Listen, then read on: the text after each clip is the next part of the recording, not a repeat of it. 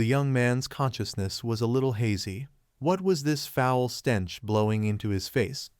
He remembered the naughty little dog he was raising. It must have peed on the bed again.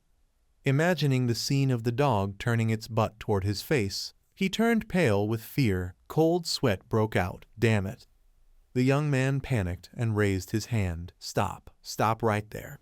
The next second, he suddenly noticed a heavy iron chain wrapped around his wrist. Startled, "What the hell is this thing on my hand? Wait, where am I?" Looking around, the young man at this moment was locked inside a sealed room. This place was the great prison of Jingzhou Prefecture. The young man sat up. Wasn't he at the bar last night celebrating with that noisy group after resigning to go on an overseas assignment? Memories of last night flooded back. He rubbed his head, confusion all over his face, thinking, I even drank like it was life or death without giving up. The next moment, a wave of dizziness struck his head.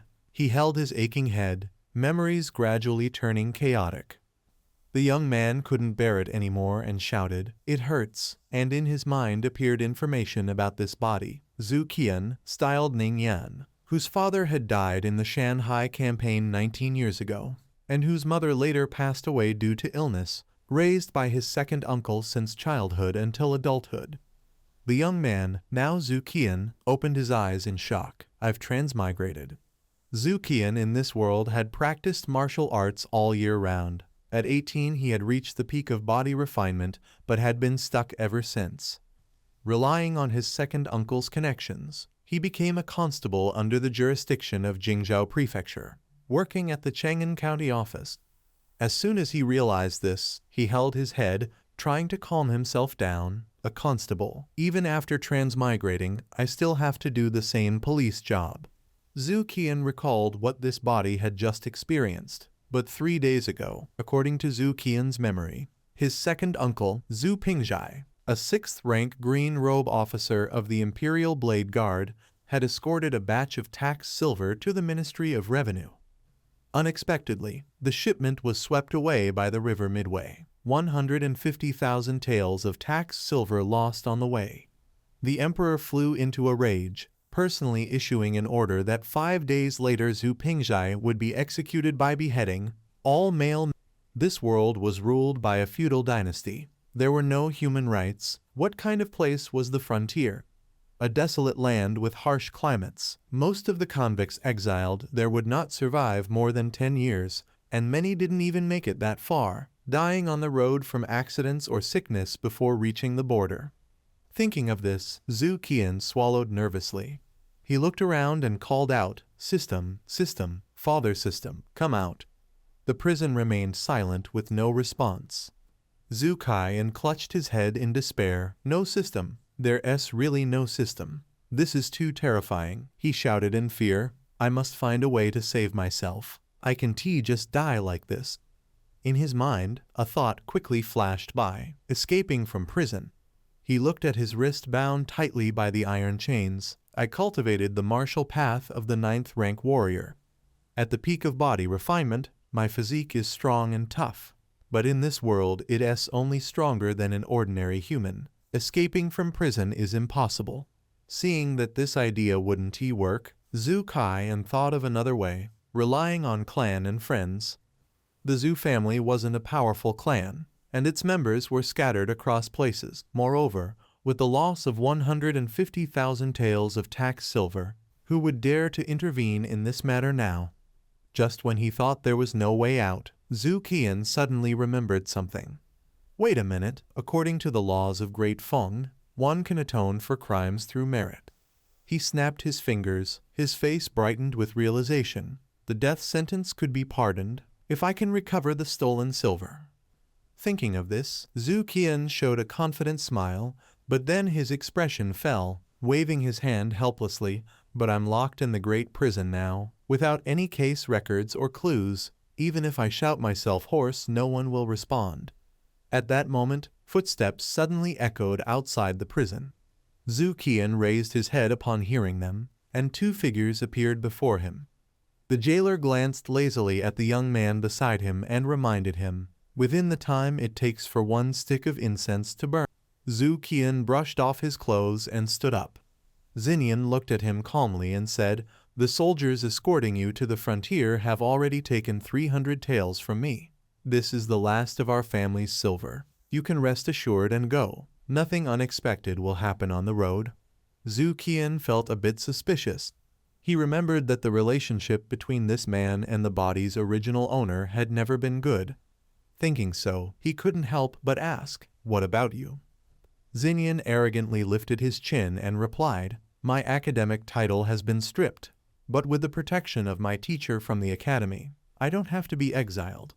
After saying that, he glanced at Xu Qian and added, "Just take care of yourself. When you reach the frontier, you'd better restrain your temper. Whether you can live for a year or even half a year depends on that." Xu Qian looked at him in silence without saying a word. Xinnian held his head high, his loose bangs just covering the emotions in his eyes. Xu Qian frowned, suspicion rising in his heart. Perhaps he wasn't only stripped of his title. Watching Xinnian's figure quietly, Xu Qian thought to himself, he might have also been demoted to a lowborn register, his descendants forbidden from taking the imperial exams, losing any chance to rise again. And in 2 days, the women of the Xu family would be sent to the Jiaofeng division to suffer humiliation. Xinnian was a scholar. How could he still have the face to live on in the capital? Seeing Xinnian's indifferent expression as if he had already given up everything, Xu Qian was shocked. The next moment, he suddenly rushed forward, gripping the iron bars tightly and asked, "Are you planning to destroy yourself?" Hearing those words, Xinnian widened his eyes in surprise and looked at him. Xu Qian frowned, his sharp gaze fixed on him. Facing Xu Qian's look, which seemed to see through everything, Xinnian turned his back and said coldly, "It has nothing to do with you." Then he suddenly stopped, slowly turned his head, and after a brief pause, Xinnian spoke, "Live on." After saying that, he turned and walked away. Xu Qian clenched the iron bars tightly. Now was not the time to give up. What kind of joke is this? Thinking so, he quickly reached out and grabbed Xinnian's arm. "Wait." Xinnian turned around, slightly surprised, looking at him. Xu Qian met his gaze with firm determination and said, "The case files, help me get the records of the lost tax silver case." Xu Xinnian forcefully pulled his hand back. "What do you need this for?" Xia broke out in a cold sweat. Not knowing how to explain, "I want to solve the case. If I say that, he'll think my brain is broken." He forced a smile and quickly came up with an excuse that sounded somewhat reasonable. "I don't want to die confused, even in death. I must know the truth." Xu Xinnian stood opposite him and calmly said, "I've already read the file. I can tell you about it." Xia decisively replied, "No." He looked at him seriously and suggested, "Write it down. Hearing it means nothing." As he spoke, he thought to himself, "I need to know every detail of this case." Xu Xinnian silently looked at him for a long while. Just when Xia thought he would refuse, he suddenly said, "Wait a moment," then turned and left.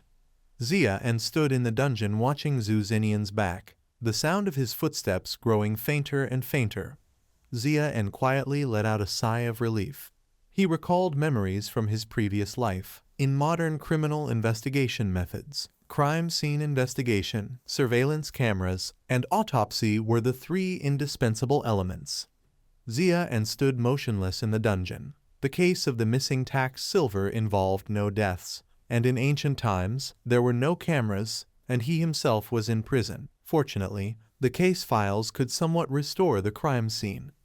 Xia pressed his lips together, his expression solemn as he thought, "Whether I live or die depends on what comes next." The dungeon door creaked open. Someone outside hurriedly stepped in. Xu Xinnian, who had just left, had returned. He rummaged through his sleeve for a moment and said, "I'm back." With that, Xu Xinnian took out several sheets of paper he had written and handed them to Xia. "Here's the case file. I wrote it all down, not missing a single word." Receiving the record of the case, Xia immediately sat down and opened it to read. Xu Xinnian, standing outside the iron bars, said, "It's time. I must go now." Xia was fully focused on studying the case, showing no reaction. Xu Xinnian lowered his eyes, his expression tinged with sorrow. He decisively turned and said, "Take care of yourself." The sound of his footsteps gradually faded away. Xia remained motionless in the dungeon, trying to search for clues. His mind was in chaos, as if a school of fish were swimming through it. Xia closed his eyes, finally feeling a hint of gratitude in his heart. The truth proved that reading was indeed useful. If the body's original owner had been illiterate, the hand holding the stack of papers trembled. He wouldn't even have recognized these scrawled words. Based on Xian's records, it could be summarized that 3 days ago, at the second quarter of the Mao hour, around 6:30 in the morning, the Imperial Blade Guard Xu Bingjai escorted a shipment of taxed silver into the capital. At the first quarter of the Chen hour, the convoy reached Guangnan Street. Just after crossing the bridge, a strange gust of wind suddenly swept through. The horses were frightened and rushed into the river beside the street.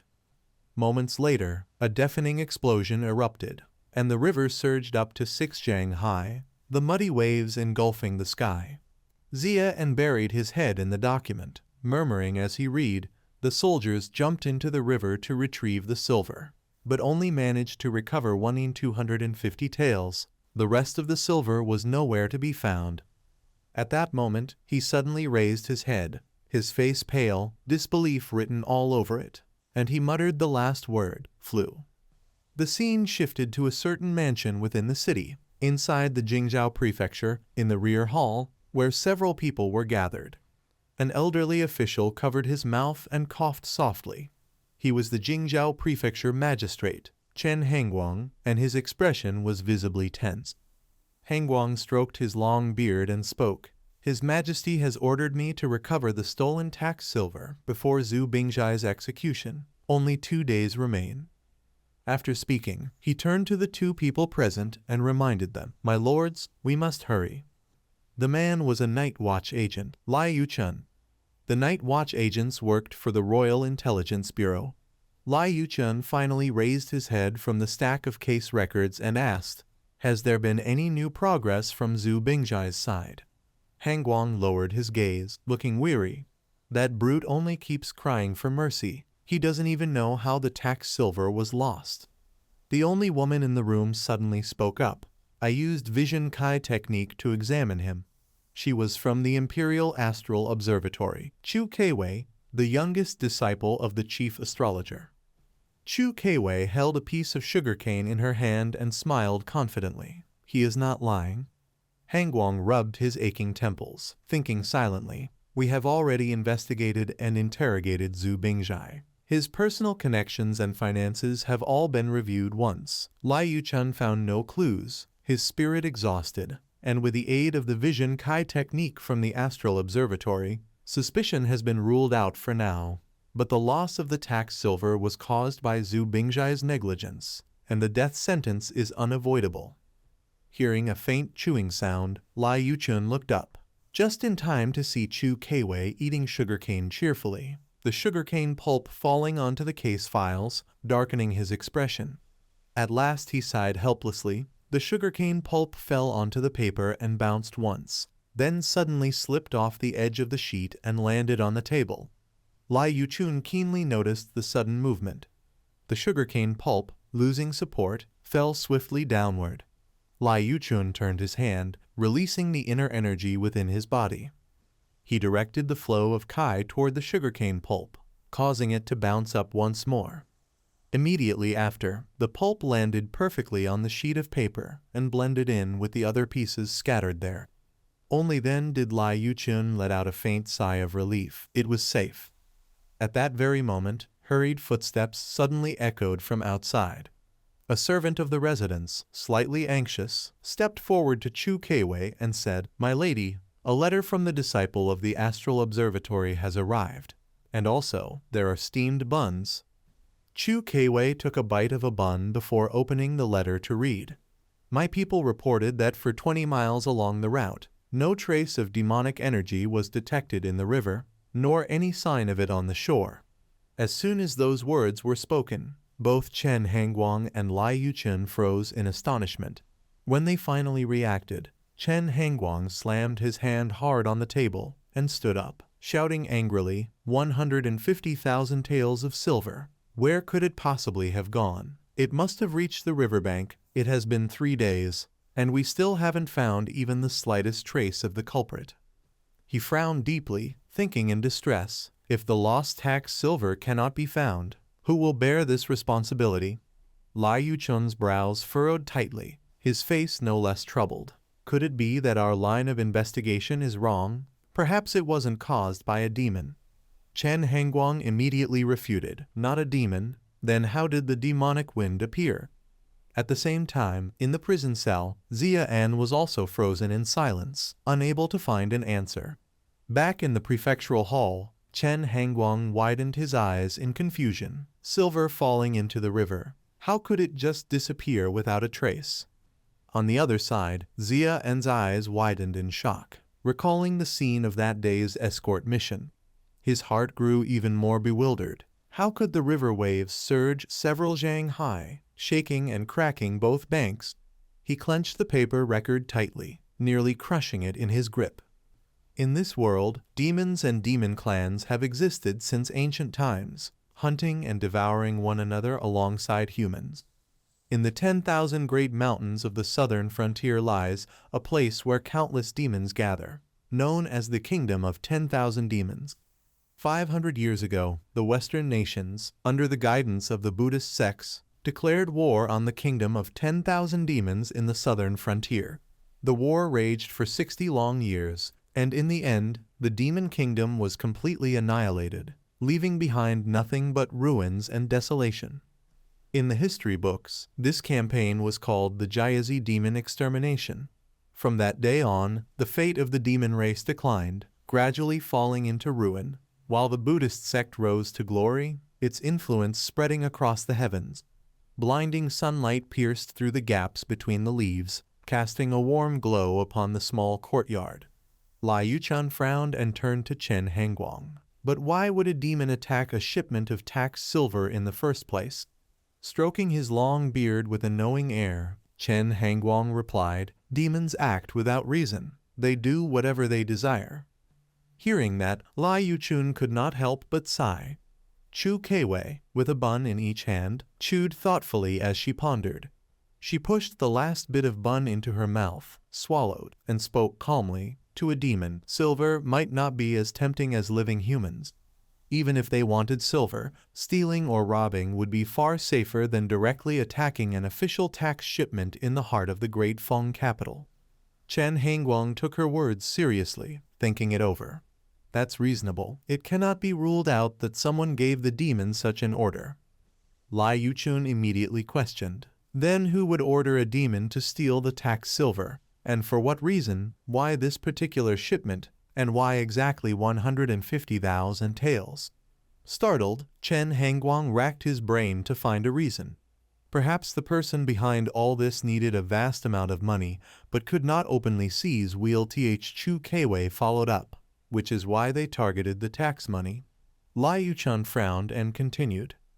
The route for transporting the tax silver was chosen at random, decided by Zhu Bingjai himself at the last moment.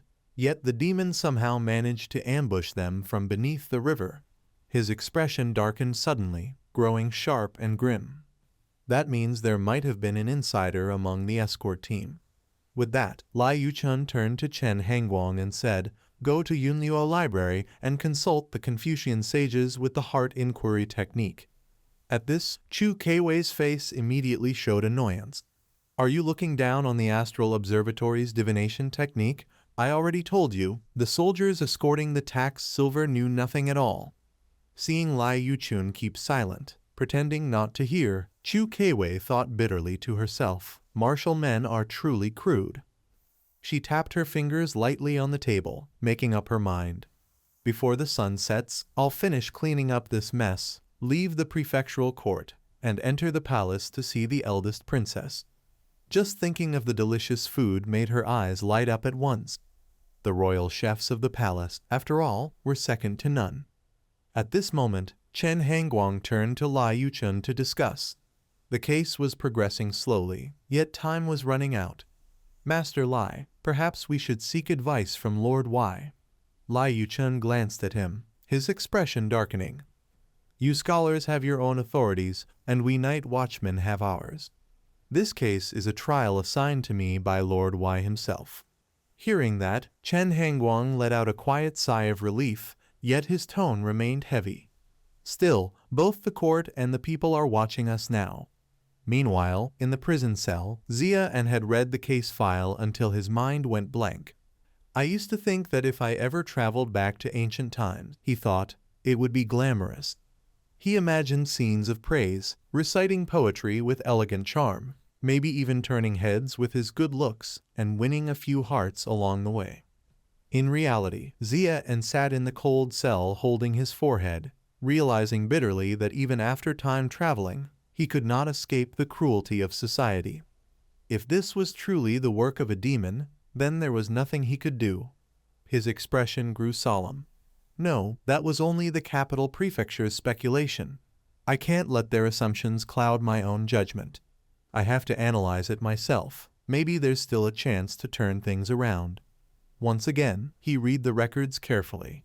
Why would a demon want to steal tax silver if human flesh is not tempting enough? Even if they needed silver, they wouldn't have to target an official tax shipment. Xia looked up, his eyes gleaming like two heart-shaped lights. The book said that female demons were said to be exceptionally beautiful, alluring, with stunning figures.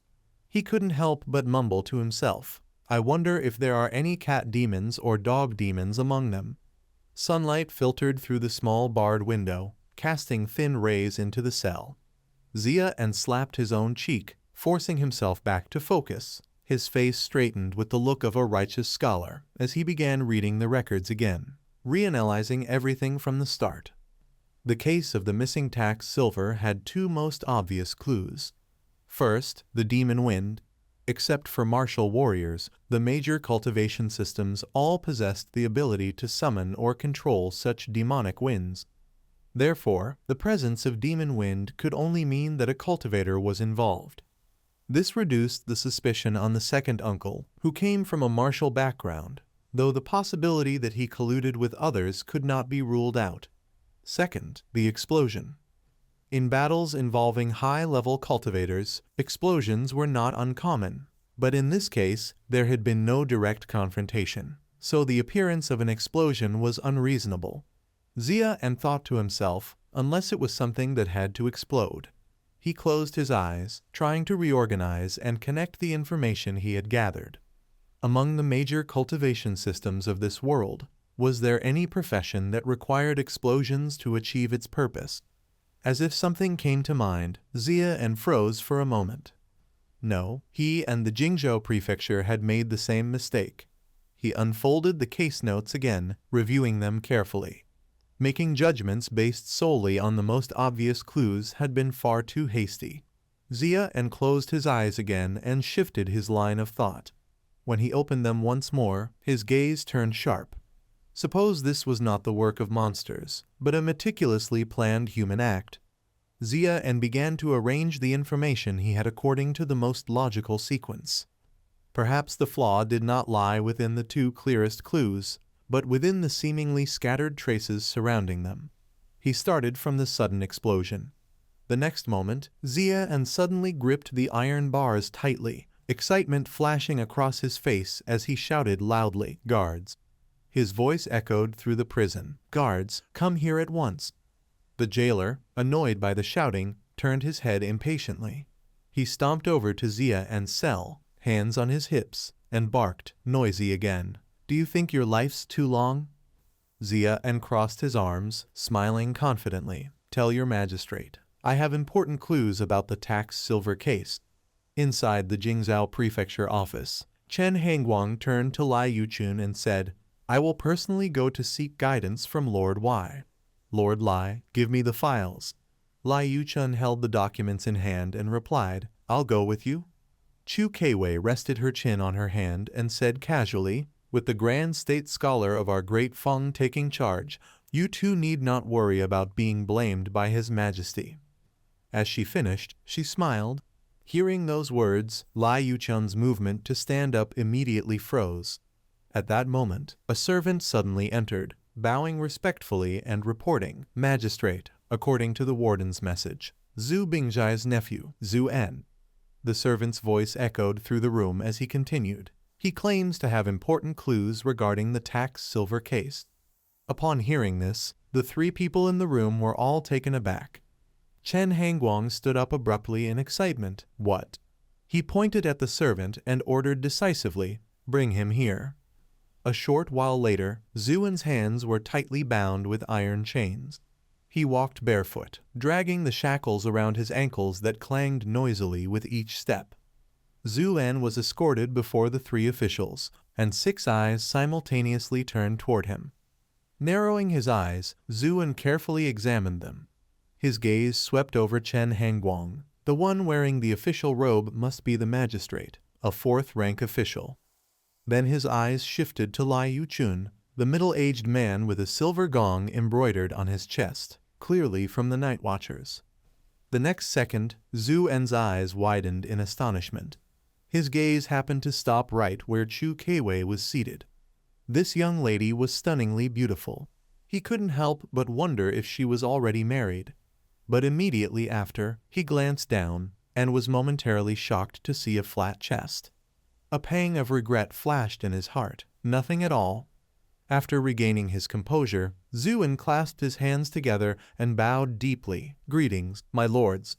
Chen Hangguang pointed at him and said sternly, "Xu En, 3 days ago when you entered prison, you did not say you had any important clues. Do you know the consequences of withholding information?" Hearing this, Xu En's expression darkened. This sly old official, even though he was clearly anxious, he refused to ask directly about the clue. Still, the fact that he had been brought here meant he had already succeeded halfway. Thinking this, Xu En lowered his head slightly, smiling before calmly replying, "My lord, just now the second son of the Xu family came to see me. I asked him for the case files, and from those records, I deduced the truth of the entire case." Hearing this, both Chen Hangguang and Lai Yuchun were visibly shocked.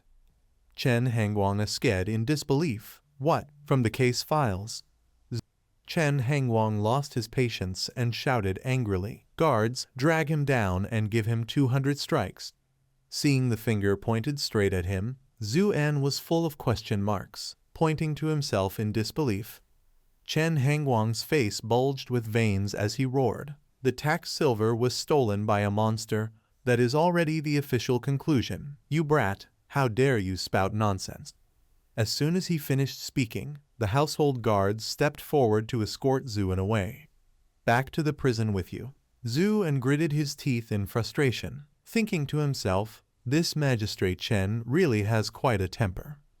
Just then, Lai Yuchun suddenly stepped forward and said, "Wait."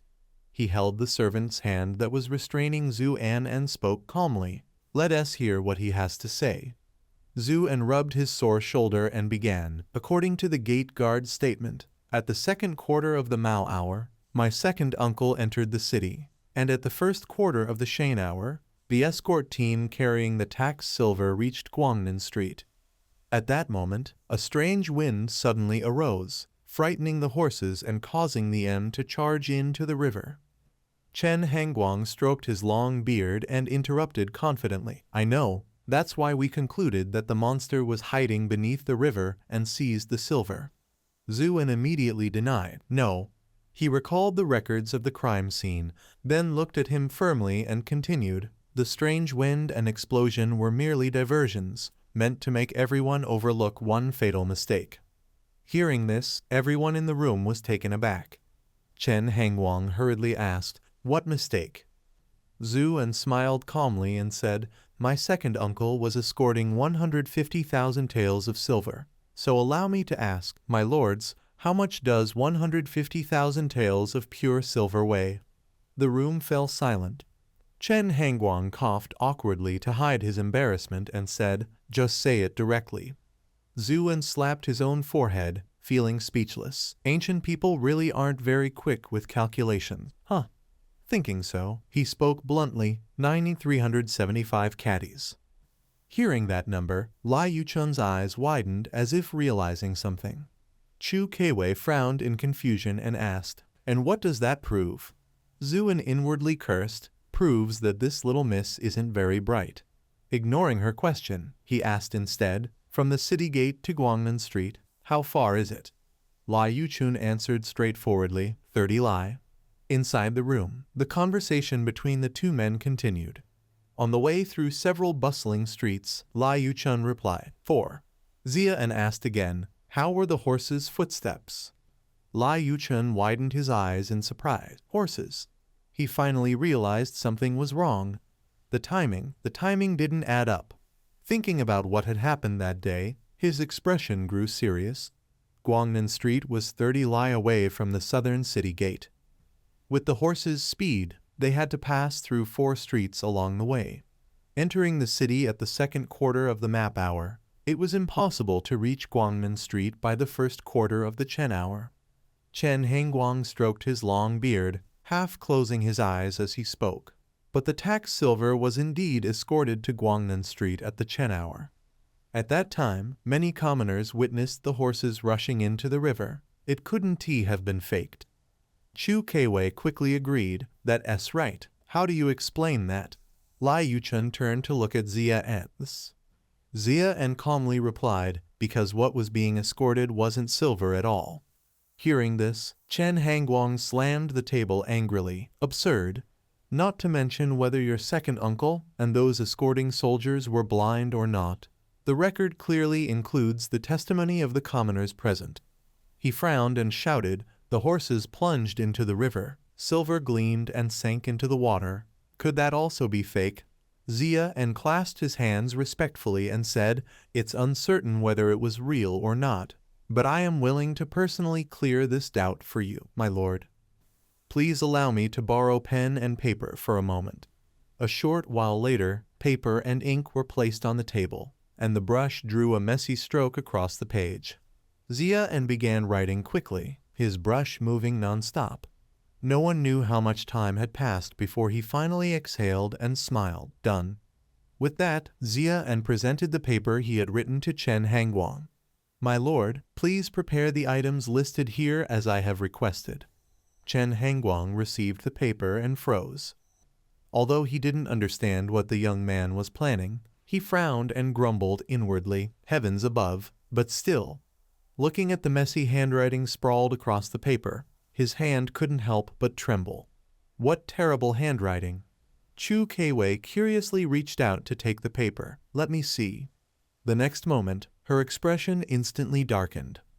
Breaking out in a cold sweat, she shut her eyes tightly as if to protect them, thinking to herself, and here I thought it was something special. It's just some crude nonsense written by a rough martial man. Seeing the reactions of the two, Lai Yuchun couldn't help feeling curious. Preparing himself mentally, he reached out a hand toward Chu Keiwei and said, let me see it. The next second, he saw the corner of the paper crumpled into wrinkles. His face darkened, anger flaring inside as he silently muttered, the ancestors said it well, a scholar may be killed. He hurriedly straightened the edge of the paper and finished the phrase in his mind, but not humiliated. Drenched in sweat, Lai Yuchun glanced around nervously. Very good. No one knew how much time passed before. Inside the capital prefecture, Chen Hengguang pointed at the objects laid out on the table and spoke. Everything you asked for is here. You must give this official a satisfying answer. On the table were all sorts of items. Candles, water, steel wire, salt, bamboo toothpicks, porcelain cups, and imperial paper. Xia didn't act immediately. He clasped his hands and bowed slightly as he asked, if I can help my lord solve this case, could you present a memorial to His Majesty to pardon the Xu family of my household? Chen Hengguang stroked his long beard and replied calmly, according to the laws of the great Feng dynasty, those who earn merit may atone for their crimes. Naturally, a pardon can be granted. Hearing this, Xia finally felt at ease, turned around, and said, very well. Xia, his feet bound in chains, walked forward in thought. Although he wasn't entirely certain whether the explosion of the tax silver was caused by that thing or not, the detail itself wasn't important. What mattered was opening up a line of reasoning. a way to explain to them the phenomenon of the exploding tax silver. He stopped in front of the table filled with prepared items. Zia and made a small gesture as though adjusting invisible glasses before solving a case. What he needed to do now was simple. He took a ready stance. High school level chemistry knowledge, methods of refining metal. Then, Zia and began his process step by step. Step 1. Dissolve salt in water. Step 2. Cover the mouth of the porcelain cup with a piece of official paper. Then slowly pour the salt water in. Step 3. After filtering, place the porcelain cup over the fire. Step 4. Stir continuously with a bamboo stick until the salt water evaporated completely. The 3 people in the room watched his practiced movements in silence. Gradually, a white precipitate appeared inside the porcelain cup. The sodium chloride crystal was complete. But the hardest part came next. Zia and began sweating nervously. Electricity, the melting point of sodium chloride. In ancient times, these 2 things were simply impossible to achieve. He glanced toward a certain direction and thought, but in this world, there is a profession that can do it. With that thought, he spoke. Sir, you are a disciple of the Directorate of Celestial Observations, are you not? His gaze stopped on Xu Keiwei, a 6th-grade magician of the Directorate, an alchemy sorceress. Xu Keiwei raised an eyebrow, confused, full of question marks. Zia and looked at the object hanging at her waist and thought to himself, that toy. Only disciples of the Directorate would know how to use it. Xu Keiwei proudly nodded. My master is the Grand Supervisor of the Directorate. Zia An was slightly surprised, thinking, a personal disciple of the Grand Supervisor. Then he said aloud, I must trouble you, sister, please melt these crystals for me. Upon hearing that, Xu Keiwei frowned. Controlling fire is a skill only metal refining magicians possess. I am merely a 7th-grade geomancer. She paused for a moment and suddenly smiled. But then again, she reached for the magical device hanging from her waist and continued, My master once gave me a magical artifact. Xu Keiwei took it off and tapped it lightly with 2 fingers.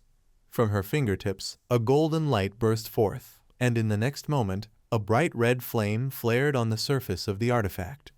Xu Keiwei shouted a warning, step back. She controlled the flame, sending it flying straight toward the porcelain cup. Zia An, standing nearby, picked up a piece of steel wire. As soon as control the voltage carefully. This step is difficult and may fail many times. Xu Keiwei swiftly used her artifact to summon lightning. Sparks crackled and danced through the air. The electric flashes reflected in her eyes, shooting straight toward the porcelain cup and into it. Afraid of being struck, Zia An instinctively stepped back. When it seemed enough, he quickly shouted, Stop. He slowly moved closer to the porcelain cup that was still emitting smoke. Staring at the white substance settled at the bottom, he realized the sodium chloride electrolysis had succeeded. Sodium chloride, electrolyzed into sodium and chlorine gas, then evaporated. Zia An couldn't help but feel astonished. Had he been possessed by the spirit of some European chemist? The voltage was perfect. To think it worked on the very first try. Smiling with satisfaction, he lifted the porcelain cup and poured the precipitate onto the prepared sheet of paper. Please, esteemed sirs, have a look. This substance is much lighter than silver, yet its appearance is almost identical. The other 3 gathered around to inspect it closely. Taking the opportunity, Zia An began his deduction. Could it be that someone knew how to use this to replace real silver with fake, passing it off as genuine? Chen Hangguang picked up the newly formed precipitate, narrowed his eyes, and examined it carefully. Indeed, it's much lighter. If what was being transported that day was this substance, it would make perfect sense. Miss Xu Keiwei, please take a look. The sunlight filtering through the paper window illuminated the room. Xu Keiwei frowned in thought. This thing really does look like silver on the surface. She hesitated for a moment before asking, You're an alchemy sorcerer, aren't you? Zia An gave an awkward smile and didn't answer, denying it inwardly. No, I'm not. I only know a bit of chemistry. Chen Hangguang stroked his long beard and squinted. No, that's not right. Even if the silver was swapped like this, then what caused the explosion? He glanced at Xia and offered a theory. If it wasn't some demon lurking in the river, then why did the fake silver explode when it fell into the water? Xia smiled, taking the precipitate back from her hand. Allow me to demonstrate. He tossed it into a prepared basin of water and said, "Please observe." The moment it touched the water, the surface began to boil violently, white smoke rising from beneath. Then, with a loud bang, the porcelain cup exploded, scattering fragments everywhere. Witnessing the scene, the three of them stood frozen in shock. Chen Hangguang looked at the shards of porcelain scattered across the floor and stammered. This is... Xia spoke calmly. This counterfeit silver explodes upon contact with water. Holding a shard of broken porcelain, he smiled and continued. This explains why there was an explosion after the silver fell into the river. Lai Yuchun recalled the moment of the incident, and his expression immediately turned grave. That means we were deceived from the very beginning. The mastermind used the explosion and the demonic wind to make us believe it was the work of a monster, diverting our investigation toward hunting a non-existent creature. At last, Lai Yuchun understood everything. He clapped his hands sharply and exclaimed, "No wonder even the Kai divination technique of the Celestial Bureau couldn't detect any demonic presence." Chu Keiwei shot him an angry glare and snapped, "Enough chatter. No one can escape the detection of the Celestial Bureau's Kai divination technique." Xia lowered his eyes with a faint smile and said, "After the silver shipment fell into the water, the soldiers recovered only about 1,000 taels of pure silver." Thinking back to the amount that had been transported, he continued, "If my guess is correct, the recovered silver was all placed on the top layer to deceive everyone." Hearing this, Lai Yuchun's eyes lit up in sudden realization. He widened his eyes in astonishment at Xia. This man, Xu Bingjai's nephew, had managed to piece together every suspicious point perfectly. Lai Yuchun broke into a delighted smile, stepped forward, and said warmly, "Xu Bingjai, no, Xia, you've done very..." He stopped mid-sentence, noticing Xia's collar had slipped down slightly. Lai Yuchun froze, cold sweat forming on his forehead. In the end, he chose to pat Xia's shoulder and praise him instead. "Good. You've done very well." As he spoke, he discreetly tugged Xia's collar back into place, straightening it carefully. Xia beamed with joy, thinking to himself, "He patted my shoulder. This official actually praised me." Lai Yuchun turned away, trying to compose himself, thinking with relief, "Don't frown, just stay calm. Good, that's better." Just then, Chen Hangguang suddenly asked, "If this silver is fake, then where did the real silver go?" Chu Keiwei immediately followed up. The tax silver was dispatched from the treasury to the capital, passing through many hands along the way. If we start assigning blame, a whole chain of officials will end up in prison. Her face grew stern as she said, "Finding the real silver now is as difficult as fishing. It must be reported directly to His Majesty." Lai Yuchun interjected at the right moment, but the tax silver was escorted all the way to the capital and handled by countless people. If it were fake, someone should have noticed earlier. The only possibility, his voice echoed in Chen Hangguang's mind, is that it was replaced only recently. Chen Hangguang's expression froze as if struck by lightning. His eyes widened in shock as he muttered under his breath. Recently, as if something had just occurred to him, Chen Hangguang suddenly dashed straight outside. "Servants, prepare the sedan chair. Quickly, prepare the sedan chair," he ordered sharply, his brows furrowed and expression grave. "This official must go out at once." Seeing both Chen Hangguang and Lai Yuchun leaving together, Xia hurriedly followed after them, calling out loudly, "Prefect." He cupped his hands around his mouth and shouted, "Don't forget the promise you made to this humble man." When they had all gone, Xia stood frozen in place, lost in thought. He silently hoped that the tax silver could be recovered before he was sent into exile. If it was found only after his exile, then even recovering it wouldn't change the fate of the Xu family. And if the prefect of Chen County harbored sinister intentions, He might seize all the credit for himself. Staring at the wide open door, Xia sighed inwardly, let's just leave it to fate. The next moment, a voice suddenly called out to him. Hey, Xia turned around and saw Chu Keiwei walking toward him. Why can salt turn into silver? She asked directly. Then she suddenly opened the small pouch at her waist. Wait a moment. In the next instant, she pulled out a long piece of sugarcane. Chu Keiwei waved the sugarcane in front of him, and Xia stared at it in disbelief, thinking, that bag, it's like Doraemon's treasure pouch. She handed him the sugarcane. Here, for you. Xia reached out to take it, puzzled. Is she trying to bribe me? He thought nervously. He stammered, I once read about the alchemy that turns salt into silver in an ancient book. Chu Keiwei's eyes lit up with curiosity, and she asked eagerly, then where is this ancient book? Who is the author? Xia thought bitterly to himself. The author of the high school chemistry textbook, published by the People's Education Press.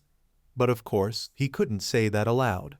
He simply replied, the ancient book has been destroyed, but I still remember what was written inside.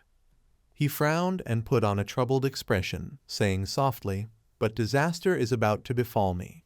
I truly have no mind for such things right now. Chu Keiwei looked disappointed and waved her hand dismissively. You are a sly one. The Celestial Bureau does not interfere in state affairs. How to deal with you must be decided by His Majesty. Hearing that, Xia's eyes brightened, and he grinned cheerfully. Why don't you just take me as a disciple? With the Director General's status in the court, taking in a criminal shouldn't be a problem, right? Chu Keiwei frowned, clearly displeased. You're obviously just a rough martial man, she said coldly. Why would you want to become a sorcerer? Xia thought to himself. Of course, it's to gain benefits by association. Outwardly, however, he put on a righteous expression and replied to Chu Keiwei, because I deeply admire the elegance and bearing of the Director General. Chu Keiwei's eyes flared with anger. You're lying. She didn't bother to expose him, but instead said impatiently, then tell me the contents of that ancient alchemy book first. Xia looked troubled and said, its contents are rather mysterious. I fear you might not understand it without a detailed explanation.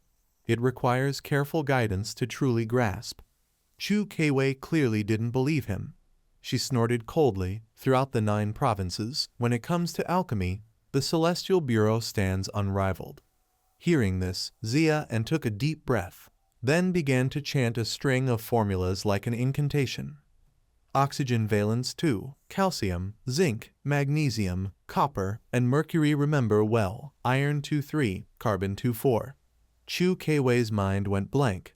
Her head buzzed, and only a few huge question marks remained in her thoughts. She pressed her lips tightly, thinking, what in the world is he talking about? The next second, furious, Chu Keiwei snatched back the sugarcane from Xia's hand and shouted, You're toying with me. Seeing that she was about to leave, Xia quickly called out, My lady.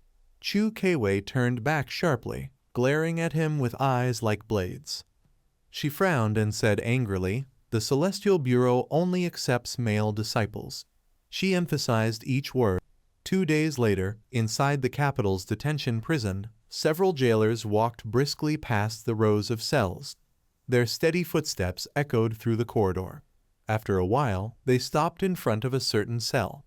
One of them called out to the prisoner inside, Xu Bingjai. Xu Bingjai, 6th rank officer of the Imperial Blade Guards, a martial cultivator at the peak of Kai refinement, and the second uncle of Xu Xinnian.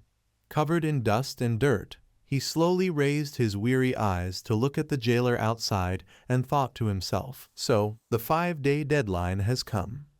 In the cell next door, someone rushed forward, gripping the iron bars tightly and cried out, My lord! The woman frowned in pain and shouted, Even if I die, I will never go to that wretched place, the Music Bureau. 2 girls, one older and one younger, imprisoned with her, also called out together, Mother, mother. Across from them, Bingjai trembled, clutching the bars, his voice quivering, My wife. It is I who have wronged you, and our children, and even our grandchild. Tears welled up in his eyes as he cried out, "In my next life, I, Xu Bingjai, will be your beast of burden, a horse or an ox, to repay you." As soon as the words left his lips, tears streamed down his face. He tried to smile, though his heart was heavy with sorrow. Never would I have thought, I, Xu Bingjai, a man loyal to the nation and the throne all my life. Bingjai slowly closed his eyes, grief and despair filling his heart. A family of loyalty and righteousness. Just then, a jailer's voice interrupted him. "Come with me. Once you sign the papers, you may leave." Bingjai froze, thinking he must have misheard, and quickly asked, "Sir, what did you just say?" The jailer grinned and handed him his official robes. "Lord Xu, here are your robes. Please, take them." Bingjai accepted the garments and his official token, his face blank with disbelief. From the opposite cell, his wife exclaimed with joy, "My lord, Xinnian, our son, must have been running everywhere these past few days, arranging everything. The court must have shown mercy and compassion." She smiled brightly, speaking excitedly beside him. "Don't forget, my lord, Xinnian's teacher was Xu Xinnian, the vice minister of justice, back in the 18th year of the Yuan era." Bingjai looked down at the robes in his hands, thinking, "But Xu Xinnian, that was more than 20 years ago. No, something's wrong. Even if they spared my life, by all reason, it should be impossible to restore my official title." Noticing something strange, he couldn't help but ask, "Sir, do you know why the court has pardoned me?" The jailer, named Zheng Lu, replied calmly, "The case has been solved, and the tax money has been recovered." Hearing those words, Bingjai was stunned in disbelief. Zheng Lu looked him straight in the eyes and continued, "According to the laws of the great Feng dynasty, if an elder in the family commits a crime," his voice echoed clearly in the ears of Bingjai's family, "the son may atone for his father's sins by rendering meritorious service." Lady Bingjai, overwhelmed with joy, laughed and said, "Xinnian, it must be Xinnian." Tears welled up in her eyes as she turned to her husband. "My lord, Xinnian helped the court recover the lost tax money." Bingjai was deeply moved, his eyes moist with tears. "I can't believe Xinnian was able to recover the silver stolen by that demonic creature." His wife beamed with delight. "I told you our son Xinnian was a talented man." But the next moment, her expression darkened into anger as she scolded.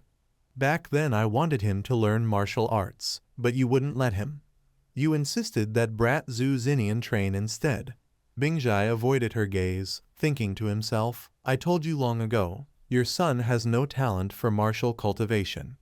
Just then, Zheng Lu suddenly coughed and said, "It was your nephew, Xuan." His words were like a dagger, striking directly at the hearts of Bingjai and his wife, making them both choke in shock. Zheng Lu took out some documents and pointed at them. He assisted the prefect in solving the tax silver case. The names of Bingjai and Xuan were written clearly on the record. After both had pressed their fingerprints in confirmation, Zheng Lu continued, "He just left a short while ago. He's probably waiting for you now, at the back gate." Bingjai froze in astonishment, muttering, "Xuan." Lady Bingjai's face turned pale, her whole body trembling. The little girl on her back asked innocently, "Mother, are you cold?" Lady Bingjai stood there as if struck by lightning, her mind spinning in disbelief. That unlucky child. It wasn't my own son who saved us, but that useless nephew. He was in the same prison as we were. How could he possibly have saved us? The little girl clinging to her back wobbled and nearly fell, crying out in fear, "Mother, I'm going to fall. Mother." Ignoring her daughter's cries, Lady Bingjai felt the world spinning before she fainted backward. Sunlight streamed down over the prefecture compound. At the back gate of the capital prefecture, Xuan stood quietly, as though waiting for someone. He tapped his fingers nervously, thinking. Xuan grinned, his eyes curved into crescents. Bingjai's eyes grew misty as he looked at him, Ningyan. Suddenly, he lunged forward and landed a loud slap on Xuan's shoulder, sending him coughing up blood, then laughed heartily. "Good job!" Xuan turned his head to see Bingjai throwing his head back in laughter and said with a wry smile, Second uncle, Yuri at the peak of the Kai refinement realm, where a whole cultivation rank apart. He rubbed his aching shoulder and thought bitterly, the difference between martial ranks is ridiculous. One casual slap from second uncle nearly sent me to the afterlife. Just then, Xu En's gaze shifted to the young woman standing behind Bingjai. His heart skipped a beat, my goodness. The girl was stunningly beautiful. Her name was Xu Lingyu, daughter of second uncle Bingjai and second aunt, and Xu En's cousin.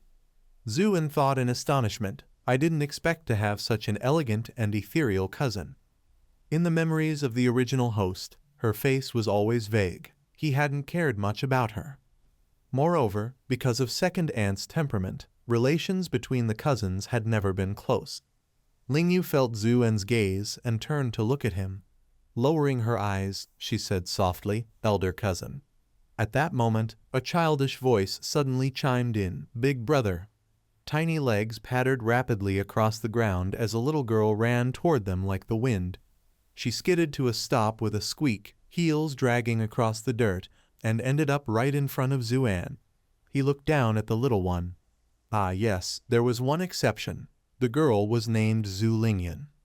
Though the original host disliked most of his cousins, he'd always had a soft spot for this youngest one. Lingyan beamed brightly and pointed at her wide-open mouth, stammering, big brother. Her looks clearly didn't take after her mother, that was for sure. Xu En crouched down so he was level with her and said gently, I didn't bring any sweets today. I just got out of prison, you know? Lingyan blinked her big eyes in curiosity and asked, what's prison?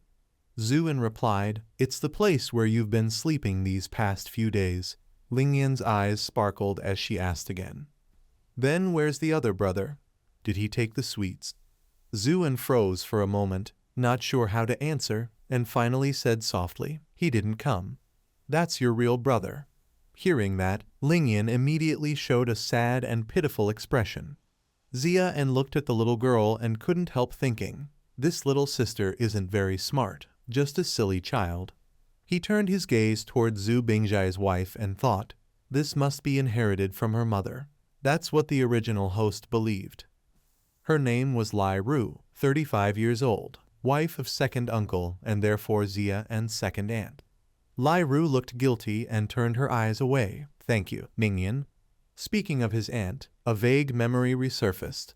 Lai Ru once pointed angrily at Xia En's face and shouted, every year you waste more than 100 taels of silver on martial training. That's the savings of 20 or 30 years for an ordinary family. And you still have the nerve to talk back to me. Get out right now. At that time Xia En stubbornly raised his hand and swore, fine, from today I'll move out. And I swear that one day Xia En will rise above everyone. Don T regretted later. Returning to the present, Xia En thought to himself, how embarrassing. Isn't this exactly the classic story of a poor boy bullied by his aunt? He smiled brightly and said, Auntie, there is no need to thank me. Let us go home and eat first. Then we can talk later. Lai Ru shouted angrily, go home first. At that moment, Xu Bingjai suddenly stepped forward between them. At the Xu residence, the outer courtyard was empty and silent. Seeing the seal paper pasted across the main door, Xu Xinnian did not bother tearing it off, but directly kicked the door open. Holding a wine jug, he stood still at the entrance. Inside the Xu residence, everything was deserted. Not a single person remained. Xu Xinnian staggered forward unsteadily, then suddenly froze, quickly turned back, and shut the door tightly. The main gate closed with a thud, and Xu Xinnian thought, I must not attract the attention of the city guards. He lowered his head in shame, then turned and walked deeper inside with an unsteady gait. Holding the wine jug tightly, he thought, at 3 I could read. He walked straight ahead. At 5 I could recite poems. At 10 I had mastered the classics of the sages. Xu Xinnian bit his lip. At 14 I studied at Yunlu Academy. At 18 I became a licentiate. He walked under a ginkgo tree with yellow leaves falling, raised his head and exhaled heavily. I truly am a man of great talent. The veins on his hand bulged as he gripped the jug tightly, as a man. Xu Xinnian tilted his head back and drank straight from the jug. Better to die with honor than live in humiliation. Thinking that, he decisively smashed the wine jug to pieces. The imperial capital of Dafu, renowned as the foremost city under heaven, was bustling with people moving about everywhere. In the early years of the Yuanjing era, the population of the capital exceeded 1,960,000. At this moment in Dafu, according to the geography records, everyone was happily strolling through the streets. Xia walked along the road, glancing around. It was now the 36th year of the Yuanjing era, and the population of the capital should have surpassed 2 million. The official seal paper pasted on the door of the Xu residence was torn to shreds. Xu Bingjai stepped forward to open the door. Xia was still lost in thought, calculating the cost of a room in the capital, which, like the garden-style courtyard of the Xu residence in the suburbs, would be at least 5,000 taels of silver. As he entered the residence, he thought to himself if he had to pay a 30% deposit on the room. Xia frowned, breaking into a cold sweat. That would be 15,000 taels of silver. He ruffled his hair anxiously, thinking, why do I still have to worry about room prices even after coming to another world? Lai Ru, walking ahead, suddenly turned to look at Xu Bingjai, saying, "Husband, I wonder how Nianian is doing. He must be very worried about us." Xu Bingjai smiled reassuringly at her. The child said before going to prison that he would definitely save us. Nianian reads many classics, calm and reliable. He must have been busy for us just now. Let's surprise him when he returns. Hearing this, Xia was suddenly startled. He broke into a cold sweat, remembering what had happened in prison. Oh no. At the same time, in the inner courtyard, Xu Xinnian spread out paper and brush on the table and laughed loudly. He waved his brush while shouting, "Xu Xinnian says, live freely as a human, die resolutely as a ghost." The voice of Xu Xinnian echoed in the courtyard, "Live freely, die resolutely." Lai Ru was surprised, pointing in that direction. "Isn't that Nianian's voice?" Lingyan excitedly cheered, "Now we can go get some sweets to eat." Xia, who was walking behind, was startled. In the courtyard, Xu Xinnian stomped his foot on a stone bench. He stood on the chair facing the noose that had been hung. He decisively untied his hair bun. Immediately after, he threw it away with a swift motion. The hair bun landed with a thud and rolled on the ground. Xu Xinnian's long hair cascaded down, and he lightly ran his hand through it. The next moment, he tilted his head back to face the noose and shouted, "Heaven did not give birth to Xu Xinnian, Dafu eternal as the long night." The hair bun rolled to the feet of Xu Bingjai and Lai Ru. Xu Xinnian gripped the noose tightly in his hands. He slowly put his neck into it, and at that moment, he suddenly heard a familiar voice, "Nianian." Xu Xinnian's face darkened as he looked down. His bloodshot eyes reflected the images of everyone around him. Facing countless familiar gazes, Xu Xinnian suddenly fell silent, unable to speak a word. Everyone looked at him in bewilderment, disbelief written on their faces. A gentle breeze blew, shaking a few ginkgo leaves from the branches. Xu Xinnian's eyes widened, his face turned pale. Utterly astonished, his vision gradually blurred. Lai Ru, panicked, shouted loudly, "Nianian." Xu Xinnian collapsed onto the table, lying still. Embarrassed, he silently thought, "I've made a fool of myself." Everyone hurriedly gathered around him, asking, "Nianian, Nianian, what are you doing?" At this moment, Xu Xinnian felt he had missed a step. The paper he had left on the table was blown to the ground by the wind. On it were written in large characters, "Dafu eternal as the long night. Heaven did not give birth to Xu Xinnian." Someone with the surname Xu at that moment covered their mouth. 600 years ago, the Xu dynasty was founded, and the first generation of the Bureau of Administration of the Celestial Bureau divided the major systems into ranks. Xia was a 9th rank refined martial realm in the martial lineage, while his second uncle was an 8th rank peak Kai refinement realm, the 7th rank being spirit refinement realm. The martial lineage was divided according to realms: 9th rank refined martial realm, 8th rank spirit refinement realm, 7th rank spirit refinement realm, 6th rank, and beyond that Xia did not know. In contrast, the Celestial Bureau's sorcerer lineage was something Xian knew quite a bit about, because the Celestial Bureau only belonged to the cultivation system of the Xu dynasty, and was also very ostentatious. Among them, the inventions and creations of 6th-rank alchemists had been integrated into tens of thousands of households. The sorcerer lineage was divided into 9th-rank medical master, 8th-rank spirit master, 7th-rank feng shui master, 6th-rank alchemist, and beyond that Xian didn't know what it was. Xian looked down. His reflection was clear in the water, and he smiled with satisfaction, thinking, this face, though it cannot compare with the self-consciousness and shame of my previous life, and with looks so handsome they shocked the nation, is still acceptable. Suddenly thinking of something, Xian froze for a moment, but then wondered, why does he have no memory of the original owner before death or coma? As for myself, after resigning from the police station, I chose to go into business by the sea, becoming a diligent worker. The life ahead could have been manageable, being able to shoulder the mortgage, pay the wedding gifts, marry, and have children. As long as the neighbors weren't the Wang family, everything would be peaceful. But unexpectedly, while celebrating with some friends at a bar and drinking enthusiastically, Xian recalled the memory before facing heaven: alcohol poisoning. He clenched his fists and slammed them into the water. Xian frowned and sighed. It was already difficult enough to get a ticket into the middle class, and in an instant, he was thrown into a feudal society. What rot! The person was gone, but the money remained. Well, let's just consider it as inheritance for the parents. He wondered if the inheritance tax was high. If he had one more season, he would surely become a champion. The national football team didn't win the championship. Dying without closing his eyes, forget about it. As if remembering something, Xian suddenly jolted. Oh no, 120 grams on the computer hard drive. Still not deleted. If his mother found out, he'd be finished.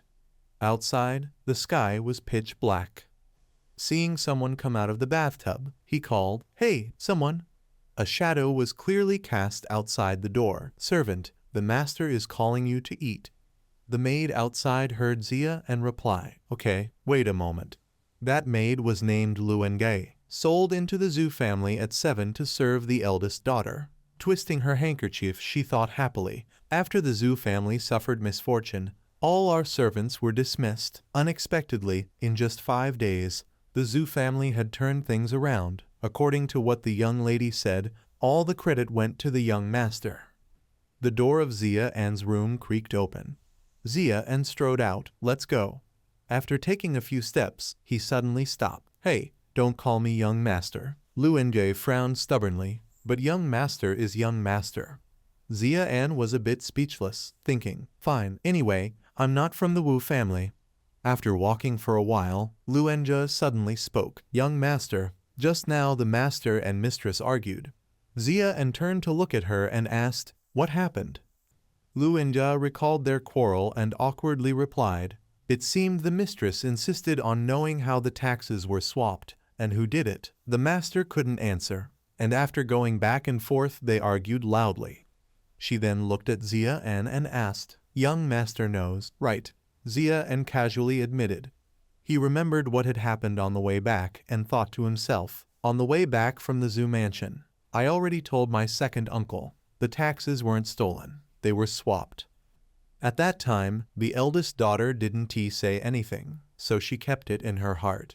Xian thought this as he followed Luenge. At the dining table, Xu Xinnian screamed loudly, making everyone's head ache.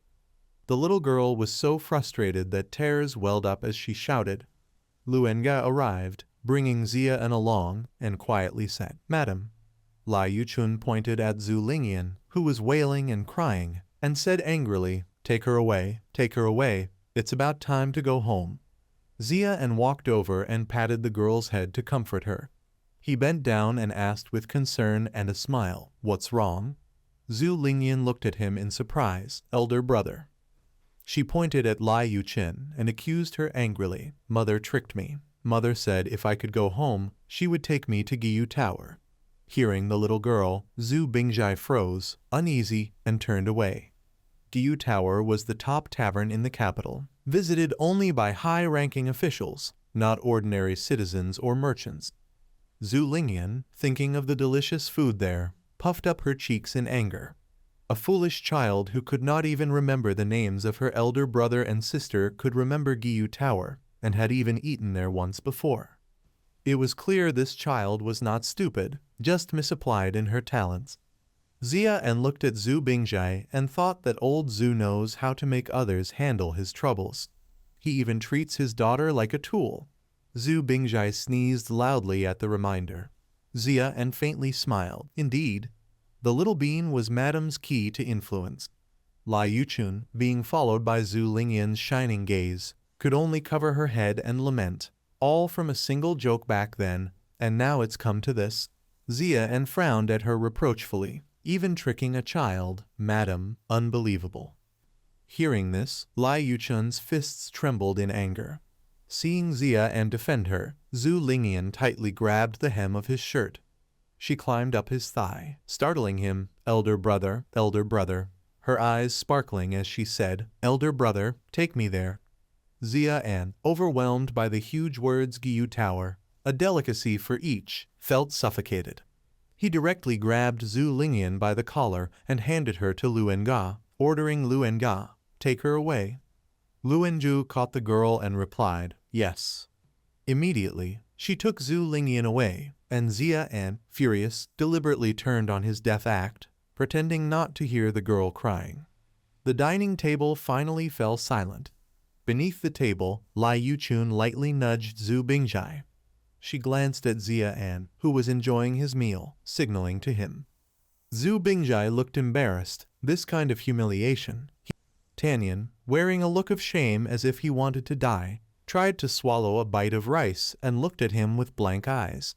Xia, sitting across, sensed something unusual but decided to stay silent and play dead. Finally, he couldn't hold back and said, Lin Yu, why do you keep sneaking peeks at your younger brother like that? Lin Yu, caught red-handed, was startled and flustered. Under the pressure of Xu Bingjai and Lai Yuchun's deadly stares, she trembled and stammered, Moo. Lin Yu, with an embarrassed expression, looked at Xia and said, I want to know how Big Brother solved the case from the files. Xia smiled calmly and replied, in this world, there is no perfect crime. He narrowed his eyes, his gaze sharp, and said, aside from coincidences, any case caused by humans can be traced with clues. Tanyan, drawn in by this, raised his head, clearly hearing Xia's words. First, I analyzed the route for transporting the taxes and the weight of the silver to find the problem with the taxes. Hearing this, Tanyan couldn't help but be shocked. The night was quiet, only Xia steady storytelling echoed from the room. After a while, Tanyan calmly sipped his tea, muttering softly, well done, that's all there is. But inside, he felt as if he had just realized something monumental. I see, so that's how it was. Lin Yu looked at Xia with admiration in her eyes, thinking, Big Brother, you're amazing. Xu Bingjai slammed his hand on the table and said loudly, damn it, so that's how it was, and I didn't notice it. Xia smiled to himself, so that's how it was, and I didn't notice it, but it would be. Xia lowered his eyes and said calmly, when they counted the silver, weren't they wearing gloves? Xu Bingjai tried to recall, it seemed so, how did you know that? Xia, slightly annoyed, asked, why wasn't it in the testimony? Xu Bingjai paid little attention, picking at his ear, it's a minor matter, not important, nothing worth mentioning. It was also because that Lu person had given me a jar of cinnamon honey wine back then, and my tolerance for alcohol is deep and unpredictable, so I drank a little out of curiosity and didn't pay much attention to anything else. After saying this, he crudely cleaned his ear. If you hadn't mentioned it, I would have forgotten. Xia screamed silently in his mind, cursing, the scariest thing is your pig-headed teammate. He was so furious that his eyes rolled white. If this detail had been in the files, he could have analyzed the truth long ago. No need to waste so many brain cells. After a while, Xu Tanyan drew a conclusion.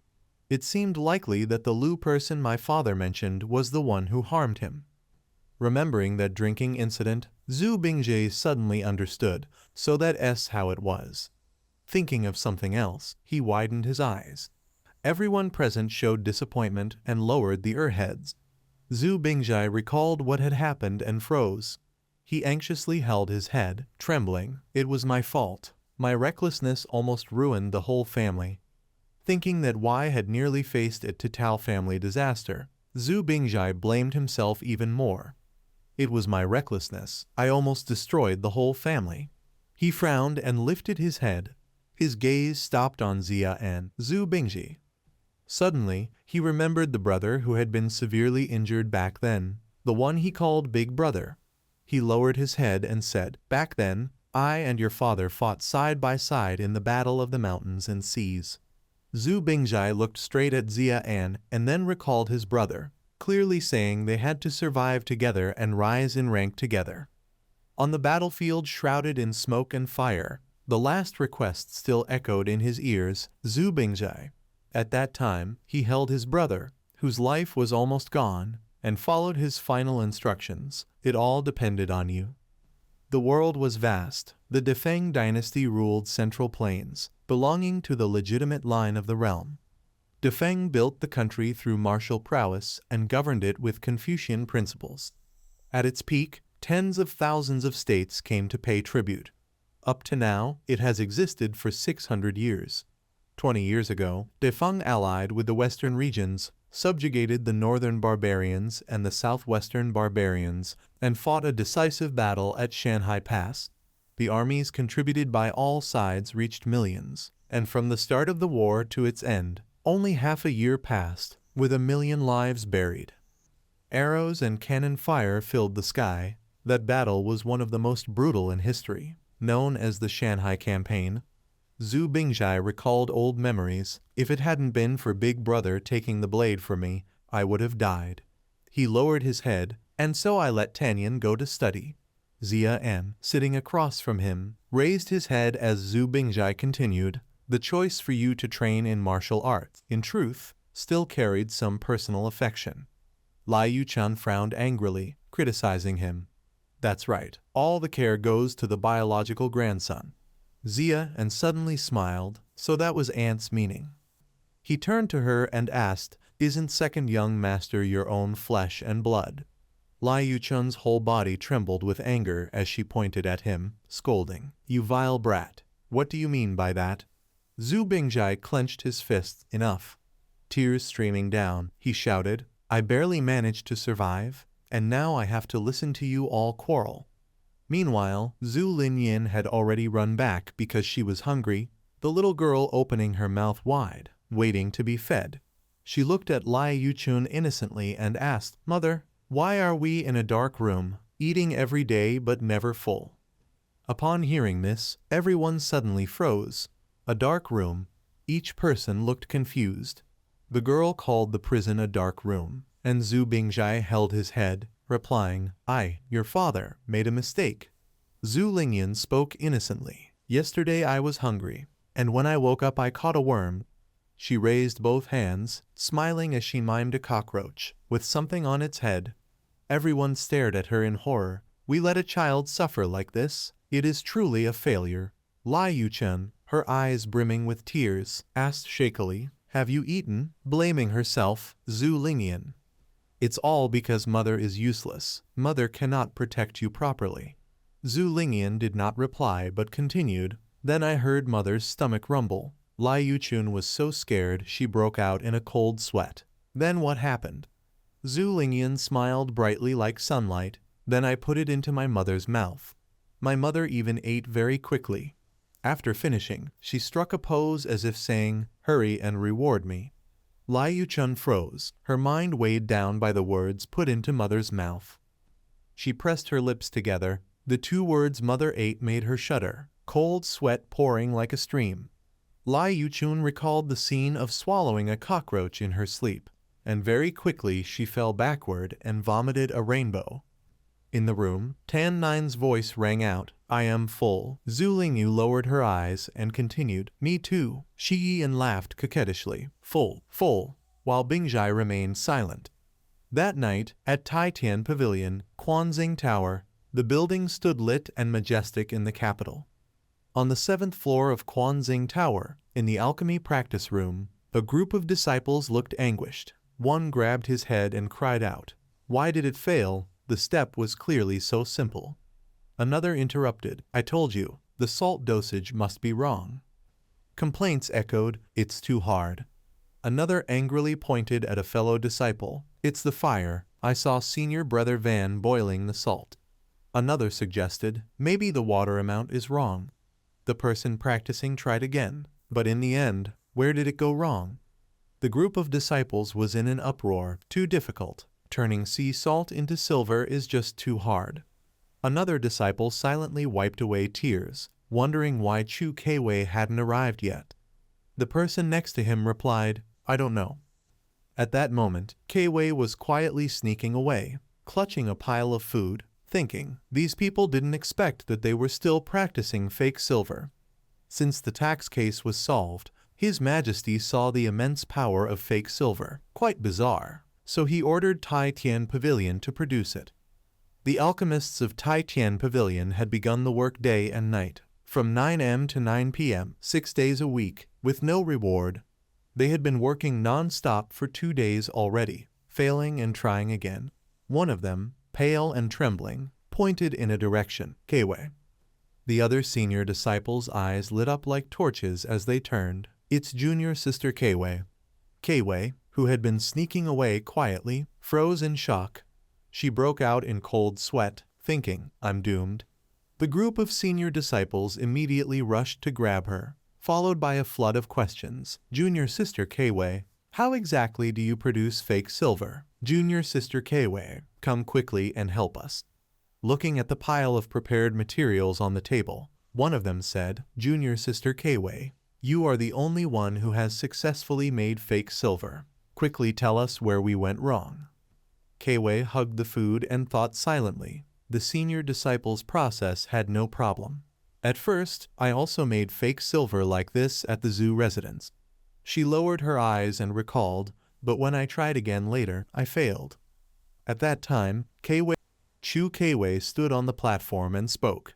This is alchemy passed down from ancient times, mysterious and difficult to understand, not something that can be learned just by saying so. The senior disciples below listened in astonishment, passed down from ancient times. Keiwei raised her hand to her mouth, signaling everyone to be quiet, and transmitted a mantra to the senior disciples, explaining that it must be taught and conveyed simply in order to be fully understood. She emphasized, hoping the senior brothers would remember. As soon as she finished, the disciples below immediately perked up and listened carefully. Keiwei took several deep breaths to gather herself. Then she put on a serious expression and repeated the words that Zia N had told her. Oxide valence 2 calcium iron zinc magnesium, iron 2 carbon valence 2. The entire group of disciples listened as if they had been struck and scattered on a battlefield. They shouted in astonishment, What is this? This is a mantra that takes one's breath away. Finally, someone could not help but ask, Junior sister Keiwei, what does this mantra mean? Keiwei twisted her hair and forced a smile, thinking, don't ask, I don't even know what this is. The senior brothers arrogantly said, we are Tai Tian Pavilion, with countless talents, yet we have to rely on an outsider to produce fake silver. The person next to them looked displeased. Moreover, she is a martial practitioner. Another spoke up, if this gets out, won't it make us a laughingstock? In the cultivation generations of this world, some types were often looked down upon. In the world of cultivation, sects look down on Buddhist schools, and Buddhist schools in turn disdain sects. Alchemists look down on sorcerers, sorcerers look down on ancient masters, and ancient masters look down on alchemists.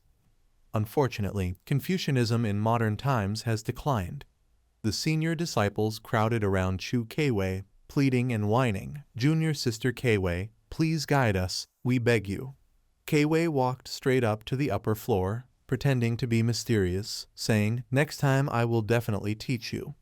After saying this, she immediately clutched her food and ran quickly, thinking to herself, to be honest, I don't understand this either, I need to get out of here fast, leaving the senior disciples shouting behind her. Junior sister Kwei, sister. At Quan Tin Tower, the Bagua platform, there was someone sitting at the center. The old man propped his chin and leisurely enjoyed the glass of wine in his hand. Kwei looked up at him and asked, "Do you know who produced the fake silver?" She frowned and thought Tai Tian Pavilion is the origin of the alchemist generation. Even alchemists not from Tai Tian Pavilion must be related to it. Behind the tax case, there must still be an alchemist involved, but definitely not an ordinary person. The one sitting on the Bagua platform smiled slightly. He was the director of Tai Tian Pavilion, and with a smile curving his eyes, he answered, "Of course the alchemist would know." The next day at the county office of Changla, a man wearing official headgear trembled as he pointed forward. That man was Wang official, and he stammered in panic, asking, You human?" Or another person continued, "A ghost." Lai Dianshu, holding paper and brush, froze in place. The whole group pointed at Zia and standing before them and shouted, "Zuzu Zia-en, are you human or a ghost?" Lai Dianshu, slightly angry, turned to scold the group. "What nonsense are you speaking in the court?" He then looked down at Zia-en's feet and continued, "A ghost has a shadow." Thal-en suddenly curled his lips into a strange smile, raising his eyebrows as a dark aura emanated from him, baring his teeth to scare them. A soulless body. As soon as the words ended, Lai Dianshu immediately trembled, foam at the mouth, and fell backward, while everyone panicked and shouted, "Lai Dianshu, Lai Dianshu."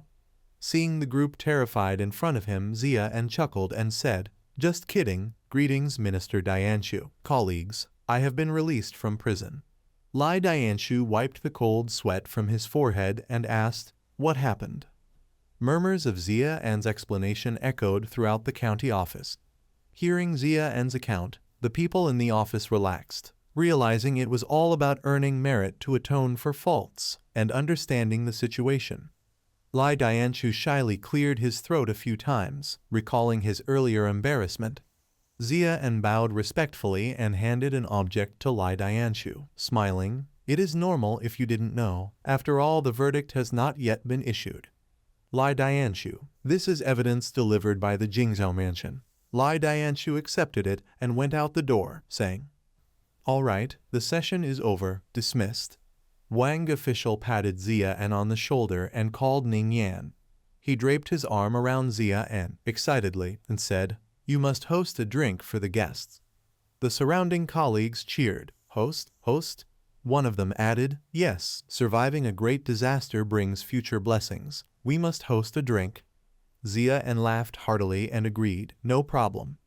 Officer Wang, his face leering, whispered into Zia-en's ear, "I heard that Kulun on Linchui Street just entered a batch of Kingson. Ningyan, will you come with us tonight?"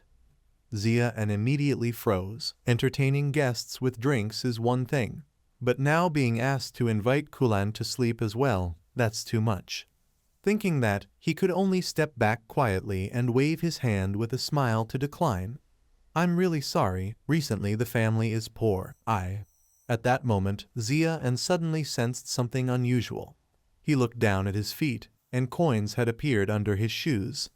Just as he did not know what to do, someone suddenly pushed the door open and rushed in, "Elder officer." Everyone turned sharply to look at the door. Officer Wang looked at the person standing at the door, panting with hands on knees, in surprise, Lai Dianshu. Lai Dianshu raised his head, his expression serious. "The county magistrate ordered us to go to the inner hall." Officer Wang slapped his own face and replied, "All right." Seeing that no one was paying attention to him, Zia-en silently prayed, Boss, quickly sit down." Then he quickly took the silver ingot from the ground, tucked it into his belt, and pretended to know nothing. After successfully picking up the silver, Zia-en finally asked, "The boss looks unwell. What happened?" His colleague, eyes half closed, sighed. "During the few days you were in prison, a murder occurred on Camping Street." He recalled the crime scene, where a wealthy merchant had died. The county magistrate was furious, scolding Officer Wang every day until he was in tears. Zia-en stroked his chin, unable to resist asking, "It's just one merchant dead. The county magistrate is 5th rank. Isn't it unnecessary to fly into such a rage? The colleague frowned, looking awkward. The merchant was connected to a certain middle-ranking official. Moreover, Xia heard him say, "This year is the year of Jingxia," which made Xia raise his head. Jingxia is the examination system for officials in the Great Feng Dynasty, held once every 3 years. And officials who fail are demoted, even reduced to commoners. It was a matter of career prospects. No wonder the other party was a distant relative of a middle-ranking official. If he exposed the crime, Magistrate Xu could be hit in the face with a book by someone above. He might have to face a life of rags, poverty, and cold. In the county office resting room, Officer Wang angrily slammed his fist against the door. Damn it! He was so frustrated that tears welled up in his eyes as he roared, "The money is gone. Where do I find it?" Xia's colleague hurriedly handed Officer Wang a cup of tea to calm him down. "Boss, did Magistrate Xu scold you again?" Officer Wang hung his head in despair. "Don't mention it. Today was really unlucky, and I also lost a tael of silver." Xia stood not far away, covering his mouth and chuckling silently. "So that money was the one you lost." Xia's colleague leaned closer to Officer Wang and whispered, "Boss, or maybe." He smiled teasingly and said, "Touch a fish." Hearing this, Xia suddenly froze. Touched a fish. The meaning in the lowest level of the bureaucracy is, find someone to die in your place. The hand holding his hat unconsciously clenched. Officer Wang gritted his teeth and said, "There is no choice, Xiao Lai. Now you go to the slum in the West City. Find a few old, law-breaking people living on the edge." The colleague named Xiao Lai quickly replied, "Yes." Immediately after, he was suddenly pulled back by Xia. "Wait, boss." Xiao Lai was pushed aside as Xia shouted, "Listen, Ningyan." Xia ignored him and urgently said, "We cannot let the culprit roam free." Xiao Lai hurriedly tried to advise him, "Ningyan, don't be so meddlesome. The boss is scolded by the county magistrate every day. There is nothing he can do." Another colleague held Xia back and spoke to soothe him. Yes, it's just a common criminal. Sending him to reincarnation early is for the benefit of the people." Xiao Lai panicked and added, "Boss, Ningyan has just experienced a major disaster. It's natural to be a bit sensitive about this." Officer Wang slammed his hand on the table. Zhang Yaowei, 51 years old, was from a Wheelie family in Kongbin Street, owning over 100 acres of land in the outskirts of Changle County, and had 3 shops in the capital selling silk, incense, and sundries. His first wife had died young, and he remarried a virtuous girl 20 years younger than himself. Her name was Yang Zhenjin. Apart from the son Zhang Xian left by the first wife, Zhang Yaowei had no other children. Xia chewed on melon seeds, mumbling to himself, 20 years younger, could it be? He couldn't help but think silently, as long as you work hard to earn money, your future wife is still in kindergarten. 4 days ago, Zhang Yaowei had returned to his hometown to collect taxes, arriving home around 3 to 5 in the morning. His wife, sleeping inside the house, suddenly heard a loud scream outside, and Zhenjin startled upright. She hurriedly pushed open the door and rushed out. Immediately after, Zhenjin's eyes widened in terror. Zhang Yaowei was dead in the courtyard, lying in a pool of blood with his eyes wide open. Zhenjin saw a dark figure climbing the wall and fleeing.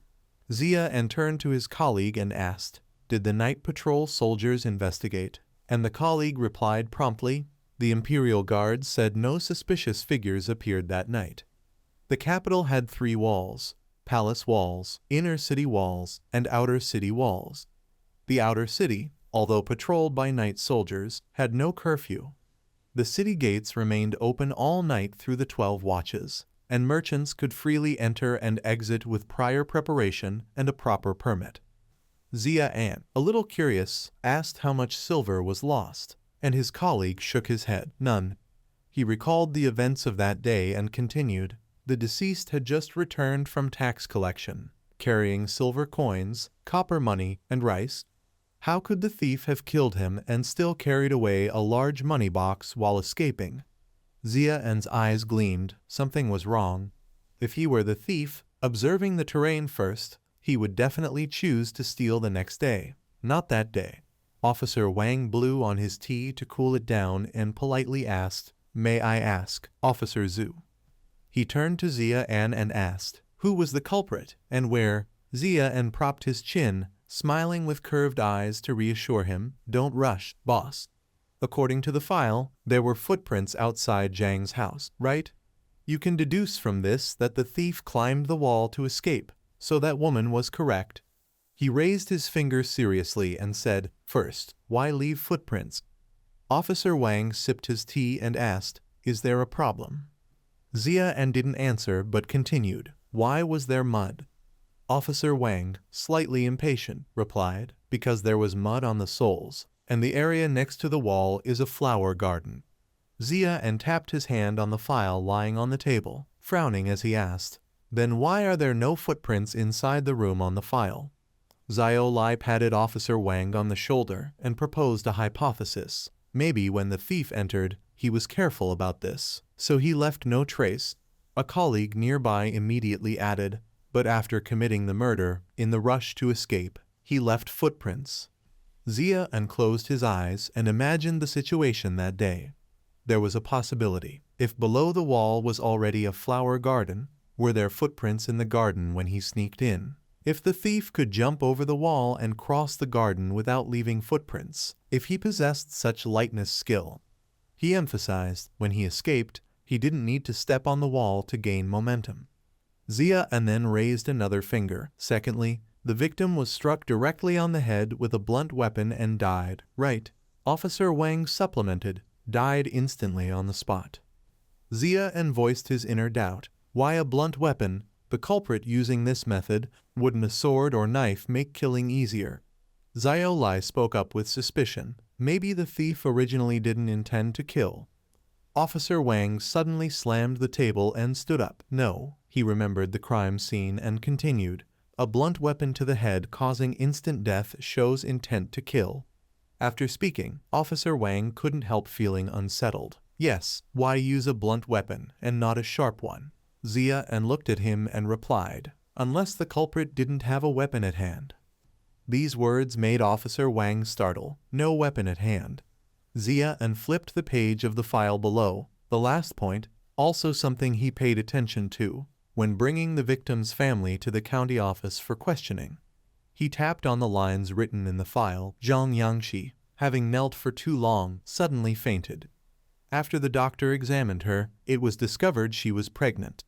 Xiao Lai, hearing this, muttered casually, "Fatherless since the womb." A colleague added, "Truly pitiful, the child lost its father before birth." Xian's face darkened with anger, thinking, can the public stop interfering? He decisively closed his eyes as if not hearing and continued. Zhang Yangxi was 20 years younger than the deceased, married to him for 10 years. He raised the question, why did she become pregnant now? Officer Wang suddenly realized, if both man and woman are healthy, it's impossible to go 10 years without having a child, unless intentionally avoiding it. One of them must have a problem, so it's difficult to conceive. Xian directly confirmed his thought. It's possible the child was not the deceased's. Xian poured himself a cup of tea. Perhaps this was not a simple theft.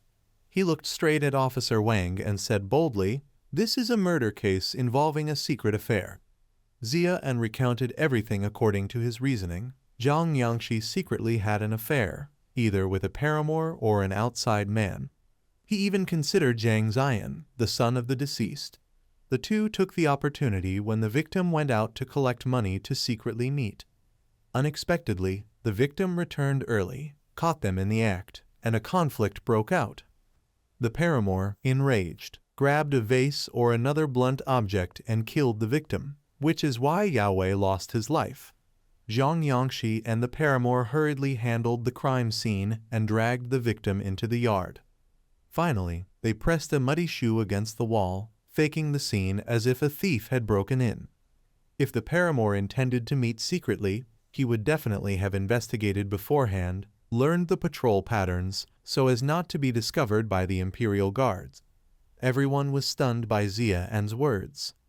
Xian leisurely sipped his tea and continued, if a real thief had taken the money, he would never act that night. He would wait until the victim exchanged all collected silver into certificates, put them in his bag, and take it away. Xian then thought of Zhen Zhen and said, the excuse Zhang Yangshi gave, conveniently using the money collection as a cover, guiding everyone to think it was a robbery. As he spoke, Xian curled his lips in a slight smile. Xiao Lai hurriedly asked, can one file alone identify the culprit? Xian smiled, eyes curved, and replied, I'm only speculating based on the details of the case. This may not be the truth yet. Verification is still needed. Officer Wang, who had been lost in thought, suddenly raised his head and asked, why do you think the paramour could be the victim's son? Xian calmly set down his cup of tea, and with sharp eyes looked at him, replying, the reason I suspect he has 2 points. First, the victim's son, Zhang Xian, said that night he was in the study reading the accounts. Zhang Yangshi's cries were so loud they woke him, showing a strong disturbance, yet he, who was awake, didn't hear anything at all. Does that make sense? Second, if no traces of the thief were found in the garden during the break-in, then the thief may not even exist. Therefore, it can be inferred that the suspicion of the victim's son is very high. Officer Wang now understood, so the footprints on the wall were very likely deliberately left to mislead us. Xian smiled confidently. Exactly. By the way, directly compared the shoes of the victim's son. Officer Wang shrugged. Surely he would not leave any footprints. Xian gave him a thumbs up. Boss, truly insightful, understood immediately. Really the divine officer of the... On the court platform, a man and a woman knelt straight. The woman was the victim's second wife, Zhen Zhen. She tensed and clenched her handkerchief. The man was the victim's son, Xu Xinnian. He smiled brightly, not looking like someone who had just lost his father. The person sitting above struck the wooden block on the table, creating a solemn sound. He was Chu County Magistrate. Chu County Magistrate was learned, competent in work, not skilled in procedures, but he knew how to govern. He pointed at the 2 kneeling on the court and interrogated, how did you kill Xu Yaowei? His merit was having a conscience, not greedy, incompetent, but not troubling the people. His flaw was treating subordinates poorly and prone to sarcasm. Chu County Magistrate's eyes bulged as he shouted fiercely, confessing honestly. Xu Xinnian spoke boldly, Sir, why would you say that? How could I, a humble subject, kill my own father? Chu County Magistrate squinted angrily, playing dumb. Not long ago, Officer Wang came panting to find him. Sir, regarding the Zhang family case, I have a lead. I hope Sir will issue instructions. I will bring the person immediately. Please trust me. Chu County Magistrate thought silently. It would be strange if I trusted you. What ability do you have? Do you think I don't know? He rested his chin and looked at Officer Wang with disdain. Small, incompetent officials like you. When there's profit you behave like obedient monkeys. But when it comes to governance, you're all useless. Officer Wang felt indignant. Sir, please hear my explanation. Returning to the present, Chu County Magistrate lowered his eyes. It is believed that someone stood behind to help you reason this out. Not far away, Xian hid behind a pillar, observing everything. Magistrate Zhu knew perfectly well he was there, thinking to himself, Xian, the one who solved the tax case. Zhu raised his hand to cover his mouth and coughed lightly. He looked at Zhang Xian kneeling below and asked, at the time of the incident, where were you? Zhang Xian immediately replied, I was in the study. Zhu continued to press, why weren't you with your wife? Zhang Xian answered, I was reviewing the account books. Zhu questioned further, were there any witnesses? Zhang Xian, feeling cornered, retorted, at this late hour, where would there be witnesses? Zhu's face darkened with anger, and he turned to the other, Zhang Yangshi, I am asking you. He spoke sharply, you have been married to Zhang Yaohui for 10 years without issue. So how is it that you are now pregnant? Did you collude with someone else to plot your husband's death? Upon hearing this, Zhen Zhen and Zhang Xian both flinched. Zhen Zhen quickly responded, tears welling in her eyes, Your Honor, I am innocent. My health is poor. and in recent years I have been resting daily. It was difficult enough to conceive my husband's child. How could your honor accuse me of plotting to kill him based on this? Zhu's face darkened. Xia and looked at him in disbelief. Magistrate Zhu, questioning like this, how could you ever uncover the truth? Zhu slammed the wooden block on the table in anger. You said you saw the killer climbing the wall and escaping. He glared at Zhen Zhen and asked, why today when the deputy prefect inspected the garden beneath the wall, were there no footprints, no signs of trampling the flowers and grass? Zhen Zhen trembled in fear as she answered, this? Xia An was hiding not far behind a pillar, observing everything.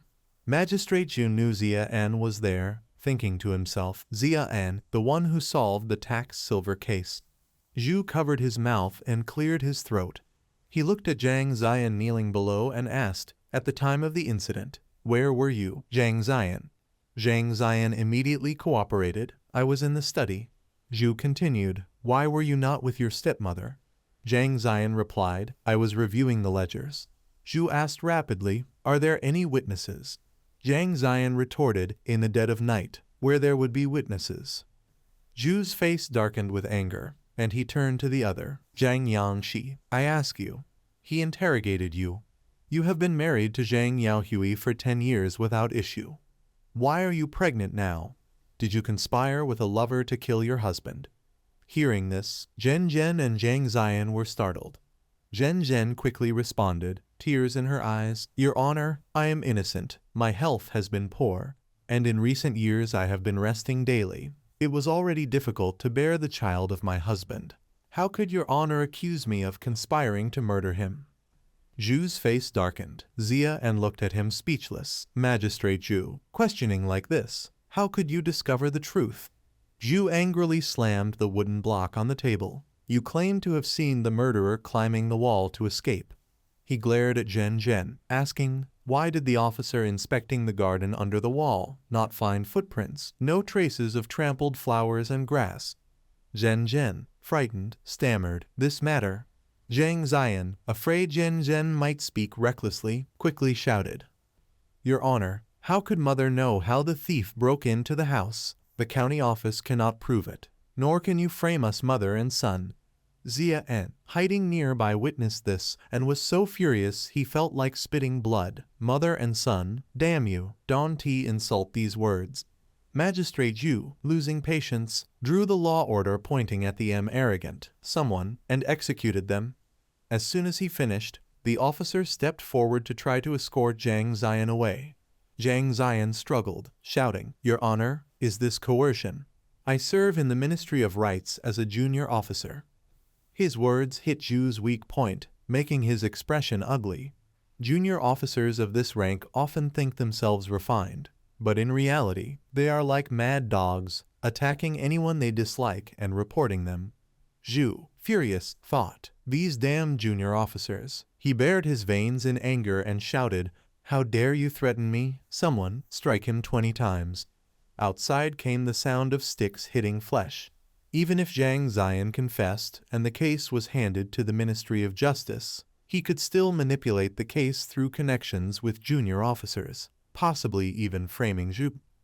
At this moment, Xia An suddenly tapped the case recorder on the shoulder, helping me convey a message to Magistrate Zhu. The recorder looked up at him. Xia An, why have you come here?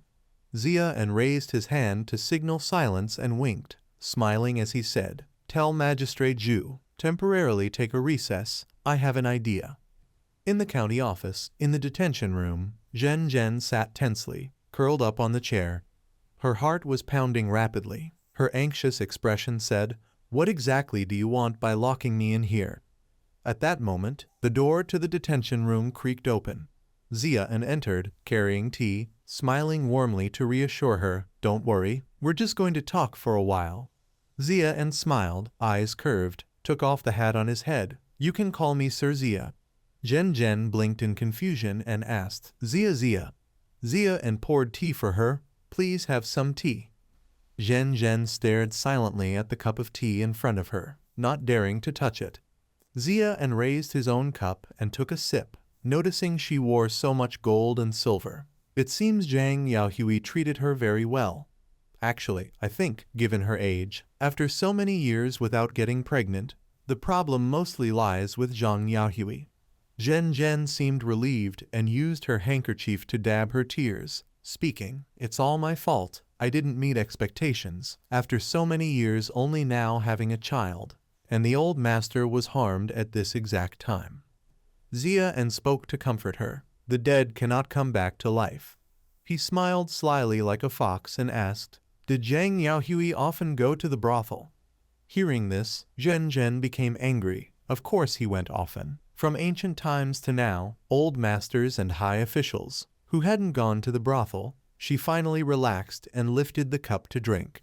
Zia and smiled awkwardly, sweating inside, thinking, damn, she's cautious. Over 50 and still frequently goes to the brothel. The treasury is empty. It seems I can confirm the child in her womb belongs to the old master nearby. He put the cup down and said, naturally, I sympathize with her. Zhang Yaohui is over 50, attached to the brothel and indifferent to her.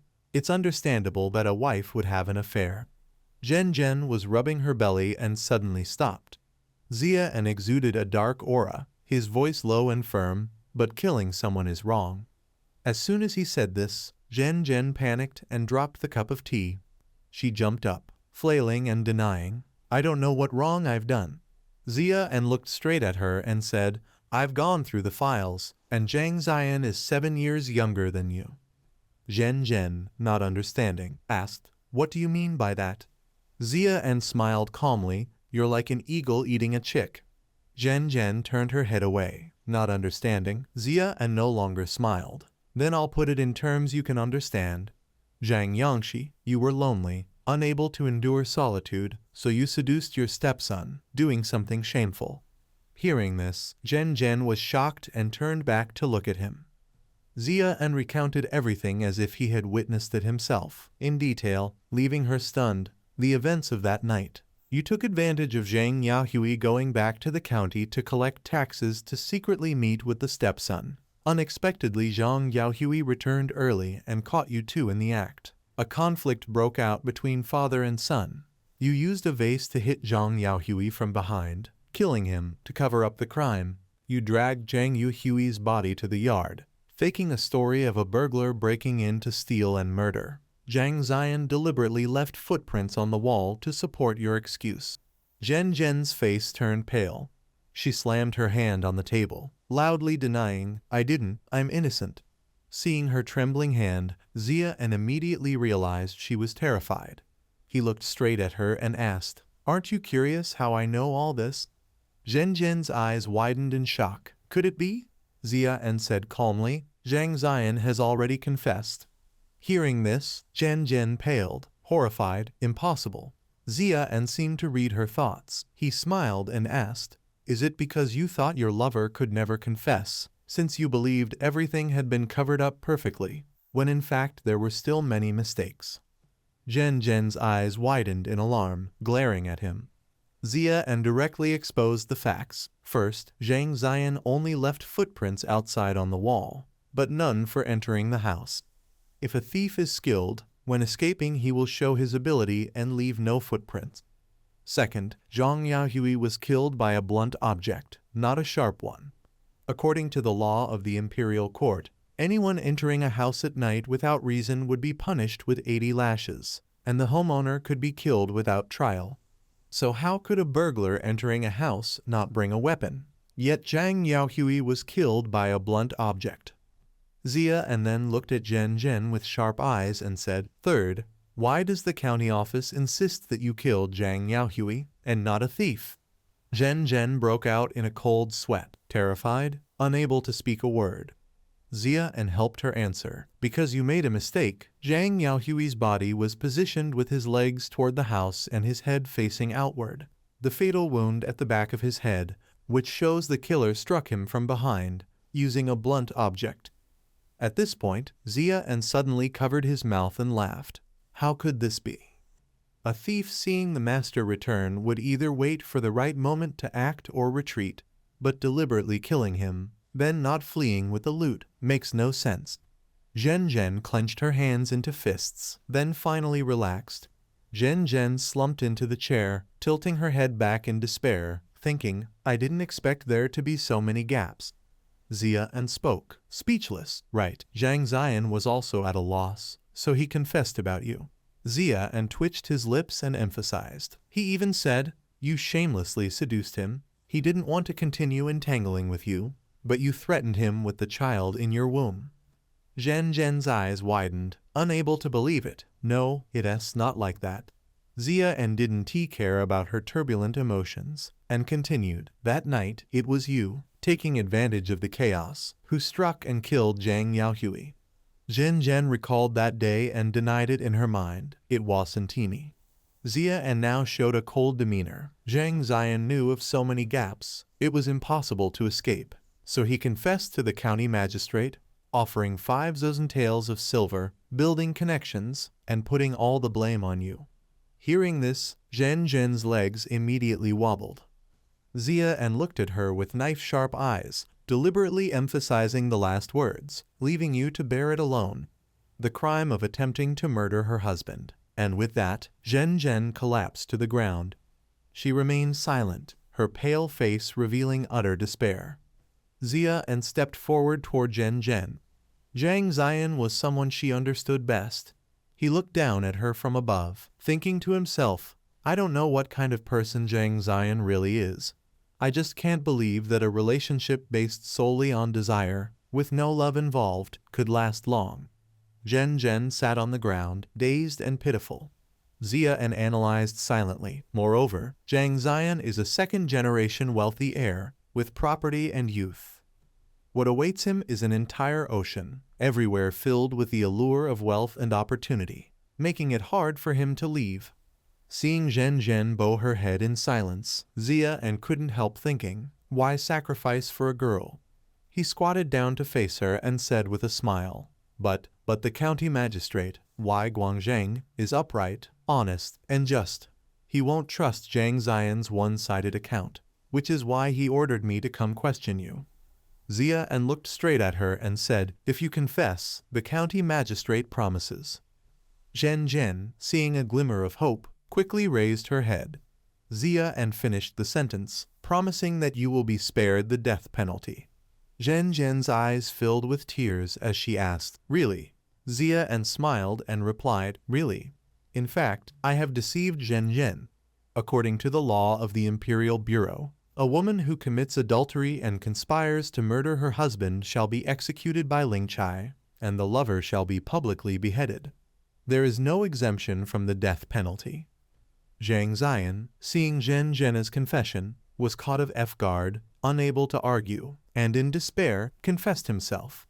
County Magistrate Zhu looked at the statement, trembling with anger, cursed the two villains, doing something so immoral. Then he seemed to recall something, looked up at Ning Yan, and said, I will recognize your contributions. Well done.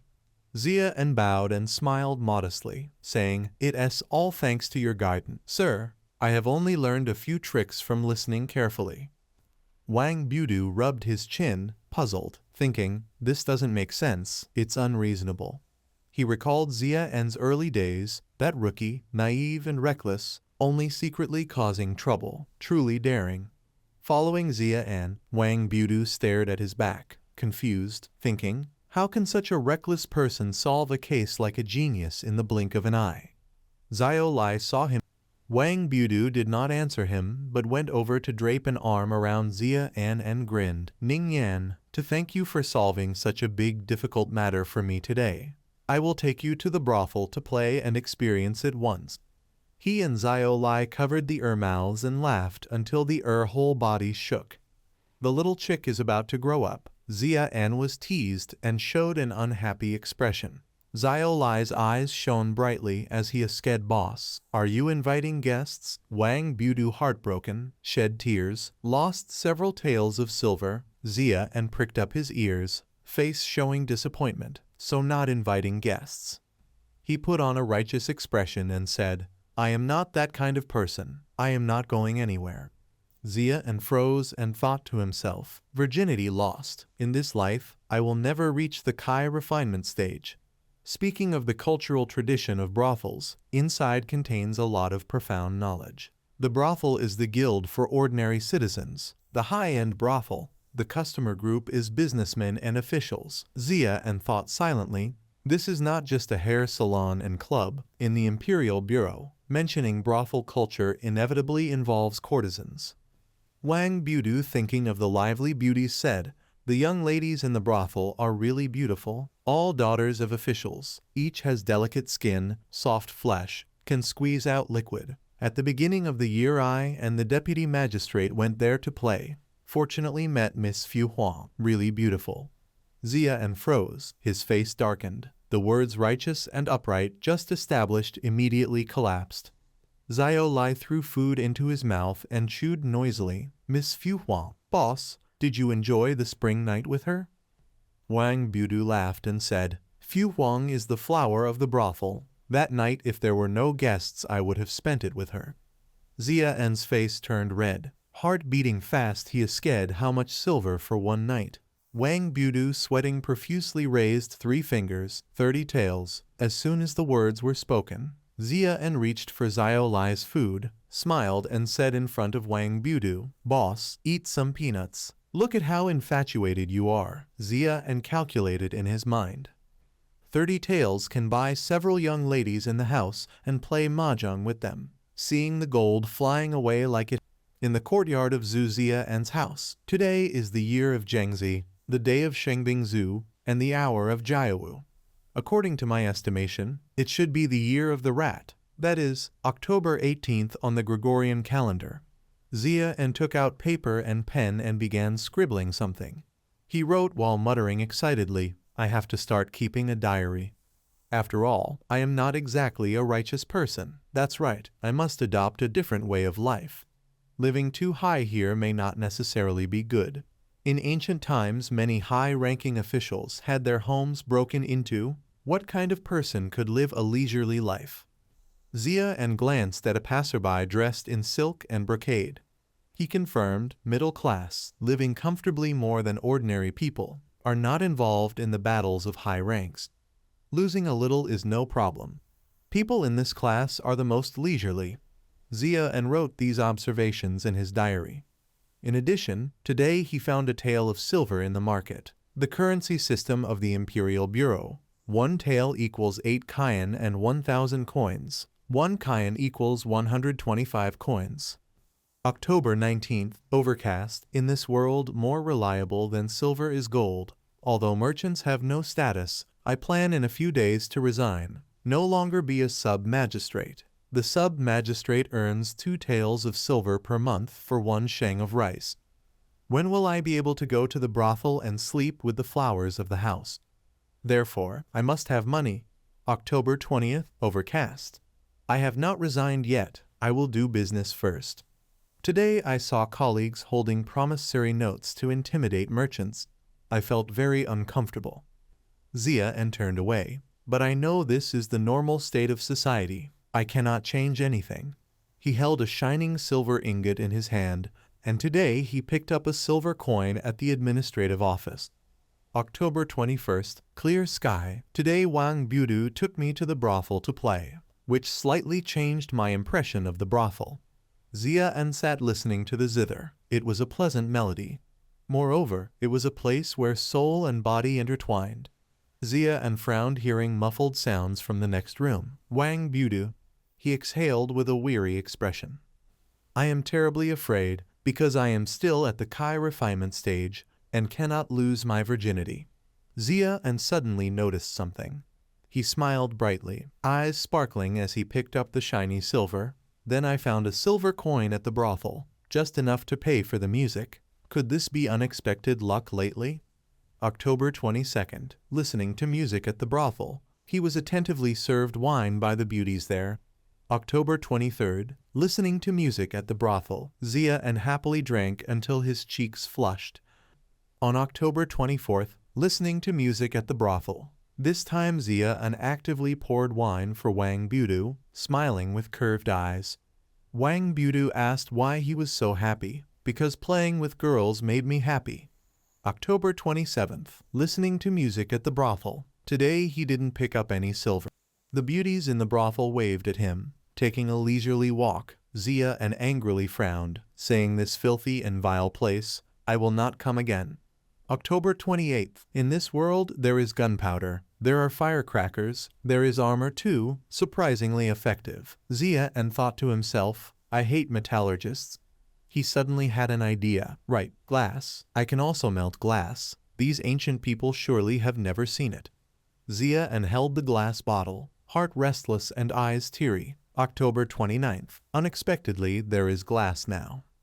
Also today, I found money left by second uncle for protection. 1 silver coin. Xia and secretly smiled watching Xu Bingjai search for silver everywhere. The money I hid here, why can't he see it? On October 3rd, Zero listening to music at the brothel. He happily drank with Wang Budu, and oh, there's October 3rd one today, I discovered another way to make money. That is, improved paper. Xia and joyfully imagined, as long as the paper is successfully improved, more and more money, eat the best food, sleep with the most beautiful flower. This will no longer be a dream. The paper-making process is, Xia and frantically scratched out this line in the diary. Today I found a silver coin at the market. He slightly wondered if my frequency of picking up money was too high already. November 3rd. These days I spent all my saved money. Went to borrow from second uncle. A poor person like second uncle had no money. Xu Xinnian first showed contempt, then mocked me. Finally, he handed me 5 silver coins. Xia and happily accepted the small silver. Immediately after, he put on a serious expression as if delivering a speech and said, "Heaven did not give birth to Xu Xinnian like me. The great pang lasts forever like the long night." Xu Xinnian was pierced through and through by these words, blushing with shame and gritting his teeth. Finally, unable to endure it, he hurriedly ran away. Besides his arrogance and sharp tongue, this junior brother of mine is actually quite decent. Xia and furrowed his brow, tears welling up in his eyes as he enacted a tragic love scene. Second brother, if we were not sworn brothers, I would have made you the heroine.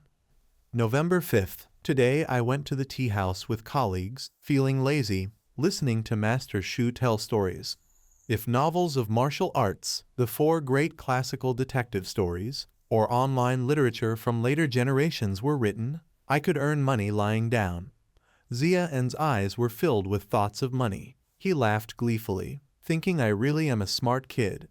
Xia En held the small silver bar in his hand, unexpectedly finding another silver coin today. Tomorrow I'll have money to go to the brothel. November 7th. I was truly naive. A novel of over several million words, and I'm using a brush pen to write it. Xia En thought of another plan, though I could make a charcoal pencil, but he clutched his head, face pale and panicked, shouting, "I no longer remember the content of the novel. After traveling a week through time, I've become useless." On November 8th, it was raining, matching Xia En's current mood. Clearly, he understood a bit of everything, yet could not turn any of it into silver. It was at that moment he truly realized the failure of the examination-based education system. Today, after talking with his second uncle, Xia En suddenly discovered that this world was worse than he had imagined.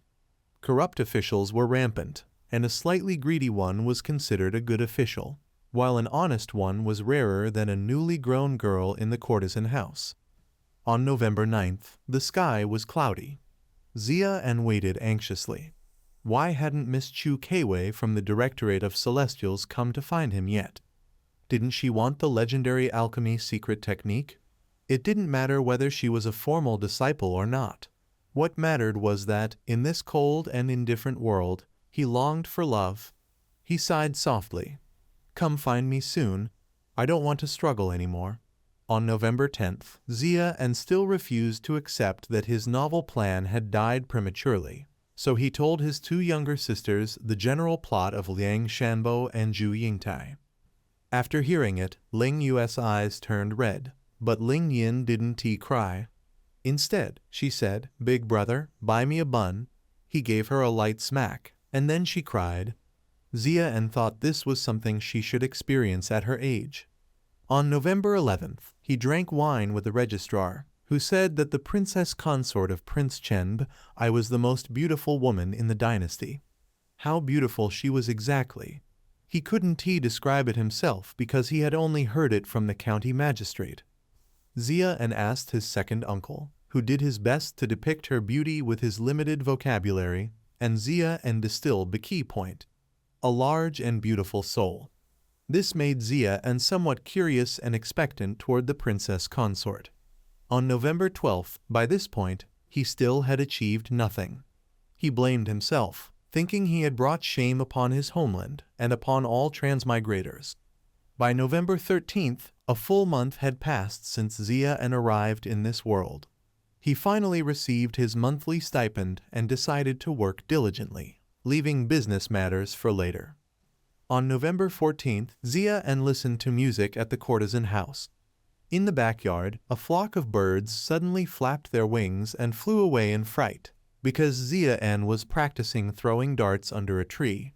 Every single dart hit the bullseye. He was stunned. How could every throw be so accurate? There must be something unusual about this body of mine, he thought. It's unbelievably lucky. Moreover, in just over a month, he had picked up a total of 1 tael and 2 silver coins. That amount equaled half a month's stipend, enough for a family of 3 to live frugally for 3 months.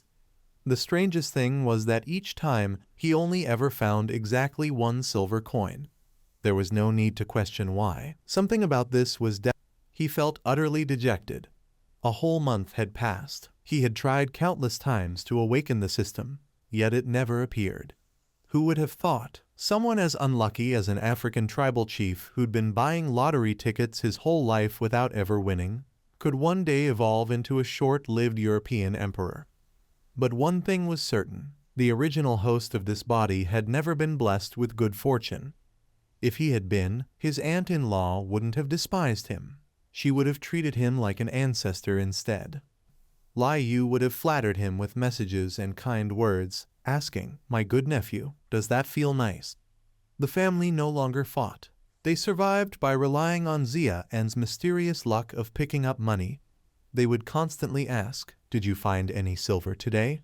Ling Yin would tug at his sleeve, saying, "Big brother, buy me candy." Xia En lay in the yard sunbathing, sighing deeply.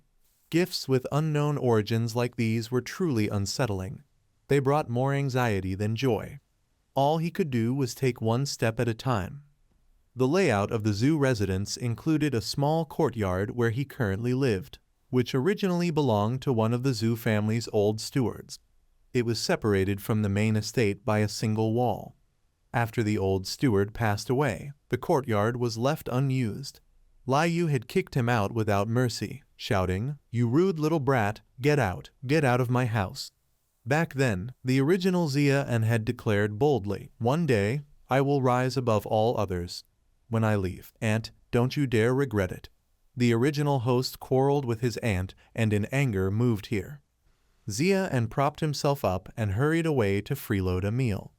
Today was a rest day, so he went to his second uncle's house for breakfast to save money. Money should be spent where it deserves to be spent. For example, on listening to music at the brothel and admiring the young ladies. A family of 4 at the second uncle's house was enjoying breakfast, but the peaceful meal was suddenly interrupted. Xia En frowned as he looked at the dishes. "This breakfast should be mine." Lai Yu frowned and asked, "Why did this unlucky nephew come here again?" On the table there were 6 steamed pork buns, a plate of pickled radish, a bowl of tofu in soy sauce, and a bowl of plain porridge. For a martial artist at the refinement realm, the appetite was heavier than ordinary people. This amount could only half fill the stomach, so Xia En turned his target to Ling Yin.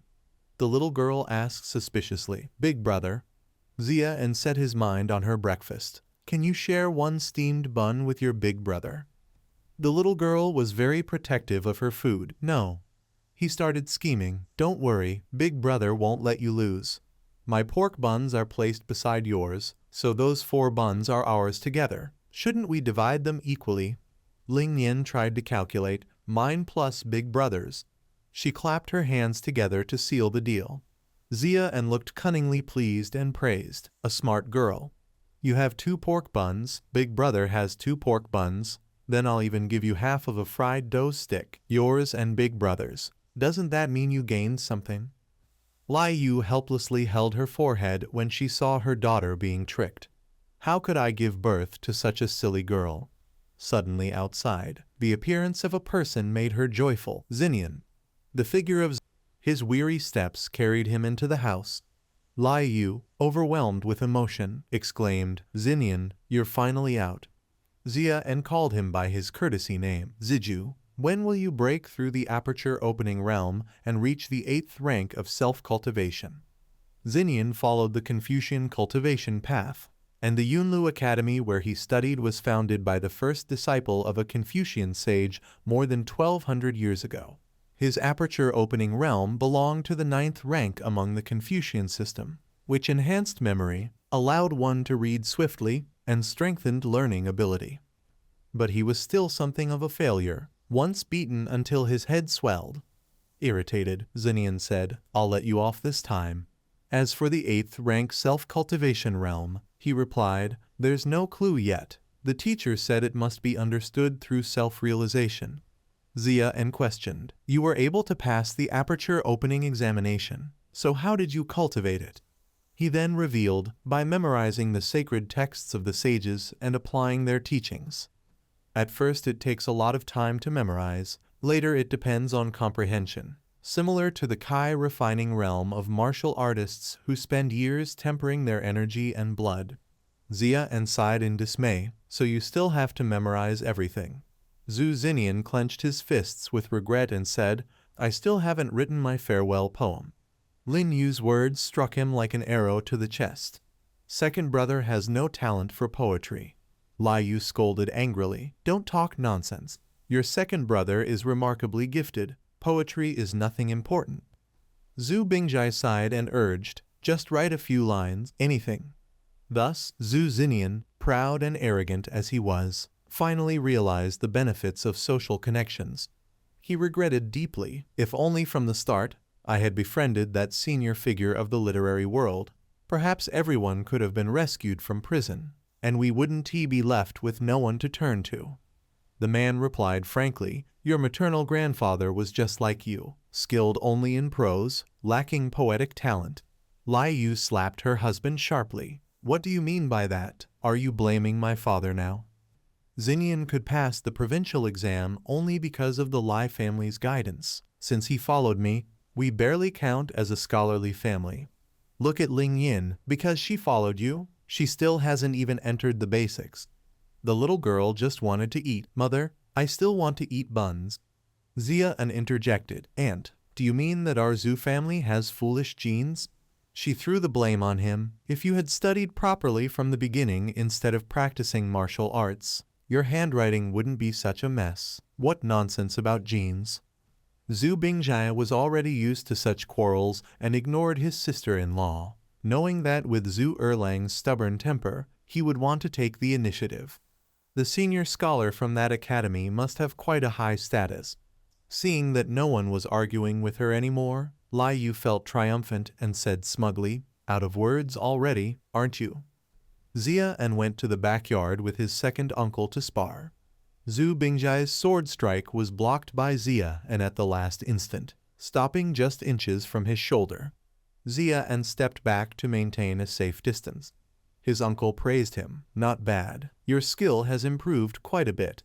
Xia, however, replied modestly, Second uncle, you flatter me. Zhu Bingjai instructed, if you want to progress further, the only path is to advance to the 8th rank, the Kai refining realm. But for the flow of Kai in your body to truly circulate, you must first sense the rhythm of heaven and earth. Aside from soaking in medicinal baths, to ascend into the Kai refining realm, you need a master of the 7th rank spirit refining realm to open your heavenly gate for you. During the Mountain and Sea campaign, I accumulated enough military merit to earn that privilege. A master in the army opened my heavenly gate and helped me enter the Kai refining realm. After returning home, 2 years later, Xinnian was born. But now the world is peaceful. There are no more battles to earn merit. So how will you ever advance to the Kai refining realm? Xia was puzzled. What are you trying to say, second uncle, and why all this long explanation? Zhu Bingji said bluntly, I just want to see you start a family, get married, and have children." Xia was speechless and looked away, realizing that elders throughout history have always said the same thing to the juniors. Some truths never change. He also understood that aside from earning merit, there was another way: spending money. Martial practitioners relied on force to make a living, which violated the law, so the court kept strict supervision over the number of martial warriors. By law, a master of the spirit-refining realm was forbidden to secretly open the heavenly gate for anyone. If they wanted to do so for their own kin, they had to report it to the authorities.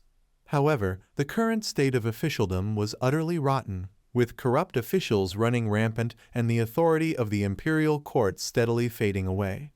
Because of this, there were still spirit-refining masters secretly making deals on the black market. I wanted to earn money desperately, precisely so I could use silver in place of military merit. Otherwise, what was the point of this iron staff I carried? At that moment, Lai Yuchen arrived with her 2 daughters and called out, "Husband, since you're free today, why don't you take Lingyan and Lingyu out for a walk around the city?" Lingyan pleaded, wanting to go out with her father. "Father, let's go to the market, please."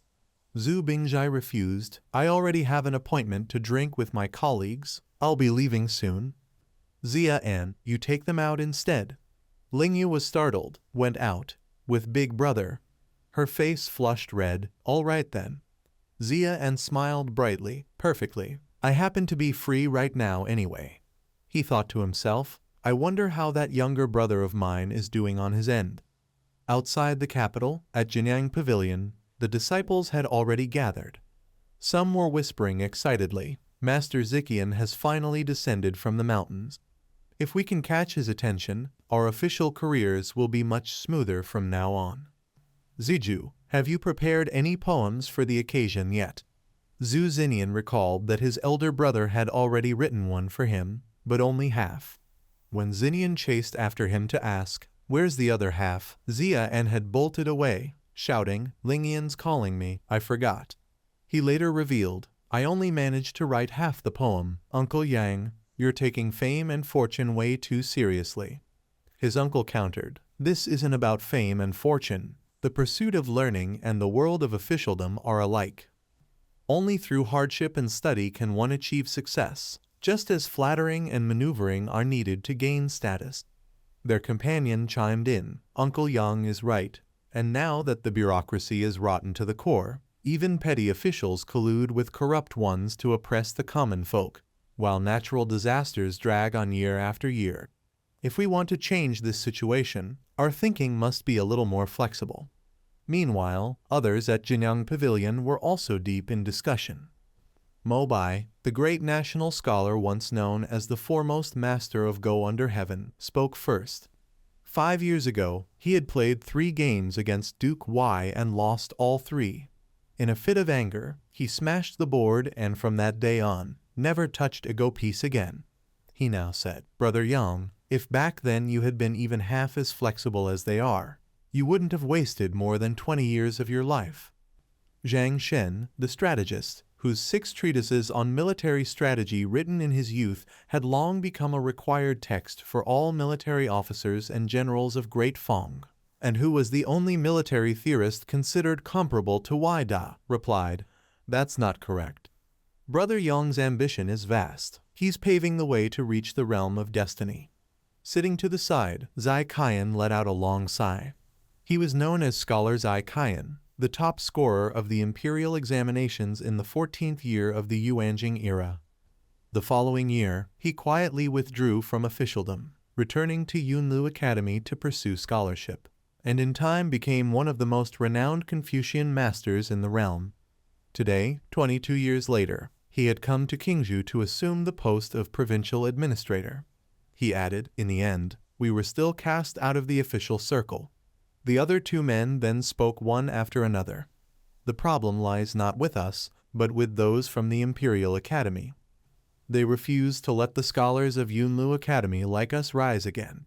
A bunch of petty men, deceiving their superiors and exploiting those below, scheming only for power and profit. In less than 200 years, they've dragged the empire into this miserable state." As for the tangled history of grudges between Yunlu Academy and the Imperial Academy, it could be traced back to a particular period in history. Yunlu Academy was founded by the first disciple of a great Confucian sage, claiming to be the true orthodoxy of the Confucian path. Yet 200 years ago, amid political struggles during the founding of the dynasty, they completely fell from imperial favor and were despised by the reigning emperor ever since. At that moment, a certain scholar from Yunlu Academy seized the opportunity and established his own school of thought. Relying on a philosophy that sought to understand the way of heaven and earth and to eradicate the evils within the human heart, he gained the emperor's favor. With imperial support, he founded the Imperial Academy and became a grand master of his generation. From then on, the Imperial Academy replaced Yunlu Academy as the main institution producing officials for the court.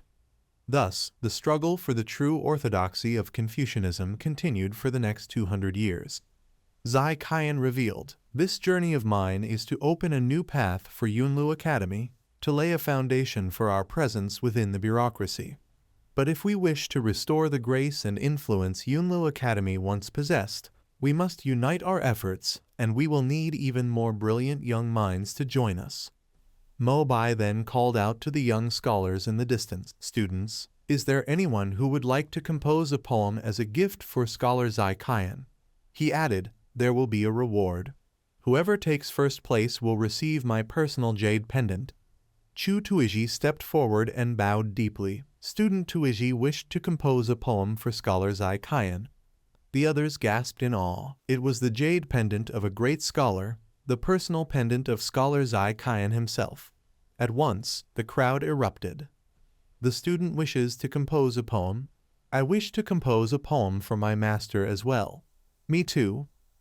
Mo Bai spoke regretfully. Ever since the Imperial Academy reinterpreted the sacred classics of the sages, students across the world could only bury their heads in masterpieces and immerse themselves in literature. Poetry and prose have lost their spiritual vitality. This is also the reason why Confucianism has begun to decline in recent times.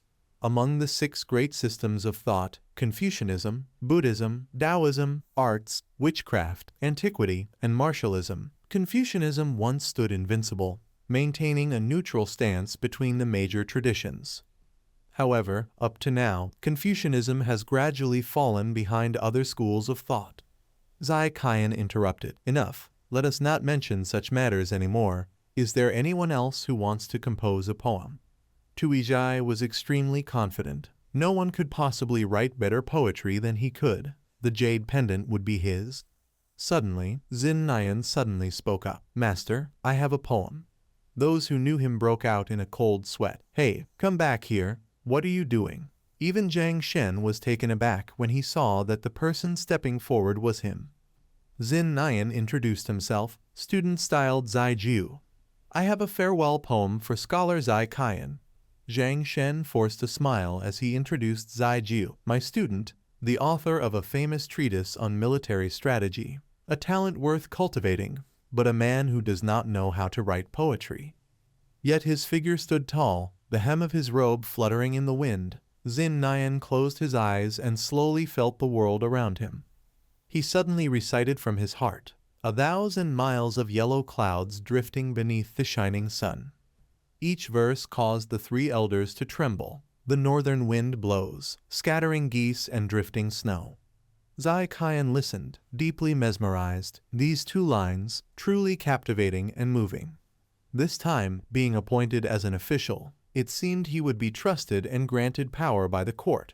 But those in power who came from the Imperial Academy would simply watch as he soared to success, to secure a foundation for Yunlu Academy within the bureaucracy.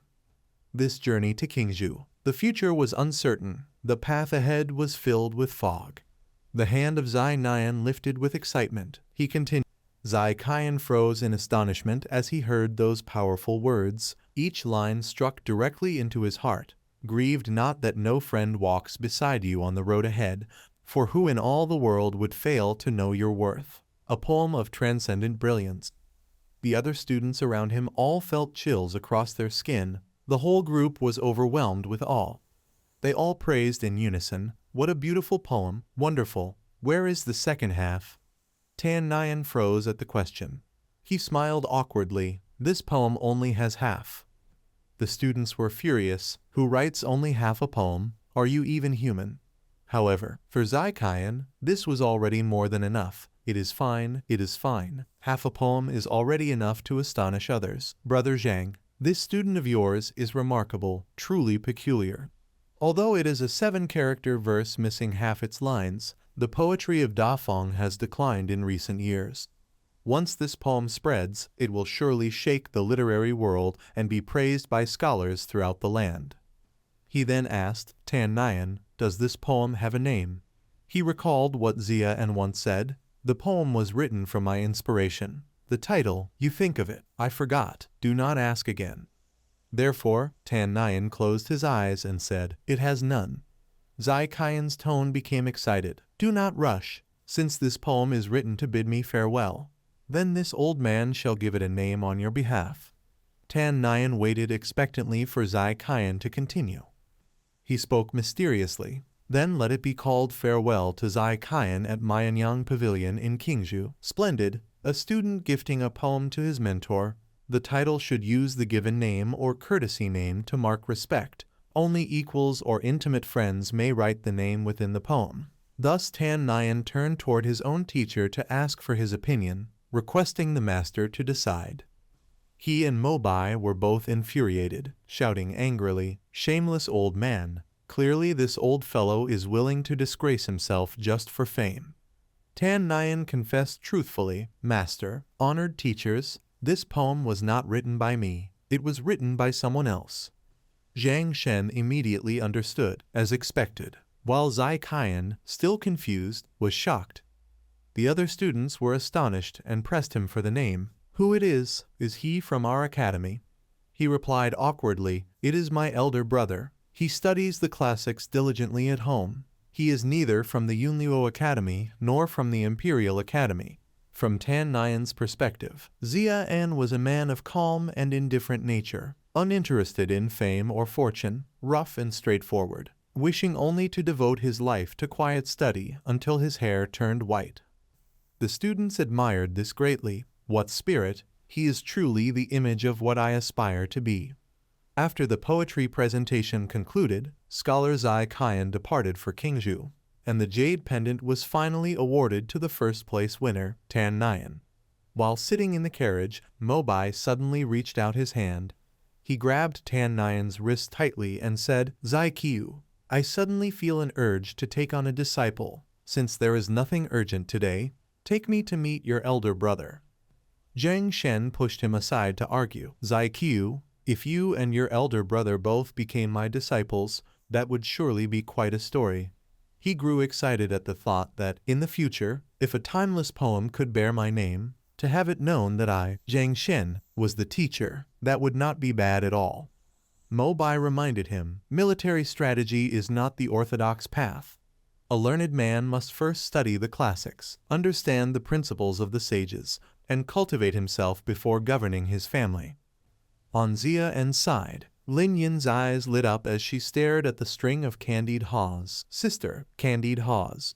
Lin Yu sighed helplessly. Our family just went through a great misfortune. We have no money left, and I don't have any on me. The little girl turned her gaze toward her brother. Big brother. Xia replied, Big brother didn't bring any silver either, but he was full of confidence. Soon there will be. When his foot stepped on a piece of silver with a clink, Xia immediately knew, it's here. Lin Yu exclaimed in surprise, you picked up silver, while Lin Yin only thought, I get to eat candied haws. His hand trembled slightly as he picked it up. Unbelievable. I picked up another silver coin. Xia thought to himself, this defies all logic. Just enough money to listen to music at the courtyard of orchids. Could it be fate that wants me to go there every day? Still, I should focus on finding a way to break through to the Kai refining realm first. Besides, I still don't know the upper limit of martial strength in this world. When I become stronger in the future, maybe I'll uncover the reason behind this strange luck. He went ahead and bought 3 skewers of candied haws. Lin Yin pouted and pleaded, Big brother, I want that one, the big one. Xia handed the string of coins to the shopkeeper. Here's your payment, sir. Lin Yu blushed slightly. Big brother, thank you. He felt a bit embarrassed too. His older little sister really looked lovely. As soon as Lin Yin finished hers, she began again. Big brother, is your candied haw sweet? Xia frowned. Didn't I just give you one? Then a mischievous idea popped into his head. You want to eat, huh? The little girl was startled by his words. How did Big Brother know? Xia pretended to look dangerous to scare the child. If you eat too many candied haws, worms will grow in your mouth. Lin Yin asked fearfully, what kind of worms? He described, white and chubby ones, all fat and greasy. The little glutton swallowed hard, practically drooling. Sounds delicious. Xia was speechless and handed her the candy. Here, take it, I surrender. Lin Yin instantly brightened up. Thank you, big brother. As she ate, her attention was caught by voices nearby. Sir, come in for a drink. My lord, come listen to some music. Lin Yin pointed toward the building next door. Big brother, the girls upstairs are so pretty. That was the Giyu house, a third-class brothel. The young ladies standing on the upper floor were calling out to attract guests, dancing and waving. Sir, come watch the show. Sir, have a drink.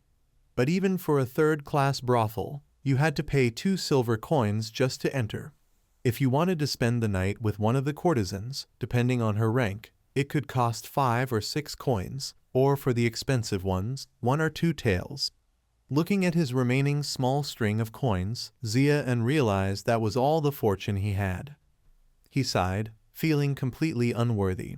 He explained to Lin Yin, those ladies are businesswomen. Of course they have to dress beautifully. The girl tilted her head, puzzled, what kind of business they do. Xia answered vaguely, selling a ballon. Lin Yin's eyes sparkled with foodie excitement. Big brother, let's go up there then, a ballon tastes so good. Lin Yu, behind them, panicked, her face turning red. Big brother. Xia pretended not to hear. Maybe the older little sister already understood what he meant. A balloni? The fish ball shop over there doesn't seem bad either. On the roadside, someone was buying food. 3 skewers for me. Yes, I'll take 2. Xia quickly slipped away. Big brother will go buy some for you too. Wait here. Lin Yin said innocently. Sister, big brother is so nice. Lin Yu, flustered, felt her heart stir at his kindness. He soon returned carrying a fragrant, steaming bag of fish cakes. Xia cheerfully held it out. Here. Because a group of men had come to make things difficult for Lin Yu. A few of them teased, little lady, where are you going? Hey, you cannot leave. Come and have some fun with us young masters. Lin Yin grew angry and struck at them. Do not bully my sister. The little girl pointed at the man on the horse and shouted loudly, bad man. Zhu Lai covered his ears and cursed, so noisy, you little brat still not weaned. He pulled hard on the reins and the horse neighed loudly. Seeing the horse rear up, Lin Yu became worried for her sister Lin Yin's safety. Xia threw away the bag of fish cakes and hurriedly took out a string of coins. Zhu Lai, with a cruel face, pulled the reins tighter. See how I trample you to death. In Xia's hand there were only a few loose copper coins. Xia used all his strength and threw all the coins in his hand toward that bastard. The horse that was rearing up was immediately struck by the flying coins. Bright red blood spattered in all directions. Lin Yin's eyes widened as she witnessed the scene. Blood even splashed onto her face. The horse's throat was cut, and it collapsed to the ground. The guards hurriedly rushed forward to support their master. Master, be careful. Young lord, are you all right? The people nearby panicked and ran away in fear. Stay away. A fight has broken out. The remaining guards ran forward in worry to check. Young lord, are you hurt? The little girl, after witnessing such a bloody scene, was so frightened that she sat down hard on the ground. Lin Yin stared blankly at the dead horse lying on the ground. Then she subconsciously raised her hand to her cheek, where a little blood had splashed. Lin Yin's small hand was now stained with blood. Xia stepped forward and placed his own hand into the little girl's palm.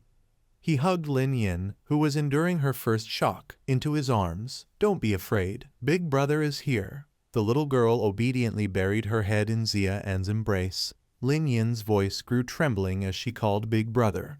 Lin Yu ran up anxiously from afar, calling Lin Yin.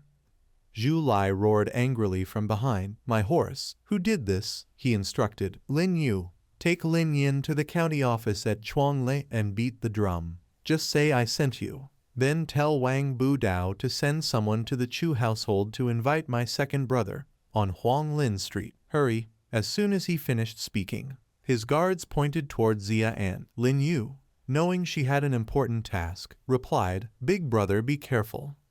Then she hurriedly led her sister away. Zhu Lai stepped forward to settle accounts with Zhu Lai's horse, worth a fortune and rare, was a golden coat with white spots, a breed ridden only by those with money and status, typically officers of at least deputy general rank.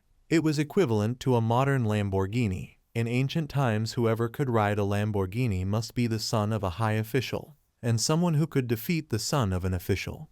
Xia An introduced himself. I am Xia An, the grandson of Zhu Bingjai, of the 100 Guards Imperial Sword.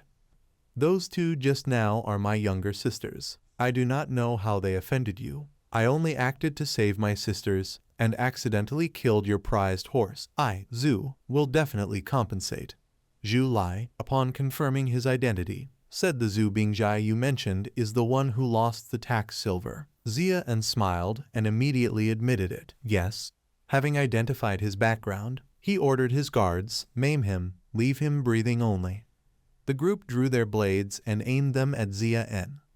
He wanted only to curse, damned, this guy must be mad. Xia An's body struggled to evade attacks from behind. Then he twisted to avoid the spear of the man in front. He stamped his foot and leapt up high to break out of the encirclement. Xia An was fairly confident. 2 early-stage refining essence cultivators could not possibly harm him. The guards below also began to move. One suddenly appeared behind him and threw a punch. Xia An quickly sensed the dangerous aura from behind. Surrounded on 3 sides, he was alarmed, attacked from 3 directions. Xia An was careless, and a blade slashed across his abdomen. Pain surged as blood poured from the wound. Suddenly tension rose again as another strike came. The man was about to smash down with his bare fist. All 3 joined forces to attack.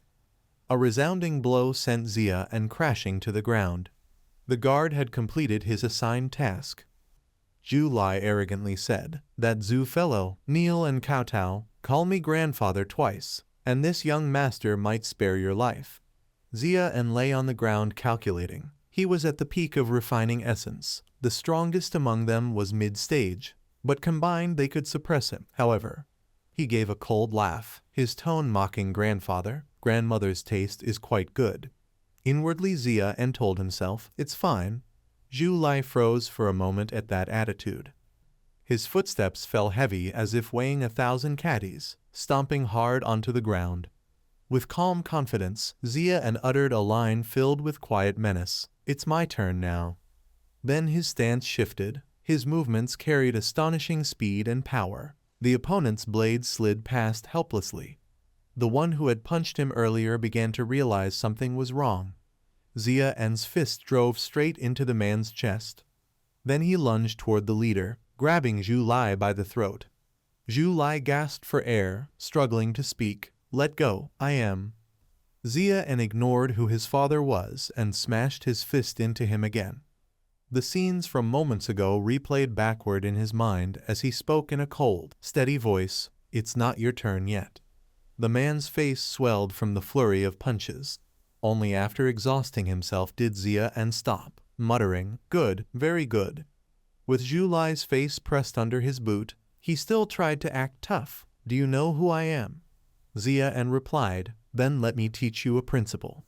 Every word came through clenched teeth. When a common man's rage erupts, blood will flow 5 steps. Sudden shouts rang loudly along the long road, Move aside, move aside. Someone tried to force their way through the crowd, but ahead was a chaotic scene, curses ringing out. The county office was working. All unauthorized people left at once. Wang Budao had arrived there without anyone noticing. He planted his hands on his hips and barked angrily. You bastards dare brawl on the street in Chuanglak. Take them all away from me. Orders given. His subordinates immediately moved in unison. Understood. The clang of swords filled the air, and before long they had restrained everyone. Stand still. All of you stand still. Zhu Lai and his gang, now weak, were pinned to the ground with blades pressed to their throats. They glared in fury and shouted, "What are you doing to us?" Zhu Lai refused to submit and struggled. Grab that H letter 1E9 a fellow. I will chop him into pieces. He writhed like a worm, stubbornly defiant. Hurry and release me. Do you know who I am? Wang Budao spoke quietly from behind. Brother, you are in trouble now.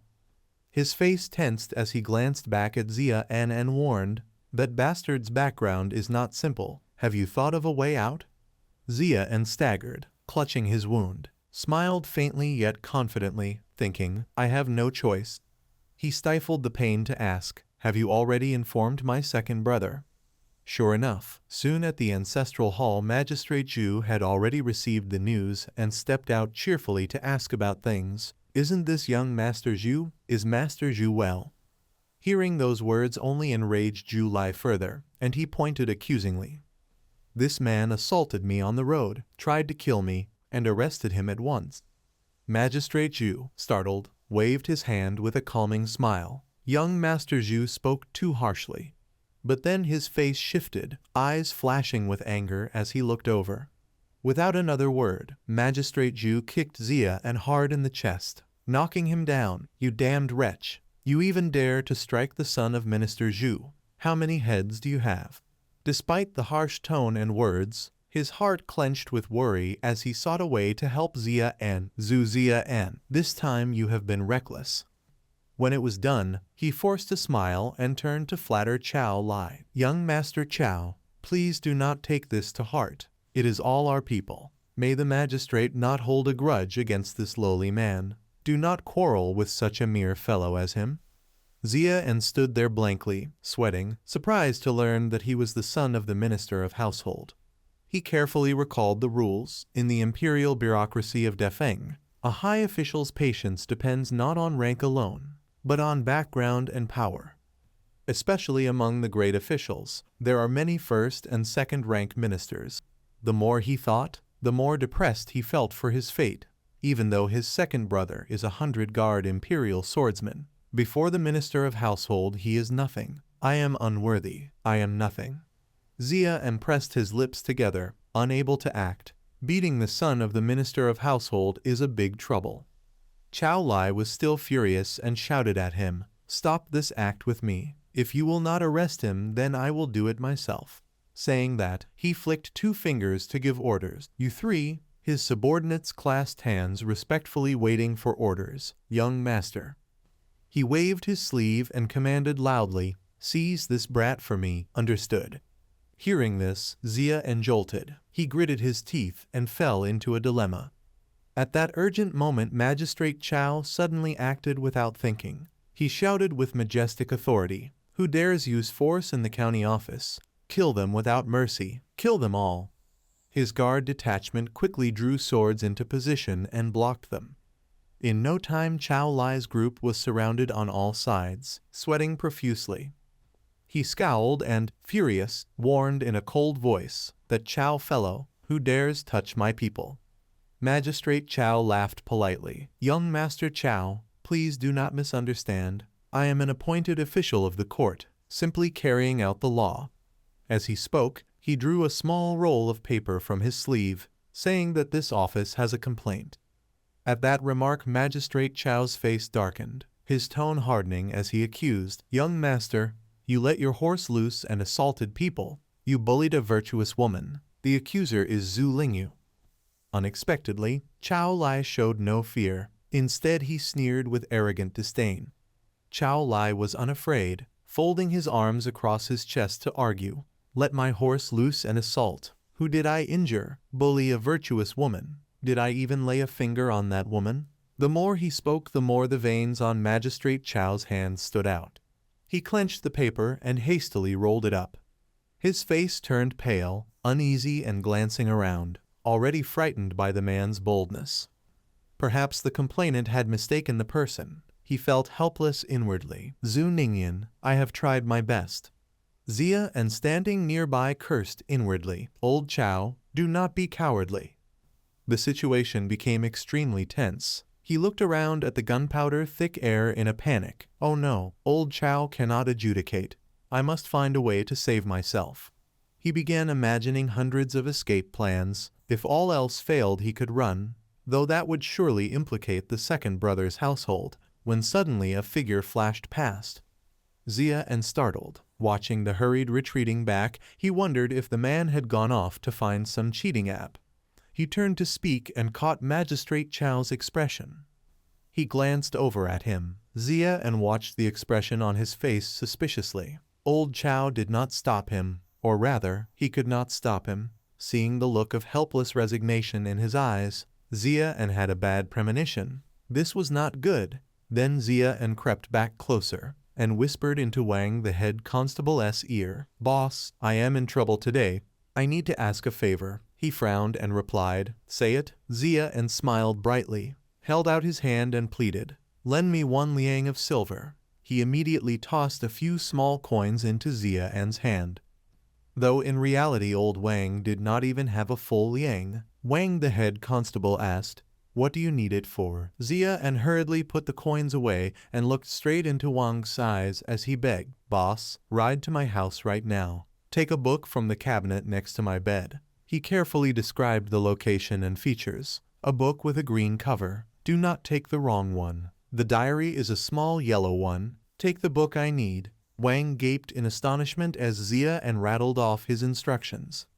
After you get the book, go straight to the Tai Tian Institute and find a young woman named Chu Kwei and deliver 1 line for me. Zia An frowned, sounding serious and urgent as he emphasized each word. Zia An is in danger. Come quickly to save him. Wang the head constable turned pale with fear, frantically waving his hands in refusal. No, wait, the Tai Tian Institute. That's not a place someone like me can go to. I can't. Zia An stood by watching, secretly curling his lip in dissatisfaction. I knew it, he thought. As a last resort, he patted his stomach hard with both hands, grinning slyly as he threatened, Boss, if something happens to me, no one's going to pay you back that silver. Help me deliver this message, and I'll give you all of next month's salary. Hearing that, Wang broke out in a cold sweat, stammering, You? He clenched his teeth, furious and unwilling. Zia An, but in the end he gave in, turned around at once, and left cursing under his breath. Your damn grandfather. Zia An stood there watching him go, smiling with satisfaction. Old Wang, I'm counting on you, my true brother in arms. Wang mustered all his strength and rushed off like the wind, just as a shadow quietly darted in from outside. Zhu Lap arrogantly pointed at the newcomer and barked coldly, Who are you? Get out. The man ignored him completely, his deep voice calling out, Zhu Gongzi, as he continued to approach step by step until he stood face to face with Zhu Lap. Zhu Bingjai lowered his head, his tone dark and heavy. I've just learned everything from Ling Yu. His fists clenched tightly in rage, his eyes flashed with a terrifying crimson glint, and in that murderous gaze, fragments of old memories seemed to surface once again. Zhu Bingjai stared straight into Zhu Lap's eyes, hissing each word through gritted teeth. This matter, is it true? Zhu Lap stood frozen, eyes wide and sweat pouring down like rain. In his mind, Zia An's warning echoed, When a common man grows furious, blood will splatter 5 steps. He trembled, face pale as paper, stammering incoherently. Suddenly, a sharp, commanding voice rang out, filled with overwhelming authority. The prestige of the Zhu household's 100 household officer truly lives up to its name. Both Zia An and Zhu Bingjai were forced to take several steps back, startled.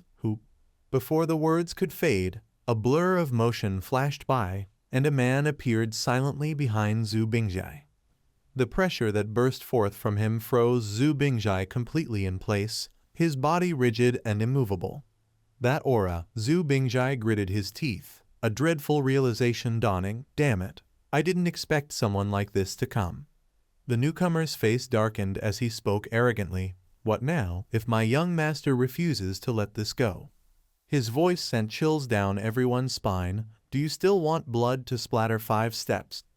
Xu Bingjai's heart tightened in fear, a master of the spirit-refining realm. He struggled several times to break free, but it was useless. Damn it, I can't move. Zhu Lap's face lit up with joy upon seeing him, shouting excitedly, Chen Hu. Old Chen turned toward him, his whole body trembling in worry. Young master, how did you end up injured like this? The two of them rushed forward and embraced tightly. Old Chen's voice choked with emotion as he stroked Zhu Lap's head with trembling hands. Who was the beast that did this? This old servant watched you grow up. Even seeing you scratched hurts my heart. Xian's eyes widened, cursing inwardly. A 7th-rank spirit-refining expert, 2 full realms above me. Then, a sudden cough shattered the tense air. The county magistrate approached cautiously, intending to ask, "And you are?" but was immediately waved off. The man bowed slightly, his tone respectful yet cold. I wouldn't dare. This old servant is merely a humble retainer of the Zhu household, unworthy of being addressed as sir by the great magistrate himself. The county magistrate forced a laugh, pretending not to hear the old man's mocking tone. With practiced courtesy, he clasped his hands and smiled. Senior, you're too polite. Everyone knows that even a 7th-rank official holds respect before the Prime Minister's gate. This matter is all a misunderstanding. The Imperial Inspector will arrive soon, so let us all act with harmony and reason. What do seniors think? Old Chen gave a cold sideways glance toward Xian and Xu Bingjai, his tone dripping with open disdain. Just a couple of insignificant nobodies, not even worth mentioning. They can't possibly affect the inspection of my lord. Zhu Lap smirked triumphantly, echoing the sentiment, everything shall proceed according to the court's established regulations. Suddenly, a thunder of footsteps. Old Chen strode proudly to the front, raising his hand in a commanding gesture. Ministry of Justice warrant. Apprehending a wanted criminal. Unrelated persons clear the way. At the very back of the group stood another official, a mid-level officer of the Ministry of Justice, Imperial Censor Huang Langzhong. He pointed arrogantly, shouting, anyone who interferes will be punished as an accomplice. Yet before 3 seconds had passed, he hurriedly strode over to Zhu Lap, bowing obsequiously with a fawning grin. Young Master Zhu, may I ask, where is the criminal? Zhu Lap's face lifted high with conceit, immediately pointing at Xian, his voice brimming with command. A chain that damned cure for me. Langzhong instantly understood, flicking his hand to signal the soldiers. Seize him. The guards lunged forward, pinning Xian's arms while others rushed in with heavy shackles. Xu Bingjai roared in fury, unable to contain himself, shouting out, My lord, what crime has my nephew committed? Langzhong snapped impatiently. I am an imperial censor of the Ministry of Justice, known for my fair judgment. Whether he is guilty or not, that shall be decided by me. Zhu Lap glanced furtively at Xian and sneered with a triumphant, mocking look. Langzhong wasted no words and immediately turned to order the soldiers. Take him away. Xu Bingjai helplessly wanted to shout a protest, You people, but was stopped by Magistrate Chu. Do not speak further. Old Chen clasped his hands behind his back with satisfaction. He smiled and asked Zhu Lap for his opinion. Young master, this old servant will take you back to the manor to treat your wounds first. Zhu Lap angrily demanded that he wanted that brat dead. He laughed, his eyes full of guile as he deliberately glanced and glowered at Xu Bingjai. Yes, I will handle it properly. In a moment there was no one left. Xu Bingjai collapsed to the ground, only now regaining some composure. The pressure finally eased. He wailed helplessly, I want to press charges. Magistrate Chu sighed and shook his head. It is useless. A lowly imperial guard like you has no direct audience with the emperor, and no right to submit a memorial. The only thing you can do now, he frowned and suggested, is to go find Xu Xinnian. He is a student at the Vanlock Library. Perhaps he can help. Scene change. Elsewhere, the Vanlock Library, though suppressed by court power, was no place of weak scholars. It was a group of disciples of the sages. Xu Xinnian avoided exile in the tax case thanks to people from that library. After all, those men outside were no ordinary sort. They would use any means, not only clever words to win hearts, but even more skilled at using reason to win hearts. There was a man who was by no means ordinary, the grand astrologer of the Directorate of Celestial Observation, who watched the stars to determine the constellations, established the calendar, and was known as a person who could communicate with the immortals in the heavens. Moreover, the alchemists of the Directorate of Celestial Observation, who brought blessings to the common people, were considered divine beings worshipped in everyone's hearts. And the place before them now was none other than the residence of the immortals, where no one dared to come, except for me. Chief Wang held tightly to the book in his hands, trembling and almost crying, his voice choked with grief. Xu Xinnian, damn you! He walked inside, and on the first floor of the star-gazing tower gathered disciples of ninth-rank magisters and physicians. In the spacious hall, the students were all busy preparing, and the pleasant scent of medicinal herbs filled the air. Xiao Wen passed by, suddenly startled as he looked toward the door, and asked suspiciously, "Who are you?" Chief Wang looked timid, more humble than ever, forced a nervous smile, and replied, "I am the constable from the county office of Changla." Both his hands gripped the book in his arms tightly. Then the scene shifted to the 7th floor of the star-gazing tower, where murmurs filled the air. Failed again, Senior Brother Song. Even you could not do it. Nonsense. How could Senior Brother Song fail? Senior Brother Song is only summarizing from the countless failures before success. The crowd surrounded him, shouting encouragement. Song King, the 4th disciple of the Grand Astrologer, stood among them, known as the leading 6th-rank alchemist. As long as Senior Brother Song could comprehend the profound mystery within, the Directorate of Celestial Observation would once again master a new technique. Senior Brother Song, keep going. But just a moment later, the tiny fragments in the pitch-black bowl began to emit thick black smoke. Song King clenched his fist and had to admit that even simple salt could be refined into fake silver. The person who invented this alchemy technique was truly a genius. He sighed inwardly with admiration, thinking how wonderful it would be to befriend such a genius. Suddenly, within the crowd, he noticed an arm raised high and waving eagerly. "Senior Brother Song, over here." Xiao Wen squeezed through the sea of people, his eyes bulging as he struggled to deliver a message. Just now a constable came looking for Senior Sister Keiwei. He quickly recounted the details about Chief Wang. "There was a man who asked me to give this book to Lady Keiwei," he said. "Xu Xinnian is in trouble. Come save him." Song King, as soon as he opened it and glanced inside, his face changed dramatically. What horrible handwriting! But then he caught sight of something that made his eyes widen in shock. He frowned, reading the strange line of text. Equivalent exchange. The principle of alchemy remains unchanged. Edward Elric. Equivalent exchange. Song King gently flipped to the next page, his mind vaguely being drawn in. Edward Elric. Was that a code name, or some kind of cipher in the field of alchemy? Entering the world of alchemy, this text was teaching others how to step into the domain of alchemy, utterly audacious. He quickly became immersed, trembling as he read and thought to himself, alchemy had always followed rules and models, and it was often said that those of dull talent could spend 3 or even 10 years without achieving anything. Until now, the Directorate of Celestial Observation still had no proper textbook.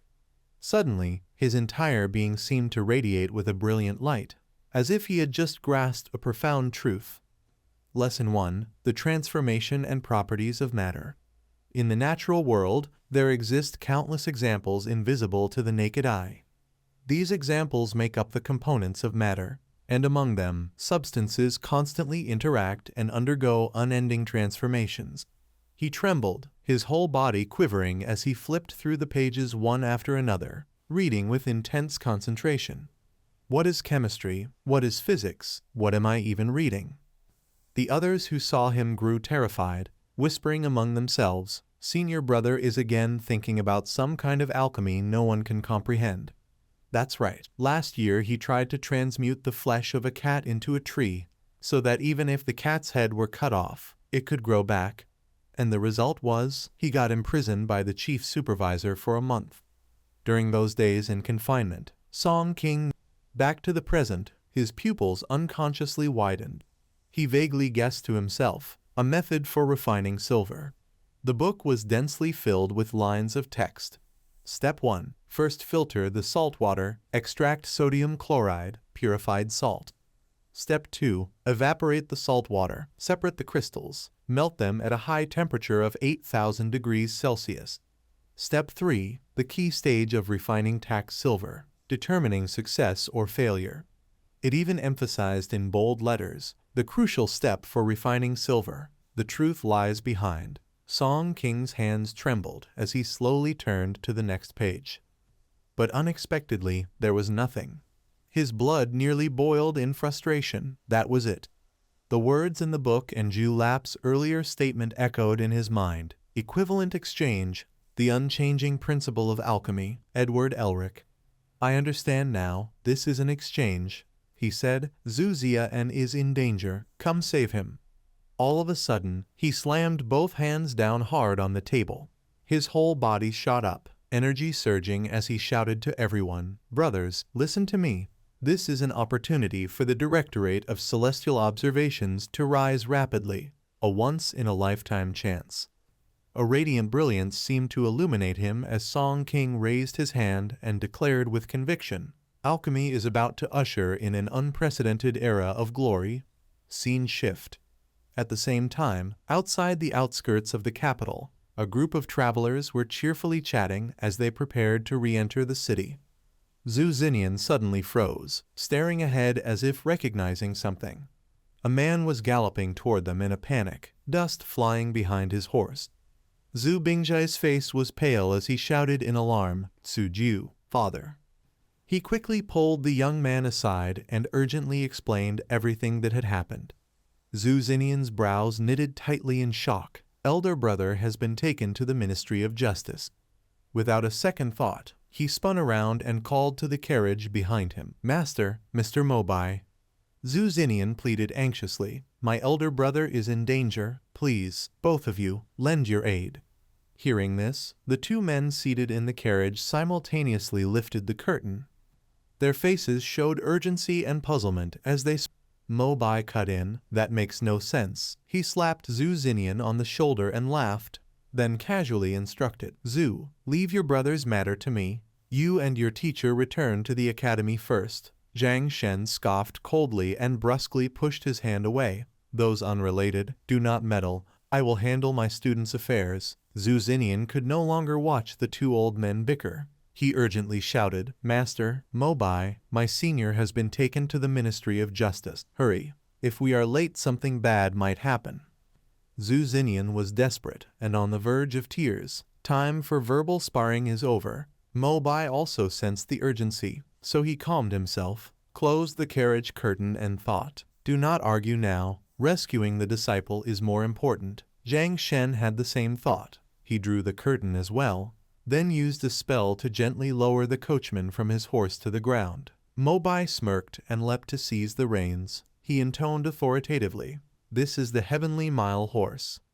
It can travel 1,000 leagues in a day. No sooner had he finished speaking than a terrifying surge of power flowed into the horse. It bristled with energy, its tendons bulged, and it let out a thunderous neigh. Then it bolted away. Mobai, still holding the reins, could not help but call back and ridicule his old friend. This disciple is mine now. Zhang Shen, anxious, would not be outdone and performed a similar feat. He mounted first and waved his hand to lower his coachman. You also dismount? Xu Xinnian was speechless, but hurried them along, panic and resolve filling the air. He sneered, his whole body bursting with aura. This horse of mine is not only big and strong, it is also a heavenly steed that can travel 1,000 miles a day. As he waved his hand, a surge of powerful energy erupted.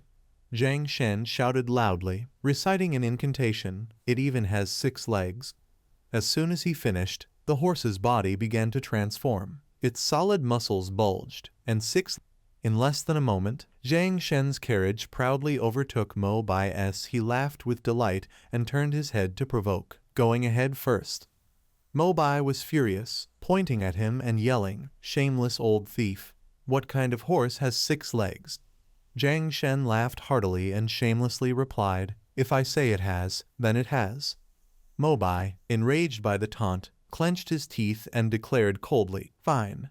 Then my horse will have 8 legs." As soon as his words fell, the horse's muscles bulged again, and 2 more legs slowly grew out. The poor horse looked miserable, tears almost falling, as if it wanted to cry out, "Am I just a tool to you?" In an instant, Mo Bai surged with energy, overtaking Zhang Shen and rushing ahead. Zhang Shen's face darkened with anger, cursing, "Shameless old thief, you just can't stop fighting over disciples with me." Unable to endure the humiliation, he unleashed his ultimate move, waving his hand forcefully. "This carriage of mine is as light as silk." Returning to the pile of ancient documents within the archives of the capital's government office, it was discovered that countless cases of the nobility abusing their power existed. Yet before these matters could even reach the old emperor's ears, they were already suppressed. It was simple. They merely used their authority to erase any memorials or reports from existence. Scene shifts inside the prison of the Ministry of Justice. Xia sat quietly in a dark corner, his mind filled with countless thoughts. They wanted to eliminate him swiftly, then use the lives of his entire family to force his second uncle into submission. He pressed his lips tightly, seeing through their schemes. This way, even during the period of political cleansing, they would no longer fear retaliation or destruction from their enemies. After reviewing everything in silence, Xia sighed deeply and had to admit one realization. Only now did he see how wrong he had been all along. The middle class may live comfortably, but once they provoke the powerful, they are doomed for eternity. A cold, sharp glint flashed across his eyes. "If I want to live like a true human being, I must possess both power and strength." Just then, the harsh sound of a sword clanging against the iron bars echoed through the cell. A haughty guard tilted his chin upward and ordered, "Come out." Xu Xinnian frowned, his eyes cautious as he glared at the man. The guard sneered.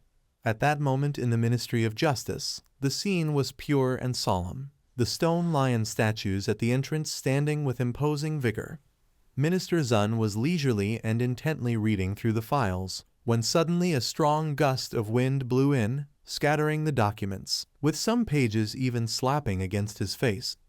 Minister Zun pulled a sheet down, puzzled, wondering what was happening. Outside, 2 horses lay collapsed on the ground, foam at their mouths, gasping for breath, their riders crying out in outrage, "Cursed horses, damned rascals." Behind the Mo Bai and Zhang Shen sat calmly on the carriage, radiating authority. Minister Zun wiped cold sweat from his brow and hurried out to greet the Zhang Shen brother. "Mo Bai brother, what brings you to the Ministry of Justice? Is there a problem?" Zhang Shen stepped down slowly, then clasped his hands and performed a formal salute, his eyes and voice stern as if issuing a compelled order. "The Ministry of Justice has today arrested one of my disciples, named Xia. Please, Minister Zun, release him." Minister Zun was stunned and had not yet grasped the whole story, arresting a student from the Yunlu library. He had long pondered the deeper situation, that on the official stage the Imperial Academy had been suppressing the Yunlu library for years, and in such circumstances the court could arrogantly proclaim, "We will not use your people. What can you do? Because the Imperial Academy is the state-run academy of the court." Minister Zun also understood the influence of these 2 elders, but the Yunlu library held the orthodox Confucian lineage and was not something others could shape at will. The damned Yunlu people would defend themselves.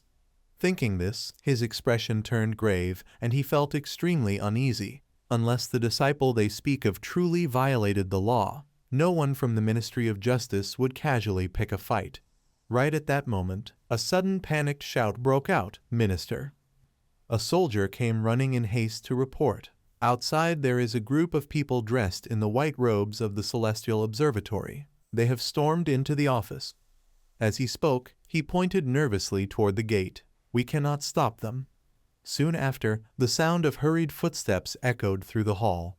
A group of people wearing white robes, exuding an air of authority, strode inside, led by Song King. He clasped his hands respectfully and spoke directly. "Minister, we have come to the Ministry of Justice to demand the release of someone." The minister stiffened, glancing tensely and doubtfully toward the two elders, demanding someone. Could it be? Song King's expression was firm as he spoke with resolute determination. "The man who was just arrested today by the ministry without cause is Xia En." Hearing this name, Minister Zun could not hide his astonishment. His heart trembled in disbelief. It's Xia En again. Who on earth is this person? For even the great scholars of the Yunlu Library have come, and now the disciples of the Grand Astrologer as well. Even the Yunlu Library, proud to call themselves the orthodox line of Confucianism, when mocked by the Grand Astrologer in his drunkenness as using literature to disturb the law, could only pinch their noses and accept it, never daring to reason with him. The three great Confucian elders of the Yunlu Library, together with Mobai and Zhang Shen, when gathered in one place, formed a force that even those who could stand tall might have to bow their heads before, unable to meet their eyes. While Minister Zun was tense, weighing the situation carefully, the bureaucrats behind him were working at full capacity, whispering among themselves while rechecking the records. What is going on? Who is Xia En? Right, the one who solved the Treasury tax case was Xia En. But how could a brute like him be involved with the young master and even the Celestial Observatory? Finally, one official widened his eyes in surprise as he examined the documents closely and made a serious statement. "Strange, there is no one named Xia En in the arrest warrant." Minister Zun froze in disbelief. "None." His voice thundered in anger as he demanded, "Who was the one that made the arrest?" One of the officials rubbed his chin, trying to recall. "I think I remember." He suddenly pointed toward a man sneaking away nervously, shouting loudly, "It was Huang Zhang. I saw it." The registrar's face turned pale, beads of sweat forming on his forehead as he stammered, "I." His mind raced, quickly fabricating an excuse. "My lord, the incident happened suddenly. I did not have time to retrieve the official arrest warrant." Covered in sweat, he tried desperately to deflect responsibility. Young Master Xu filed a complaint, claiming the thief attacked him in the middle of the street, and even demanded that his blood spill 5 steps. Song King's face darkened. His eyes glowed faintly with a cold green light as he immediately invoked his spiritual power, the art of vision. A moment later, the light faded from his eyes, and he narrowed them with a chilling smile. Impressive. The registrar still did not sense the danger drawing near, continuing to justify himself, "Because that man is a martial fighter and the nephew of Imperial Blade Guard Zhu Bingjai. Fearing he might escape, I decided to arrest him first." Song King saw through the deceit and malice in the man's words. How dare he lie right before the eyes of a sorcerer? While the registrar was still explaining, Mo Bai stepped forward. He raised his hand firmly and spoke in a deep, commanding tone. The sage once said. The registrar immediately sensed something was wrong. He turned in terror toward Mo Bai, only to see spiritual energy shoot out from the man's palm.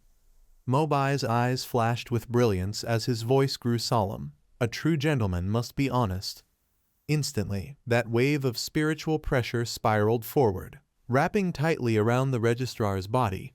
His limbs stopped responding to his will. His eyes rolled back as he stammered, "I..." His mind began to twist under the spell, trembling as he looked at his own hands. Covering his face, he cursed himself in shame, screaming inwardly, "Lying! I am truly shameless, vile, and despicable." Sweat poured down his forehead as his teeth ground against each other. After a fierce inner struggle, his lips quivered. "Chew!" Pushed to the limit, he finally shouted out in a burst of despair. Young Master Xu wanted to kill Xia En. Everyone around him fell silent, their faces darkening as the registrar confessed everything. He wanted Xia En to die inside the Ministry of Justice's prison, to vent his hatred and gain favor with young Master Xu. Hearing this, Minister Zun clenched his jaw, his expression sinking into fury. The officials behind him erupted in outrage. spitting in disgust. "Shameless filth. I will personally write a memorial to impeach you." At that moment, the registrar collapsed to his knees, gasping for breath, but his face was oddly relieved after confessing. Minister Zun's face turned stern, his cold, commanding voice echoing through the hall as he issued his order. Meanwhile, inside the great prison, a sheet of paper lay neatly on the table. It recorded the case from the Changla County office, detailing the street incident with Zhu Lan, resulting in murderous intent. Using martial strength, Xia attacked and gravely injured Zhu Lan.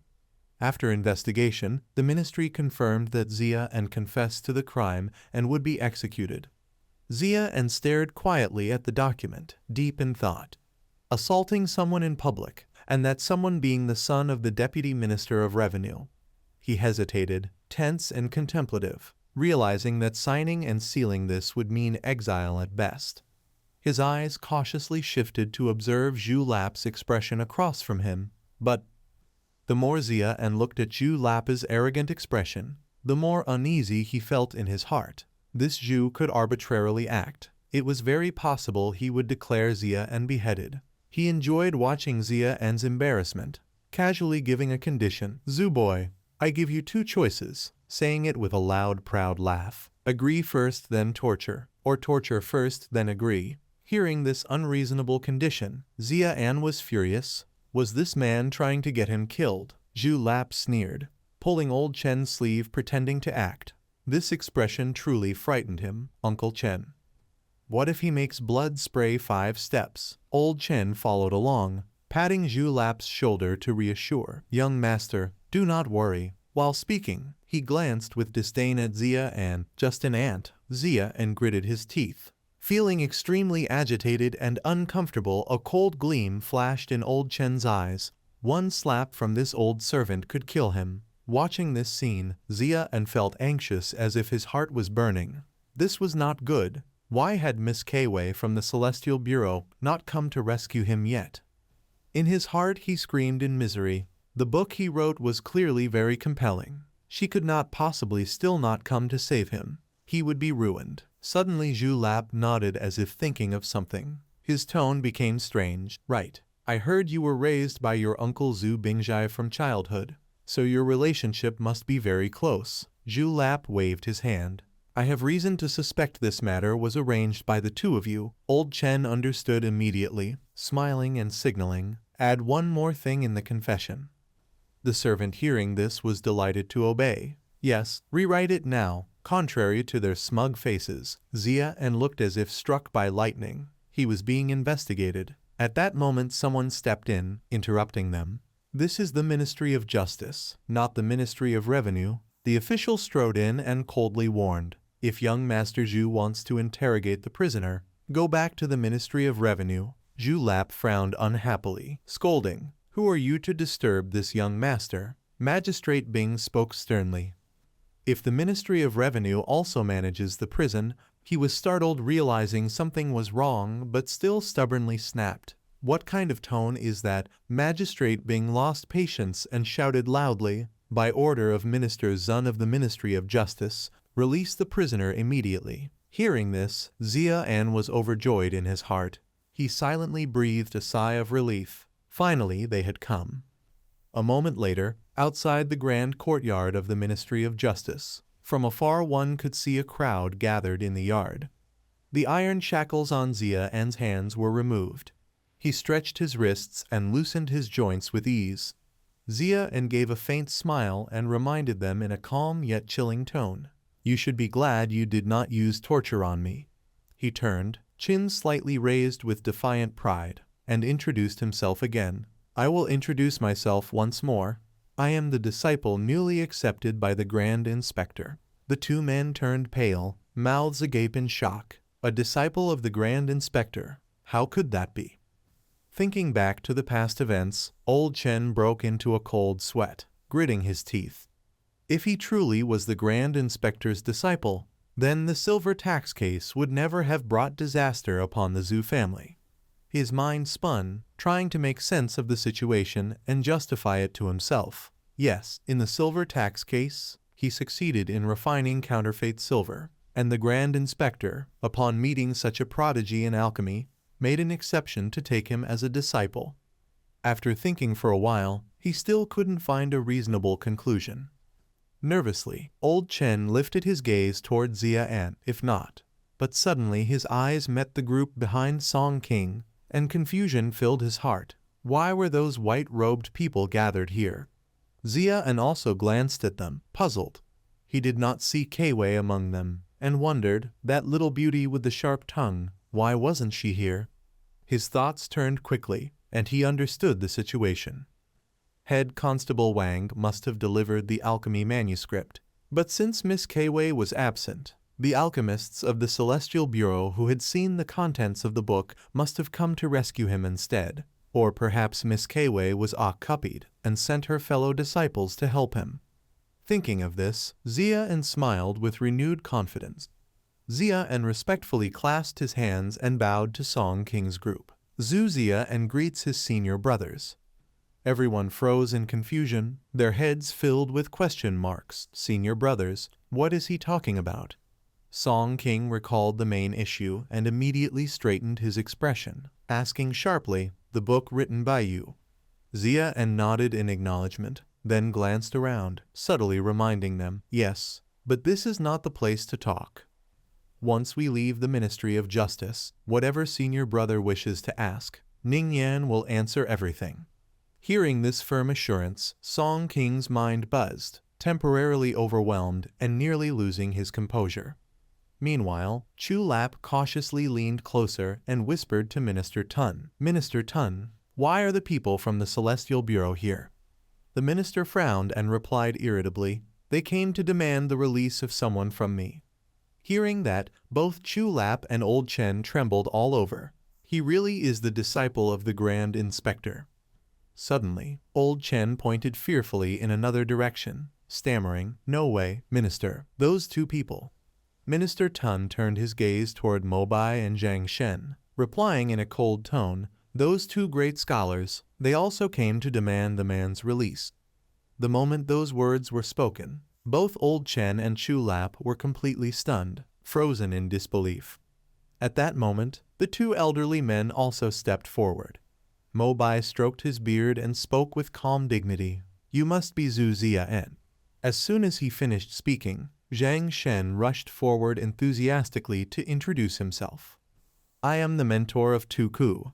The melancholy road ahead has no true companions. Who in this world does not know you? Was that written by you?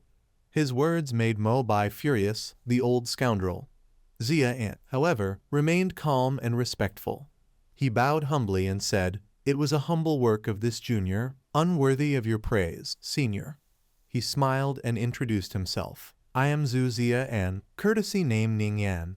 At that moment, Tong Kan, growing impatient, stepped forward and patted his shoulder, urging hastily, if everything is settled, let us leave the Ministry of Justice and return to the Celestial Bureau, quickly. Xia obediently replied, yes. Meanwhile, the two old men's eyes lit up as if they had found a treasure. This student is truly outstanding. We must have him. Once everything was done, Xia's group quickly departed. Watching his figure disappear into the distance, Chu Lap and Old Chen finally breathed a sigh of relief. The weight on their hearts lifted. He was finally gone. Suddenly, Xia's footsteps stopped. Wait. He turned around, his expression cold and filled with killing intent. There is still one matter I must take care of. Xia walked slowly, each step heavy and cold, toward Chu Lap.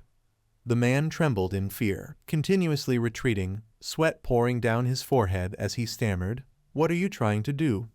How dare you raise your hand in the Ministry of Justice? Panic-stricken, Chu Lap hastily grabbed the sleeve of Minister Sun beside him, begging miserably, Minister Sun, please, arrest this criminal at once. But to his shock, the minister only turned away coldly, avoiding his gaze, and with a flick of his arm, pushed Chu Lap aside. Stunned and speechless, Chu Lap froze in disbelief. Why? Xia casually reached for the iron cuffs that had once been locked around his own wrists. With a calm, almost leisurely air, he tossed and caught them, letting the cuffs spin through the air in a graceful arc. Then, suddenly, he gripped the chain tight and swung with full force. The cuffs crashed straight into Chu Lap's head, shattering upon impact. Xian's cold, sharp gaze pierced through him. All the fury and resentment he had endured now released in that single devastating blow. Blood gushed from Chu Lap's forehead. His eyes rolled white, unfocused. Just before losing consciousness, tears welled up as he reached out feebly, whispering, "Chen, uncle." His voice faded as his vision dimmed. The last thing he saw was the blur of dirt and splattered blood. "Save me." Old Chen stood frozen, his face darkening, his entire body rigid with disbelief. He never expected Xian would actually strike. Everything had happened too fast, too dangerously. By the time he regained his senses, Chu Lap had already fallen. Rage exploded within Old Chen, his fists clenched tightly, his teeth grinding as fury surged violently around him. Xian, utterly fearless, shouted boldly, "Kill me then." His voice thundered across the room, in front of my senior brothers, in front of the officials of the Ministry of Justice, in front of the two great scholars.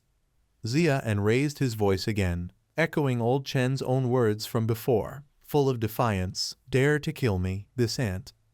Under the oppressive aura of so many powerful figures, Old Chen flinched, his will collapsing instantly. Terrified, he instinctively backed away, step by step. Xian tightened his fist, his heart suddenly enlightened, as if understanding the truth of the world. Indeed, in this place, only the son of an official could stand against the son of an official.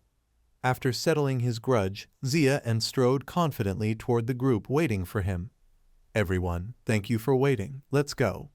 At that same moment, beyond the city walls, two galloping war horses raced furiously along the dusty road. It was Xu Bingjai and Xu Xinnian, spurring their mounts at full speed. Both wore anxious expressions, hearts pounding with dread. "Xian, please, don't let anything happen to you. I wonder if the master managed to save Big Brother in time."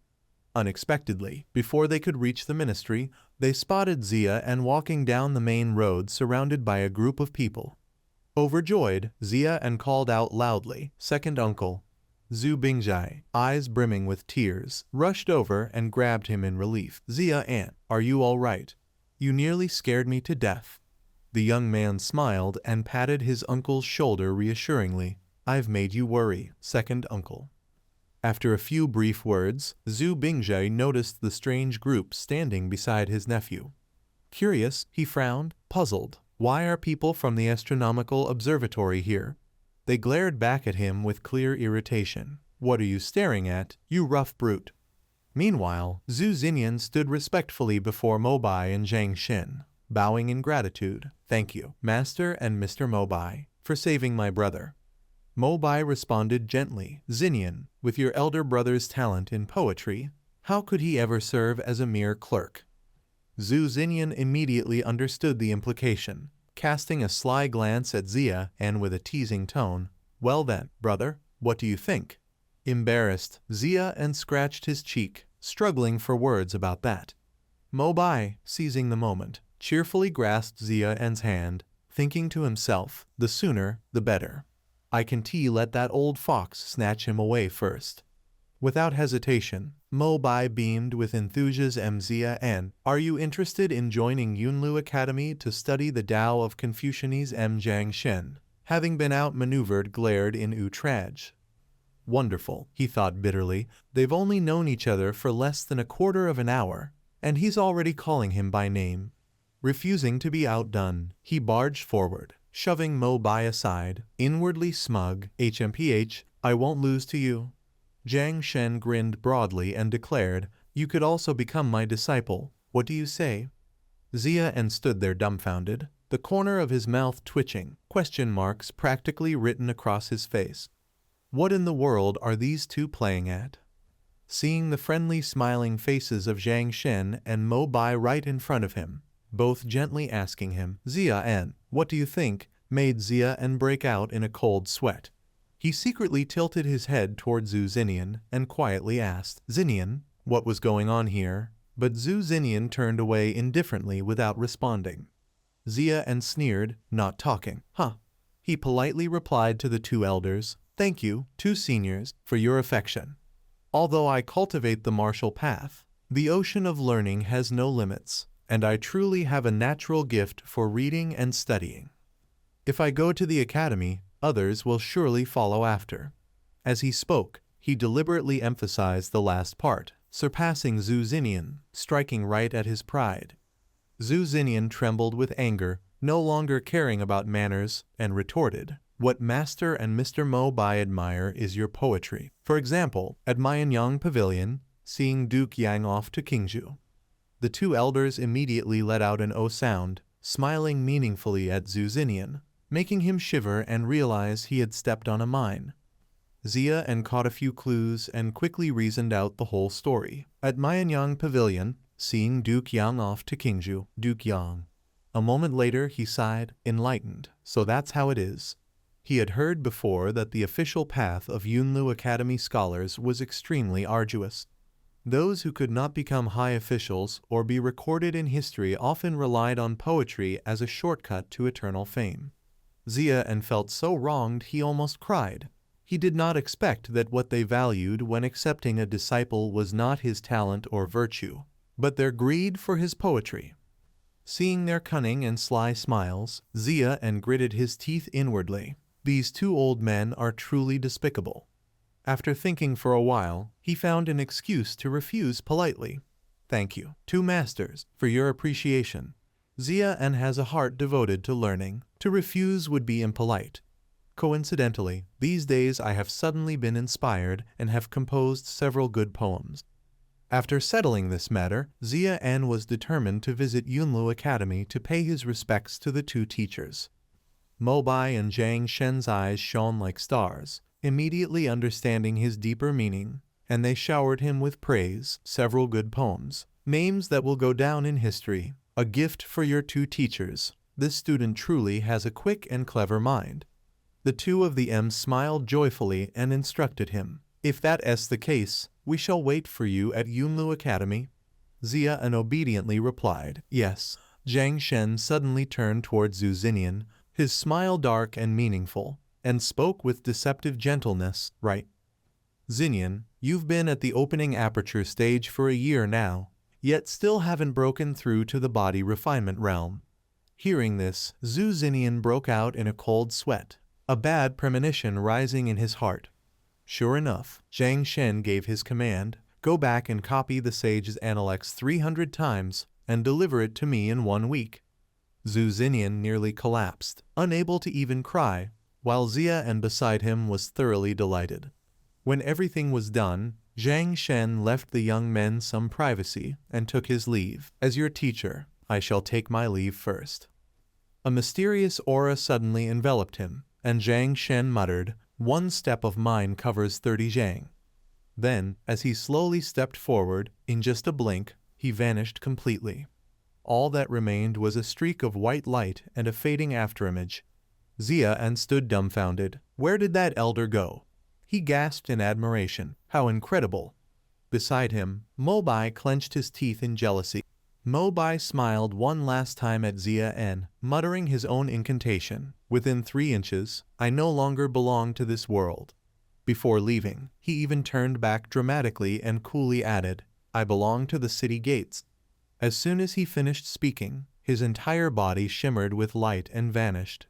Xia An stood there, mouth agape in astonishment, and turned to ask, "Xinnian, what realm are those 2 great scholars in?"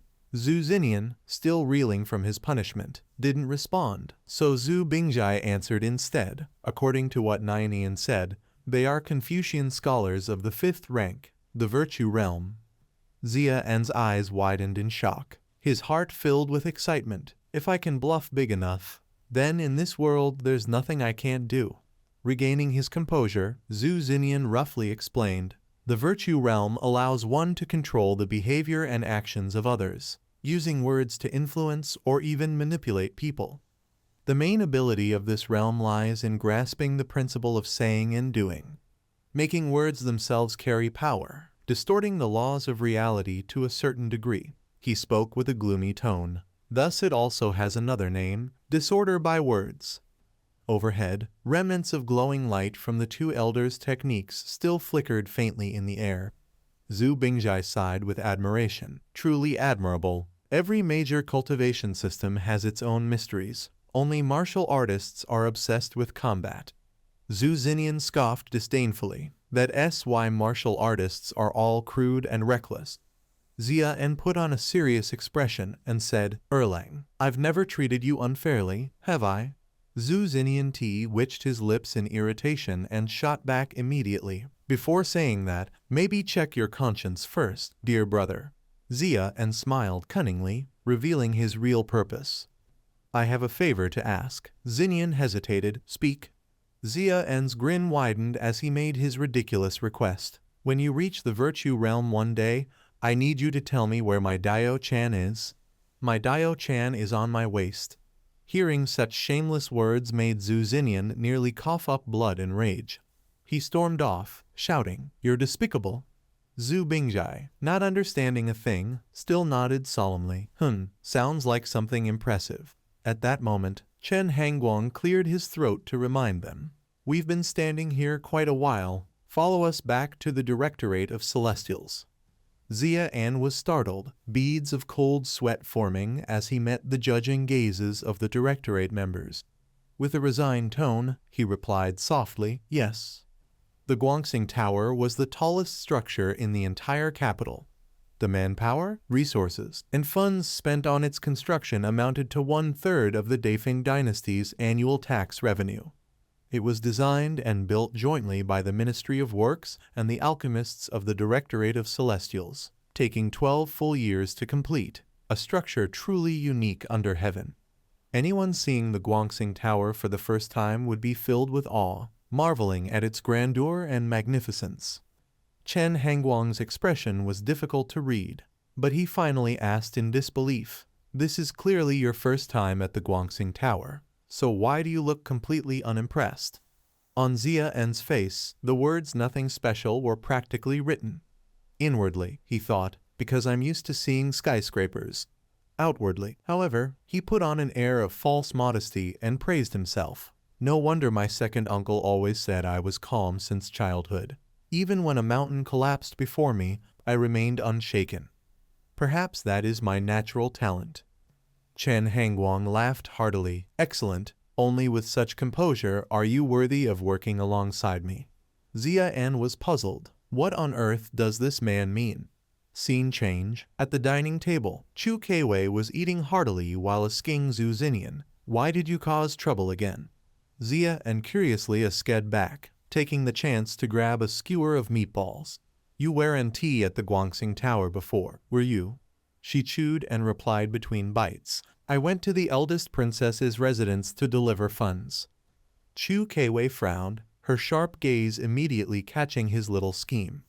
With a calm motion, she flicked Xia En's hand away from the skewer and said coldly, It seems you haven't eaten yet. Senior brother Chen, take him back. Let him eat his fill before returning here. Xia En stood there bewildered, feeling as though he had just seen what Xu Lingyan might look like after growing up. She chewed on the meat skewer while casually striking up a conversation. The case of the tax silver has been settled.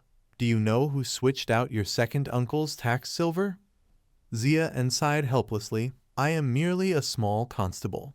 Chu Keiwei's eyes sharpened. The one who replaced the tax silver was Lu Wenchai, 100 household officer of the Imperial Blade Guard, along with Chief Registrar Zhang Xin from the Ministry of Revenue. Xia En looked confused, not understanding her implication. So what does that mean? She gave the key answer. As he pieced everything together in his mind, the realization struck him. No wonder that man surnamed Chu had looked so determined to destroy him upon hearing his name. It was because he had uncovered the tax silver case and ruined their grand scheme. So now they sought revenge. His expression darkened as doubt crept into his mind. No, perhaps what happened today had been planned long ago. According to his reasoning, the residence of Vice Minister Chu was inside the city, while the Xu family estate was outside the walls. The Chu residence and the Xu residence were far apart, so why had that man wandered near the Xu estate in the suburbs? The only possibility was that he had done so deliberately. At last, Xia fully understood everything. If that man surnamed Chu had investigated him beforehand, then he must have recognized Ling Yu's face. His so-called flirtation with an innocent girl was merely an act. His true purpose was to provoke a conflict, using it as a pretext to kill him. Realizing this, Xia's entire body trembled in shock and disbelief. Although the capital's authority was near, killing a minor clerk like him was nothing of significance. How could a high-ranking official, a vice minister of revenue of the third rank, be shaken by such a small matter? In the end, Xia found the answer himself. It seemed that from the moment he had solved the case of the tax money, he had already offended the vice minister of revenue. He thought wistfully of his once simple dream. How foolish. He had wanted to stay far away from royal power, to live as a wealthy man with many wives and concubines, living an ordinary, peaceful life without ambition. If not for Xinnian wanting to present poetry to the Academy elders, and if not for him suddenly feeling inspired a few days ago to write down some chemical knowledge from memory, his body would probably already be cold by now. He might not even have known the true reason for his own death, just that he had somehow provoked two noble men born into privilege. Yet, this string of coincidences felt far too strange. Xia froze, startled by the realization that it was luck, pure luck. He fell silent for a moment, then called out softly, "Miss Kei." She took another bite of her pastry, looking at him blankly. "What?" Xia pressed a hand to the table and forced himself upright. Kei used her tongue to lick the crumbs clean from her fingertips, then nodded casually. "I know." With a bright, confident smile, she began to explain proudly. An 8th-rank sorcerer is called a practitioner of aspiration energy. The art of aspiration is the most fundamental ability of us sorcerers. All the strange and wondrous powers you've heard of are built upon this foundation. But do you know why a 9th-rank sorcerer isn't called an aspiration practitioner, but a healer instead? Xia awkwardly avoided her gaze and replied perfunctorily, "Isn't it because all of you sorcerers have hearts that want to save lives?" Kei leaned back in her chair, grinning mischievously. She gazed up at the ceiling and explained, "Everything in this world has its own destiny, and among them, humans are the most complex. The 8 sufferings of life, the 7 emotions, and the 6 desires are all parts of fate. Healers save lives, but they cannot escape birth, aging, sickness, and death. Over time." Kei winked with one eye, then pointed to the other with a playful smile and finished her sentence. "It grants their eyes the ability to see through destiny itself." Xia was intrigued, secretly sighing in admiration. "I like girls who know everything." He leaned closer to her, curiosity gleaming in his eyes, and pointed at his own face pleadingly. "Then, can you see my destiny?" Kei closed her eyes, and a faint blue light spread from them. She replied with smug confidence, "Easy." The next moment, she opened her eyes again, and her pupils had turned into a radiant shade of blue. That energy wrapped tightly around Xia's body. It was the art of aspiration. Feeling the strange aura surrounding him, he swallowed nervously, thinking to himself, being targeted by the art of aspiration feels really uncomfortable. In Kei's eyes, Xia's figure was burning brightly, the colors of the flames mingling together. When it was done, she withdrew the energy of her art of aspiration and spoke slowly. "Your destiny glows with pale red mixed with black aura." Xia, confused and alarmed, shouted, "What does that mean?" Kei recalled what she had seen within his fiery image and explained, "Red represents those who serve the imperial court, but since it is pale, it means you are a low-ranking official. The black aura symbolizes misfortune. This is something you should take to heart." Xia rubbed his chin thoughtfully. "Are there no other colors?" Without an ounce of shame, he continued, "For example, a color that represents the child of heavenly fate." These words made Kei jolt in shock. She slammed her hand on the table and exclaimed, "What?" Leaning forward, she whispered urgently to Xia, "It's fine to say that in front of me, but if someone with ill intent heard you, it would be considered a crime of disrespect." Sweat formed on her forehead as she sincerely warned him, aside from the emperor himself. No one dares to claim to be the child of heavenly fate. Deep down, Kei was speechless, thinking, great disrespect aside, where does this man get the confidence to think he's heaven's chosen? Xia and smiled smugly, but inside he was shouting at the top of his lungs, mighty dragon, open your eyes and see again. I understand now. She couldn't see it, probably because of her rank, or perhaps my imperial golden constitution has nothing to do with fate. His mind wandered, and his restless hands began to fidget again. Kei noticed immediately and cast a sharp, icy glare. With a swift motion, she slapped his hand away and warned coldly, after I finish eating, I'll let you eat. Xia and chuckled dryly, thinking, finish eating. Looking at the plates on the table, now left with only crumbs, he screamed internally, you've already eaten half the entire table. Is your stomach bottomless? He raised a hand and coughed a few times before getting serious again. His expression hardened, murderous intent faintly emanated as he placed one hand on the table and asked solemnly, what is the current situation of the Ministry of Revenue's Vice Minister? Scene change. On the table, inside a white bowl, were a few insignificant fragments. Flames burst out from Chu Keiwei's fingertip. He focused intently, trying to control the fire according to his will, while behind him many worried eyes were watching. Chu Keiwei gritted his teeth, thinking nervously. The next step was exactly where he had failed countless times before. Both Chu Keiwei and the others looked anxiously and expectantly at Xinnian. He pondered for a moment, then nodded slightly, silently concluding that since the instructions had been carried out without a single error, everything up to this point was still fine. Chu Keiwei took a deep breath and snapped his fingers again, summoning heavenly thunder to strike down into the white bowl on the table. The final step, thunder fusion.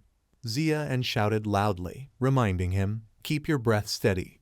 They all began to sweat profusely, tightly pinching their noses, repeating in their minds, keep your breath steady, keep your breath steady. Just a moment later, Chu Keiwei's eyes widened in disbelief. It worked. It really worked. A lump of silver sat neatly inside the gray bowl, still sizzling and smoking. The disciples stared at the silver, their eyes sparkling with excitement, cheering, it worked, Senior Brother Chu Keiwei. How did you do that? It finally worked this time, Senior Brother. Please teach us too. He looked at the white silver in the bowl, confused and doubtful. Strange, he hadn't done anything different from before. Every previous attempt had been the same when forging fake silver. Chu Keiwei quickly turned toward Xia and, asking anxiously, Xu Xinnian, do you know the reason? Under the curious and questioning gazes of the disciples, Chu Keiwei, Xia and firmly chose to remain silent. He closed his eyes, lost in thought. Just as he expected, that day when Miss Chu Keiwei succeeded in creating silver on her first try, it hadn't been skill or coincidence. No, it was pure luck. Sweat began to bead on his forehead as he realized the truth. It was because of his own presence, because everything was connected to him. He cleared his throat a few times, raising the tension in the air before speaking solemnly, this question, you all should not be asking me. Xia and turned his back slightly, smiling faintly as he glanced at Chu Keiwei, and said with a calm tone, as a skilled alchemy practitioner, you should learn to think through problems on your own. I believe you can already sense where the key to the issue lies. His words made Chu Keiwei freeze for a moment. The key to the problem. He recalled every step of the silver forging process in his mind. First, dissolve salt in water. Second, cover the mouth of the cup with silk paper and pour the salt water in slowly. The steps before had no changes, so the real difference must have been. He stayed silent for a while, then suddenly understood something, his eyes widening as he shouted in excitement, I see it now. I see it, Xu Xinnian, you truly are a genius in alchemy. Overjoyed, Chu Keiwei leaned closer to Xia and, exclaiming, even though you never saw our previous failures, you already knew the real cause behind them, didn't you? Xia avoided his gaze awkwardly, thinking for a moment before replying calmly, no, I only knew that your thinking was gradually approaching the truth. The disciples and Chu Keiwei all looked curiously, eager to know more. What's the key? Senior brother, what did you realize? Brother Chu, tell us. He didn't let them down and answered immediately. It's the intensity of the thunder strike.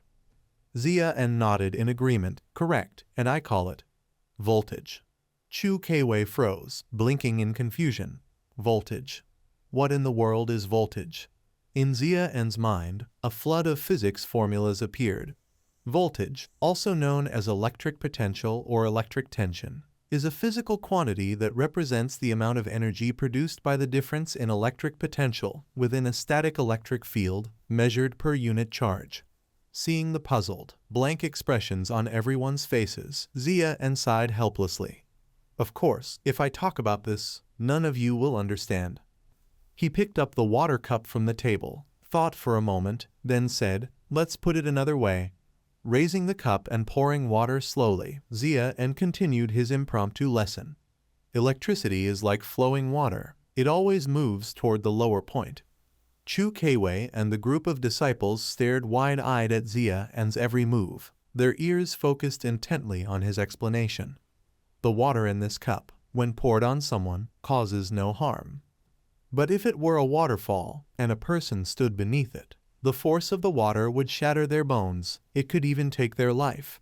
Xia blinked one eye and pointed at everyone, saying, electricity is the same. That's why I call this phenomenon voltage. Having just been enlightened with a whole new realm of knowledge, and then came the glorious deeds of Xia recounted vividly by Chief Wang and his men. Officials of their low rank, how could their subordinates ever be truly clean? The impoverished commoners wept in despair, while the officials nonchalantly took out stacks of silver ingots. To not prey on ordinary people was already considered a sign of conscience, and as for those wealthy merchants, wasn't exploiting others for profit simply their natural way of life? Yet it was at that very moment that the hero of their lives appeared. The figure of Xia emerged, accompanied by his firm declaration, but he would not. Whether they were commoners or rich merchants, he never exploited others for wealth. Chief Wang drifted back into his memories, his thoughts wandering. Back then, when the Xu family was struck by disaster, I decided to take him to check an account of money. He was surprised at the young man's answer. Xia only smiled and agreed. Chief Wang recalled his own obsequious expression as he handed over the money to Xia, and after the matter was settled, Xia divided 5 silver coins for him. This is your share, take it. He happily replied, thank you, boss. Ling Yu's eyes lit up when she heard the next words from Chief Wang. But later he secretly returned the money to its owner. A servant girl suddenly rushed in to report, Master, there is silver at the door. He was utterly bewildered. Strange, who knocked just now? Chief Wang sighed. If one says he was too sensible, when the water is too clear, there will be no fish. Could he truly not understand that? He clenched his sleeves tightly, his gaze distant as he recalled the days when the 4 of them had walked shoulder to shoulder. Yet to say that he lacked understanding would not be right either. He got along well with everyone, a truly clever man, and so when trouble befell him, they all felt sorrow. Ling Yu listened in silence, her fingers twisting her dress until it wrinkled. All trades are inferior, only reading is noble. Since childhood, Ling Yu had always respected her elder brother. Her mother once told her, your second brother is the only scholarly seed of the Xu family, the pillar of our future. Her brother was to sit for the autumn examinations that year, and Ling Yu's admiration for him only deepened. Until the day of the taxed silver case, when the entire family was thrown into prison. Her mother had held her tightly in her arms, but alas, Ling Yu had been too young then to understand anything. As she grew older, her eyes lit up again when she met the son of her life. Xu Xinnian's smile was like a spring breeze that pulled Ling Yu out from the darkness. In their desperate moment, her brother had opened a path of survival for the entire family. The more she thought of it, the more her heart trembled. Seeing the familiar face, she jumped up joyfully, overwhelmed, exclaiming, Father, second brother. County Magistrate Xu rushed in, panting and disheveled. He anxiously asked, Ningyan is safe now, truly. Xu Xinnian stepped forward to answer on behalf of them all. Yes, I have invited a teacher, and also Mr. Murong.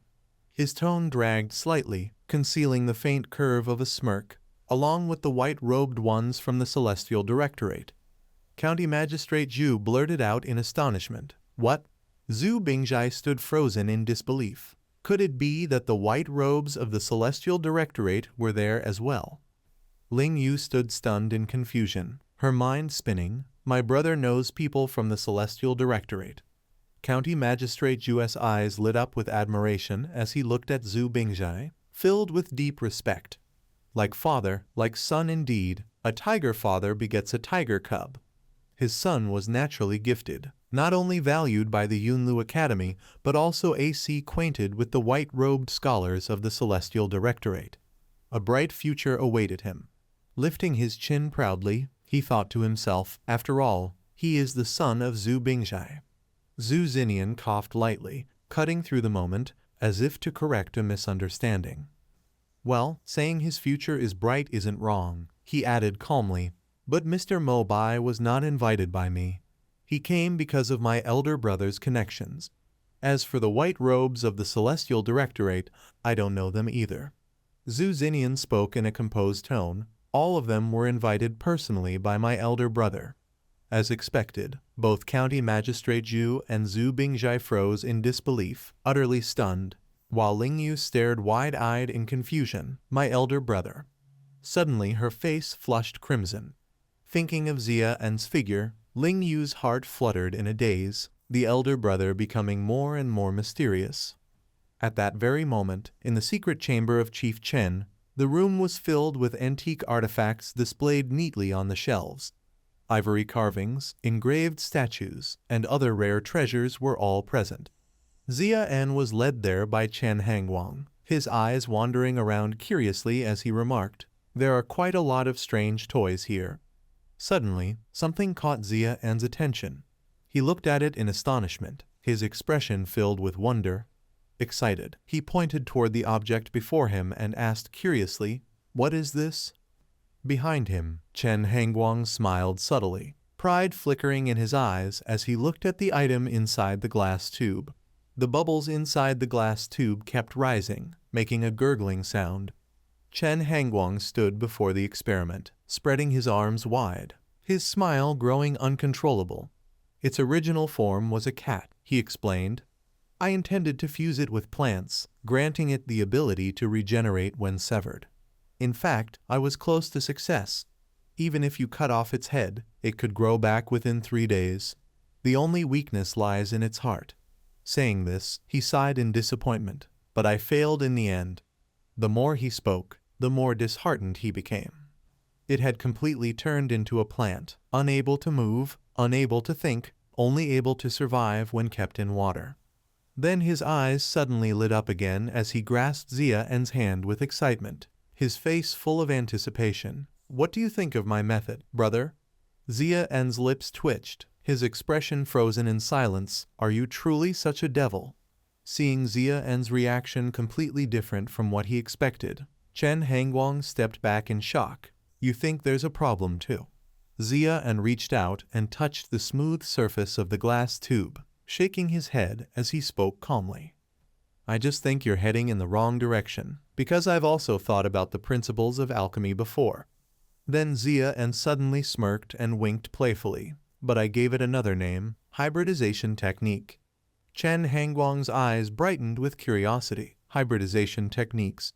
Xia An nodded and explained in detail. We can start small, by crossbreeding within the same species, for instance, to create an entirely new kind of life. It may produce a superior new species, or the result could be the opposite. Xia An smiled brightly, his eyes squinting in delight. But that's exactly the charm of alchemy, don't you think? Chen Hangguang's eyes sparkled once more as he leaned in close, asking repeatedly with excitement, Just now, you mentioned alchemy, didn't you? You said alchemy. Xia An's eyes widened in surprise as beads of sweat rolled down his temple. Chen Hangguang drifted into his own world, passionately speaking about his theories. I believe that alchemy should not be limited to lifeless matter, he said.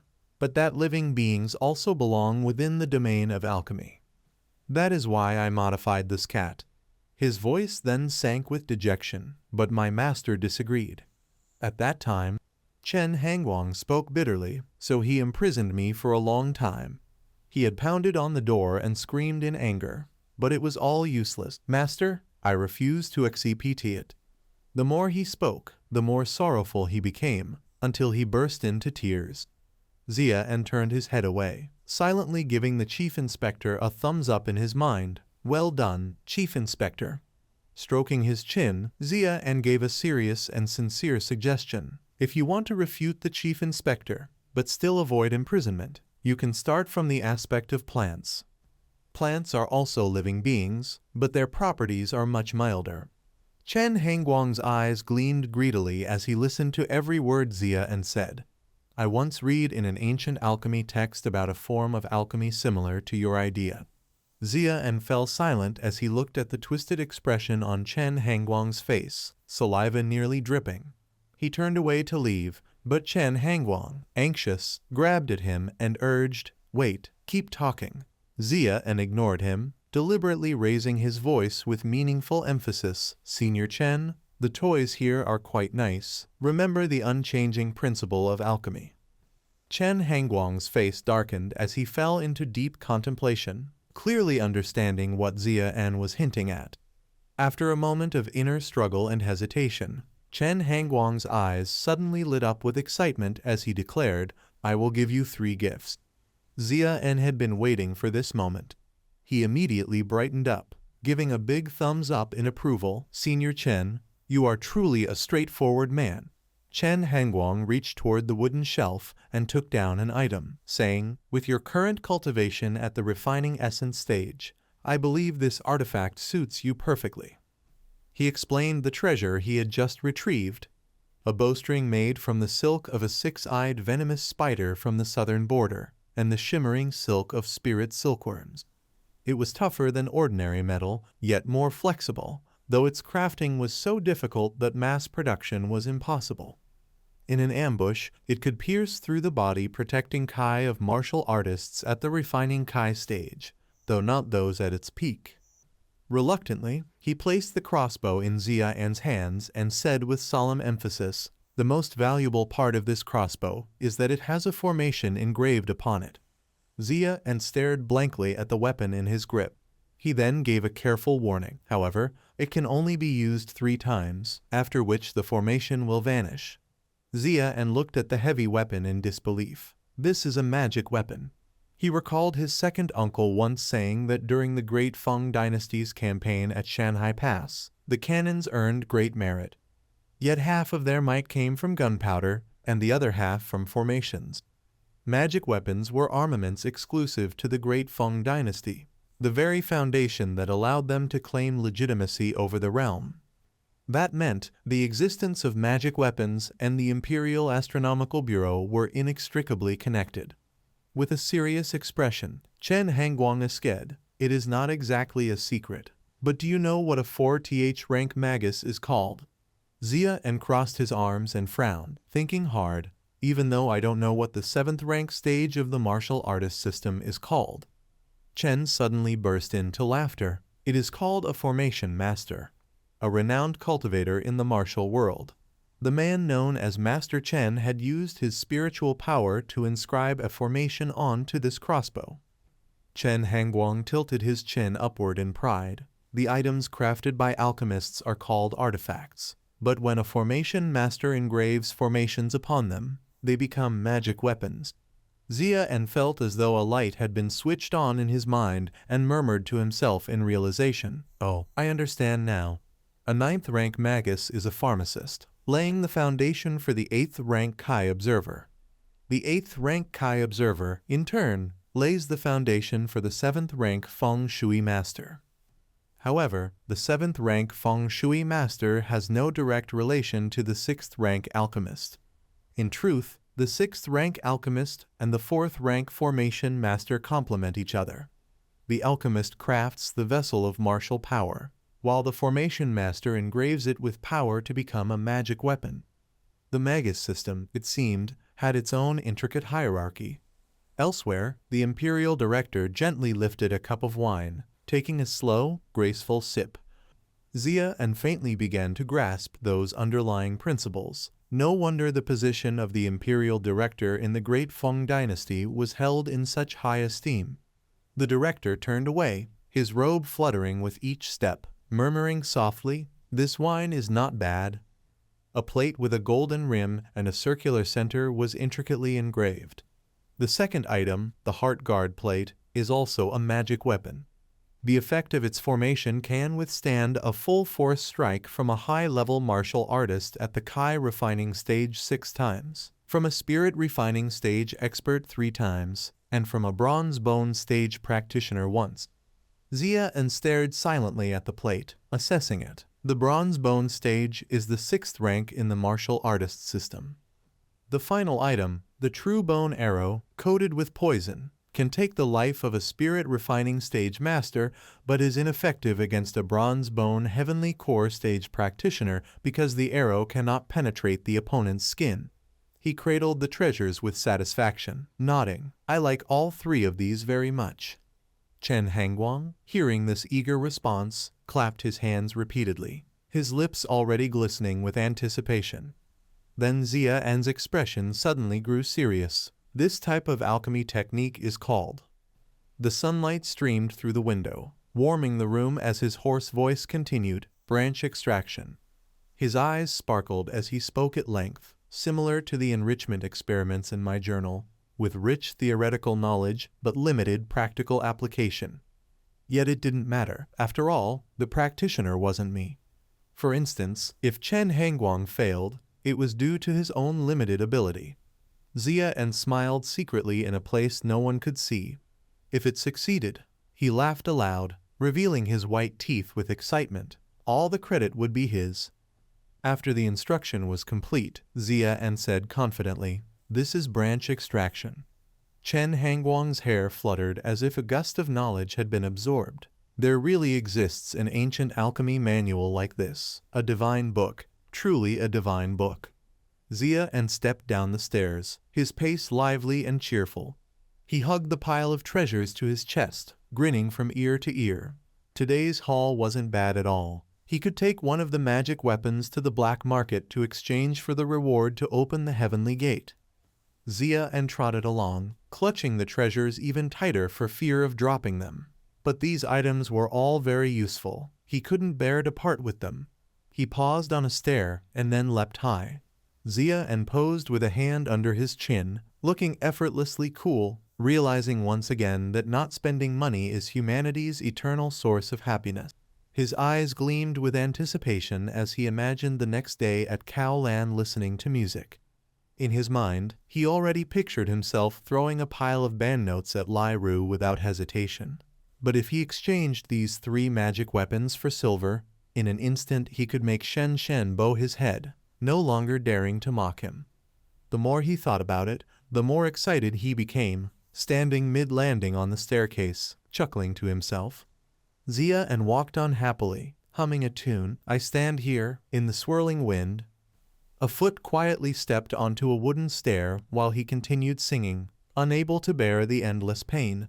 Still unaware of what was happening, he carried on passionately, wishing to the heavens, clouds drifting in all directions. It wasn't just one person, but a group ascending the stairs together. He raised his hand high, continuing to showcase his singing talent, sword in hand. Xia ended the song with the final line, asking who in the world is a hero. He heard movement and stealthily opened one eye to observe. Xia was surprised to see 3 people slowly making their way up toward him. In his eyes, thick streams of killing intent surrounded them, a powerful aura radiating that made everyone dare not provoke them. Their dark robes fluttered lightly with each movement of the 3 people. They reached the final step of the staircase, directly opposite Xia. The 3 of them ignored him completely, walking past with an air of indifference. The overwhelming black aura made Xia shiver, feeling a chill creeping up his neck. His eyes widened in astonishment, sensing the crushing weight pressing down. The last person passed by Xia and he couldn't help but let out a soft, amused laugh. Long hair partially hid his face, but from the profile, Xia could see that he was handsome. That person glanced at Xia, curling his lips into a sinister smile, red light blazing from his eyes. Xia sensed the threat and instinctively followed the figure with his gaze. After they passed, the staircase and hallway fell completely silent. After a long moment, sweat poured down Xia's face like a shower. He exhaled in relief. Finally, they were gone. Those three were not simple at all. Phew, next time, I shouldn't sing such arrogant lyrics again. Xia rubbed. Tai Wai cheerfully walked behind Song King, both of them standing at the door waiting for someone. She was still busy enjoying the delicious food and had not paid attention when he had already bowed politely. In front of Song King were three people radiating strong killing intent who had met Xia on the lower staircase. Leading them was the leader of the Da Zhang Ren, Wai Yuan, with a stern frowning face. He bowed politely, addressing Lord Wai. Following him were two disciples, Da Zhang Ren Jin La, Nan Gong Xian Ru, and Da Zhang Ren Jin La, Yang Yan. Song King, following proper etiquette, led all three to the tea table, sunlight warmly illuminating the room. Song King bowed seriously and informed Lord Wai, "The teacher has drunk too much and is taking a nap. Please wait in the tea room for a while." He did not concern himself with such minor matters, lifting the teacup with interest, recalling that while going upstairs just now, he had coincidentally encountered an interesting young man. Wai Yuan exhaled a hot stream of smoke, seemingly not a disciple of the Tianjian Bureau. Tai Wai immediately guessed who he was referring to and nodded, "Oh, him," not letting her accidentally reveal anything dangerous. Song King hastily interjected, "He is a minor figure not worth mentioning." He squinted his eyes and added, "But still very interesting. The Da Zhang Ren organization participates in investigations, arrests, interrogations, and other activities, while also collecting military intelligence and conducting ambush operations. It does not belong to the 6 ministries, nor to the military system. It is an imperial intelligence organization. Da Zhang Ren has a distinguished reputation, like a tiger in the eyes of civil and military officials, correcting people without reason." Song King was concerned about these three in front of him. All officials of the Da Feng had heard a saying, "Do nothing shady in the daytime." After careful consideration, he honestly assessed a genius. Song King firmly added, "A genius in alchemy." He could not hide the admiration in his voice. If he had not strayed from his path, if he had apprenticed at Tai Thien Jium, his name would be recorded in the annals. The three people of Da Can Ren smiled meaningfully. Thien Nhu snorted with disdain, "A genius." At the same time, in the inner courtyard of the Zhu residence, Lu Enjie was cutting leftover fabric while anxiously reporting, "Madam, yesterday I went to find the eldest master and noticed he didn't have winter clothes, still wearing autumn attire." Lai Ru, embroidering with needles, angrily lifted her head and asked, "What do you mean?" She spoke a little frightened and flustered, and also made a set of clothes for the eldest master. Lai Ru shouted furiously, "Over my dead body." Mentioning that person, her blood boiled. She spoke each word harshly, causing Lu Enga to fearfully shed tears. "That brat, always looking for a chance to provoke me, and still wants me to make clothes for him. Impossible." Thinking of the image of Xia and devouring his meal so nonchalantly, Lai Ru's face had long turned sour. Day after day he came to eat at the house, yet never seemed to contribute a bit to the household expenses. Lu Enja quietly interjected on his behalf, saying, "Isn't the senior master's stipend already given to the residents?" Recalling the piles of bowls not stacked like mountains, she scolded irritably, "With his appetite, it's only enough for himself." Thinking of Xia, Lu Enga's anger flared even more, wanting to claw at him. This isn't the second young master family. That unlucky grandson, out of respect for him having saved the whole family's lives, a slight change in attitude toward him would not be unreasonable. Yet he keeps taking opportunities to jab at me, always wanting to live without peace. Xia innocently replied, "Wait until after the meal and then talk." She angrily stitched her fabric like a sewing machine, Wolves travel 1,000 miles to eat meat. Dogs travel 1,000 miles to eat feces. The proverb is outside the corridor. The sound of Lai Ru's hurried footsteps echoed. In the blink of an eye, she had reached the place. As soon as she opened the door, Lai Ru burst into tears, calling out her daughter's name, Lin Yin. Looking around, she saw Bing Jai holding the little girl in his arms, with 2 other children standing nearby, and she panted anxiously, her heart uneasy. Bing Jai gently lowered his head, comforting his daughter and reassuring Lai Ru, "Don't worry, it's fine." Seeing Lin Yin sleeping soundly in his arms, Bing Jai tenderly instructed Lin Yin to just sleep and take her back to the bedroom. Lai Ru reached out to embrace her while softly scolding. How could it turn out like this after just stepping out for a short while? Suddenly she pressed her lips together and murmured, "And also Xia An." When Lai Ru looked up, her voice trembled and choked with emotion. Bing Jai could only bow his head and sigh. "It's fine, he has left the scene," he suddenly announced. "This matter can be considered temporarily resolved," and Lai Ru's expression eased slightly upon hearing that. He then gently counseled, causing Lai Ru to pause. "Look, this time if it weren't for Ning Yan, Lin Yu and Lin Yin would have been in danger." Bing Jai seemed to age a few years. He was somewhat solemn, a bit stubborn in character, but he treated his family well. Bing Jai still remembered that moment when Xia An held Lin Yin tightly, soothing her, "Don't be afraid, Big Brother is here," or the time he spoke coldly, "Whenever the husband is enraged, blood can spurt 5 steps away," making Bing Jai marvel, could an ordinary person risk their life for our daughter like that? He regretted recalling the days when his wife constantly scolded Xia An and reprimanded him, always saying he was displeasing to the eye. Noticing that he learned martial arts and earned a lot of silver, feeling that raising him to grow up, saying a few words to him was no big deal. Yet whenever he spoke in a way she did, he continuously questioned whether her heart was not sensitive, leaving her only able to stand there in shock. Not stopping there, Xu Bingjai turned to his bewildered daughter and recounted how Lin Yu had been wronged by others, and that he could charge recklessly against them, which immediately moved her to tears, silently thinking that in this life she must repay her elder brother well. Xu Bingjai concluded with a sentence, "If Xia An truly could never return." Lai Ru both regretted and held her child tightly while listening to her husband lower his voice painfully. Could she really not feel heartache? She frowned and stammered, "Ta." Xu Xinnian silently observed his mother choking back words from behind, because he knew clearly in his heart that although his mother always said elder brother was a golden swallowing beast, a bringer of misfortune, in fact she still cared for elder brother. He then saw the absent-minded back of his mother. Xu Xinnian had always sensed how happy Lai Ru had been when Xia An was still living peacefully. After all, she had raised elder brother for 20 years and had affection for him.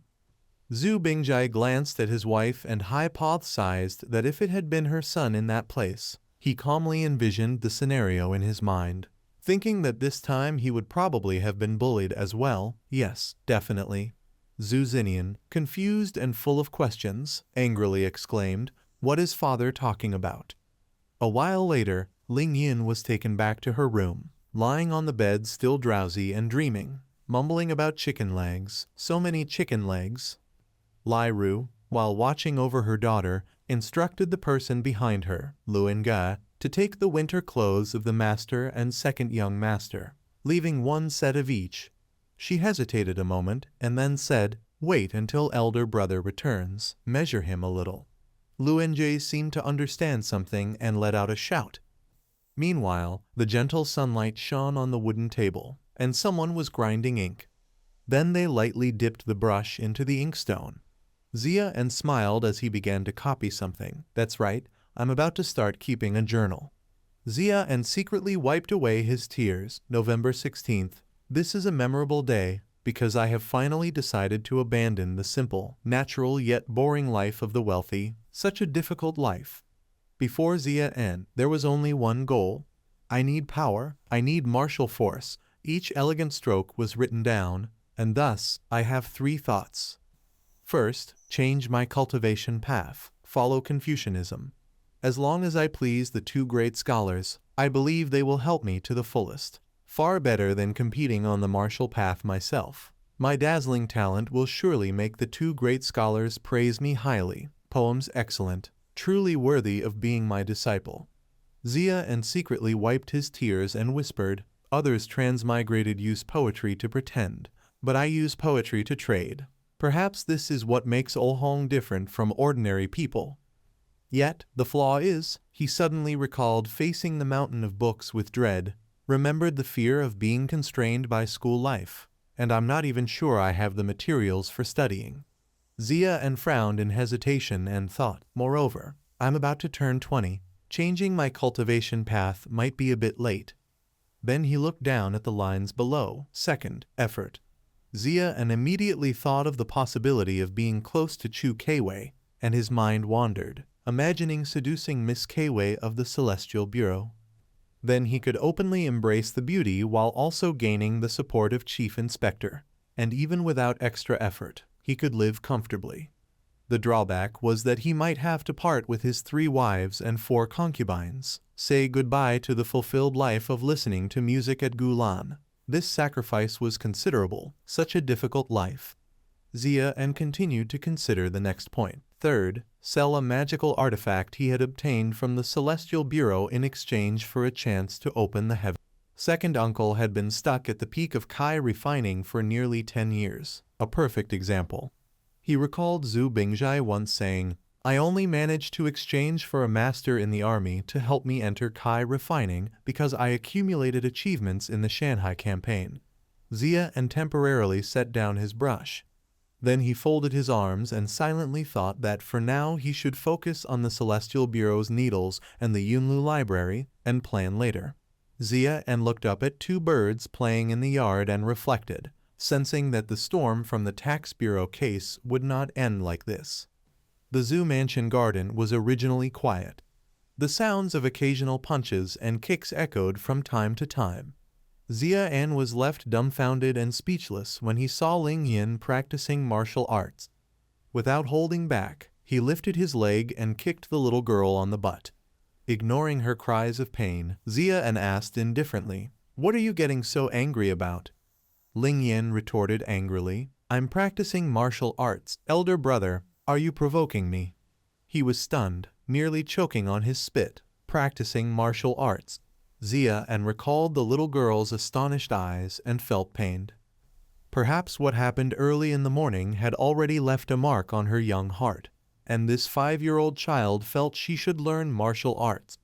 Yet he still wore a mocking smile and provoked her. Hi, yes, provoking you, so what? Ling Yin argued passionately. Father says people compete for a breath. Martial men are the same. This is called, Xia and kindly reminded, dignity.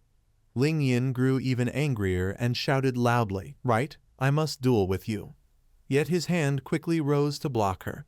The little girl didn't expect to be stopped just a step ahead, so she screamed at the top of her lungs. Xia An was completely helpless, such noise. Looking at her small wriggling body, he set a condition. I'll give you a chicken leg, consider it your loss. In an instant, Ling Yin immediately saw a delicious chicken leg appear. She obediently nodded in agreement. Okay. Night fell, the oil lamp light fell on the warm tea. Xia and gently put the teacup down. Then he looked up in a sked. What do you all think about what happened this afternoon? The father and son in front were stunned. Xu Bingjai hesitated and spoke. It's already passed. Xu Xinnian quickly cut in understandingly and said, You mean? He frowned and guessed that Chu young master might still seek revenge. Xu Bingjai immediately waved his hand to rebut. No. Normally it would be fine, but today the great Confucian from the Yunlu library and the white-robed official of the Celestial Bureau came forward. He calmly speculated. I think that Chu's surname fellow will not dare to cause more trouble. Xia and sighed and suddenly announced gravely, Today I received news at the Celestial Bureau. He paused a bit then continued. The one behind manipulating the tax and treasury case is Xu Xinnian. This news made the 2 father and son surprised and jump up. Xu Xinnian's face turned dark, and he immediately understood everything. So it seems today was not accidental. But Chu Lai intended revenge. Zia and observed Xu Xinnian's expression and secretly pleased nodded. Very good. No wonder a reader of books could pass the exam, smart head.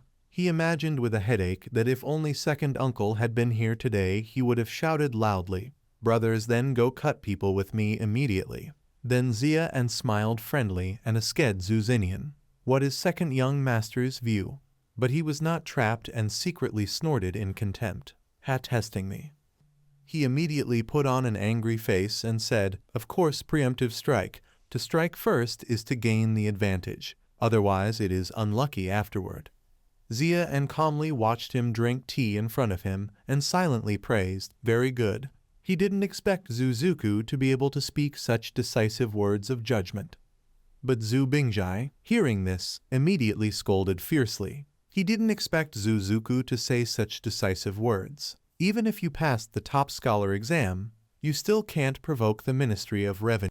He sat down, folded his arms, and analyzed. We are not offending Chu Lai, but the Ministry of Revenue's shilling Chu Xianbing. Perhaps Chu Lai would not dare retaliate. He deliberately paused and then continued. But what about the Ministry of Revenue's shilling? We are not only ruining his good plans. Zhu Bingjai widened his eyes in disbelief as Zia and revealed the truth. Even his designated heir was injured. This debt, as long as there's smoke, there will be fire, it absolutely cannot be ignored. Zia and casually looked down and saw an ant crawling on the table, then said, "Moreover, in Chu Shilling's eyes, the Zhu mansion is no different from an ant." Zhu Bingjai immediately worried and said, "Impossible, we cannot fight Chu Shilling." He immediately thought of a solution. Zia and, you know, the white-robed official of the Celestial Bureau. Xu Xinnian is a student of the Yunlu Library. Relying on these two connections, as long as we keep a low profile, no one will dare to provoke us. Zia and, hearing him finish, added, "Perhaps second Uncle Dosen T. No. The white-robed official of the Celestial Bureau does not interfere in political affairs." Xu Xinnian beside him quietly reminded his father, when handling the tax and treasury case, that I wasn't also a student of the Yunlu Library. Today my elder brother could return because Chu Lai couldn't claim justice. His methods were too weak. But if it were Chu Shilling taking action, he pressed his finger down on the tiny ant as if to speak for him. Zhu Bingjai was dazed by helplessness, questions continuously appearing in his mind. Another tax and treasury case, legally reasonable, could behead the entire Zhu family. Could the Celestial Bureau and Yunlu Library really break into prison for us? Defy the law for our sake? He seemed to want to say more but couldn't, but... Finally, Zhu Bingjai ruffled his hair, panicked and worried. How can we possibly deal with the Ministry of Revenue shilling, a proper third-rank official? Zia and could only smile awkwardly and think to himself, I don't know either, I'm just a simple transmigrator. He then glanced at the person sitting opposite, head bowed in thought, and tried to ask, "Second young master, how do you feel?" Xu Xinnian did not respond immediately but continued to ponder. After a while, he raised his head, eyes full of doubt. Earlier I was constantly thinking about one thing. Then the two of them heard Xu Xinnian say, first, behind him the Ministry of Revenue still has backing. Second, the Emperor still has concerns, for example, wanting to maintain some subtle kind of balance. He described the scene of a mid-ranking official scolding Chu Shilling, looking at my memorial exposing your crimes, and then continued, elder brother once said, a mid-ranking official of the Ministry of Revenue exposed Chu Shilling for embezzling taxes from the National Treasury. So why didn't he expose another Shilling? Why didn't he expose the Minister of Revenue? At this point, Zia and quietly realized the image of the Minister of Revenue, Shilling, another official. After thinking for a moment, he suddenly realized something and exclaimed, could it be? He couldn't believe it, and Asked is Chu Shilling's political enemy dealing with him. Xu Xinnian, seeing that he understood, continued, the old teacher once said, from ancient times the core of imperial strategy has always been balanced. The emperor does not touch Chu Shilling, clarifying the matter. He spoke in a low voice about a possibility he suspected, very likely related to the factional struggle. Xia immediately rubbed his chin thoughtfully. In normal circumstances, imperial strategy might work. But now, with the upcoming inspection, only by grasping Xu Xinnian by the tail could one have a very high chance of killing him. The inspection is organized by the institution. Even the emperor cannot insist on doing it his way. He then raised his hand to chime in. The Confucian art of governance, its core is precisely the two words ritual and system. So Xu Xinnian's political enemies will not let it slide like that. Xu Xinnian was immediately stunned, unable to believe it in his heart. The art of governance, and it's also that rough draft from the Qi Shu Tang song. Meanwhile, Xia secretly smiled awkwardly. Don't you overthink? I've just been watching costume dramas. Xu Xinnian angrily pressed and asked him. So what does elder brother think should be done? Making Xia secretly sneer. You really don't give up, do you? If you were the female lead, that cold outside warm inside temperament would be annoyingly much already. Then he imagined a hot sister pressing him. I prefer a coquettish elder sister size 36. Then he returned to a serious manner, cleared his throat and said, why would Xu Xinnian fabricate the tax and treasury case? It certainly is not for embezzlement, because embezzlement can happen any time.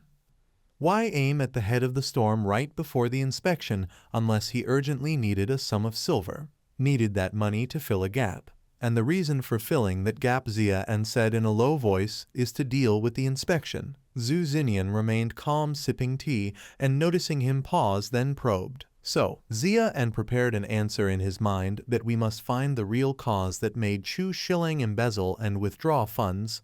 We must break the case so that Xu Xinnian has nowhere to hide and admits guilt and accepts punishment. Thinking that he then spoke up, so we must. The situation is off. And when he turned, he saw Xu Xinnian's murderous aura spread everywhere, and the latter coldly smiled wickedly and urged, you say it. In this tense situation, suddenly Xu Bingjai shouted loudly, I understand now, so we must expose this matter and leave that Xu fellow with nowhere to hide, which rendered the two opposite them helplessly silent. Meanwhile, he was very proud of himself. Ha, Xu Bingjai is not stupid either. Xu Xinnian finally regained his voice and sneered coldly. Does father think so? Xu Bingjai was slapped in the face by his son's following words. Can your father's position among the imperial sword guards let you touch the Ministry of Revenue's files? Can you openly investigate a shilling of the ministry?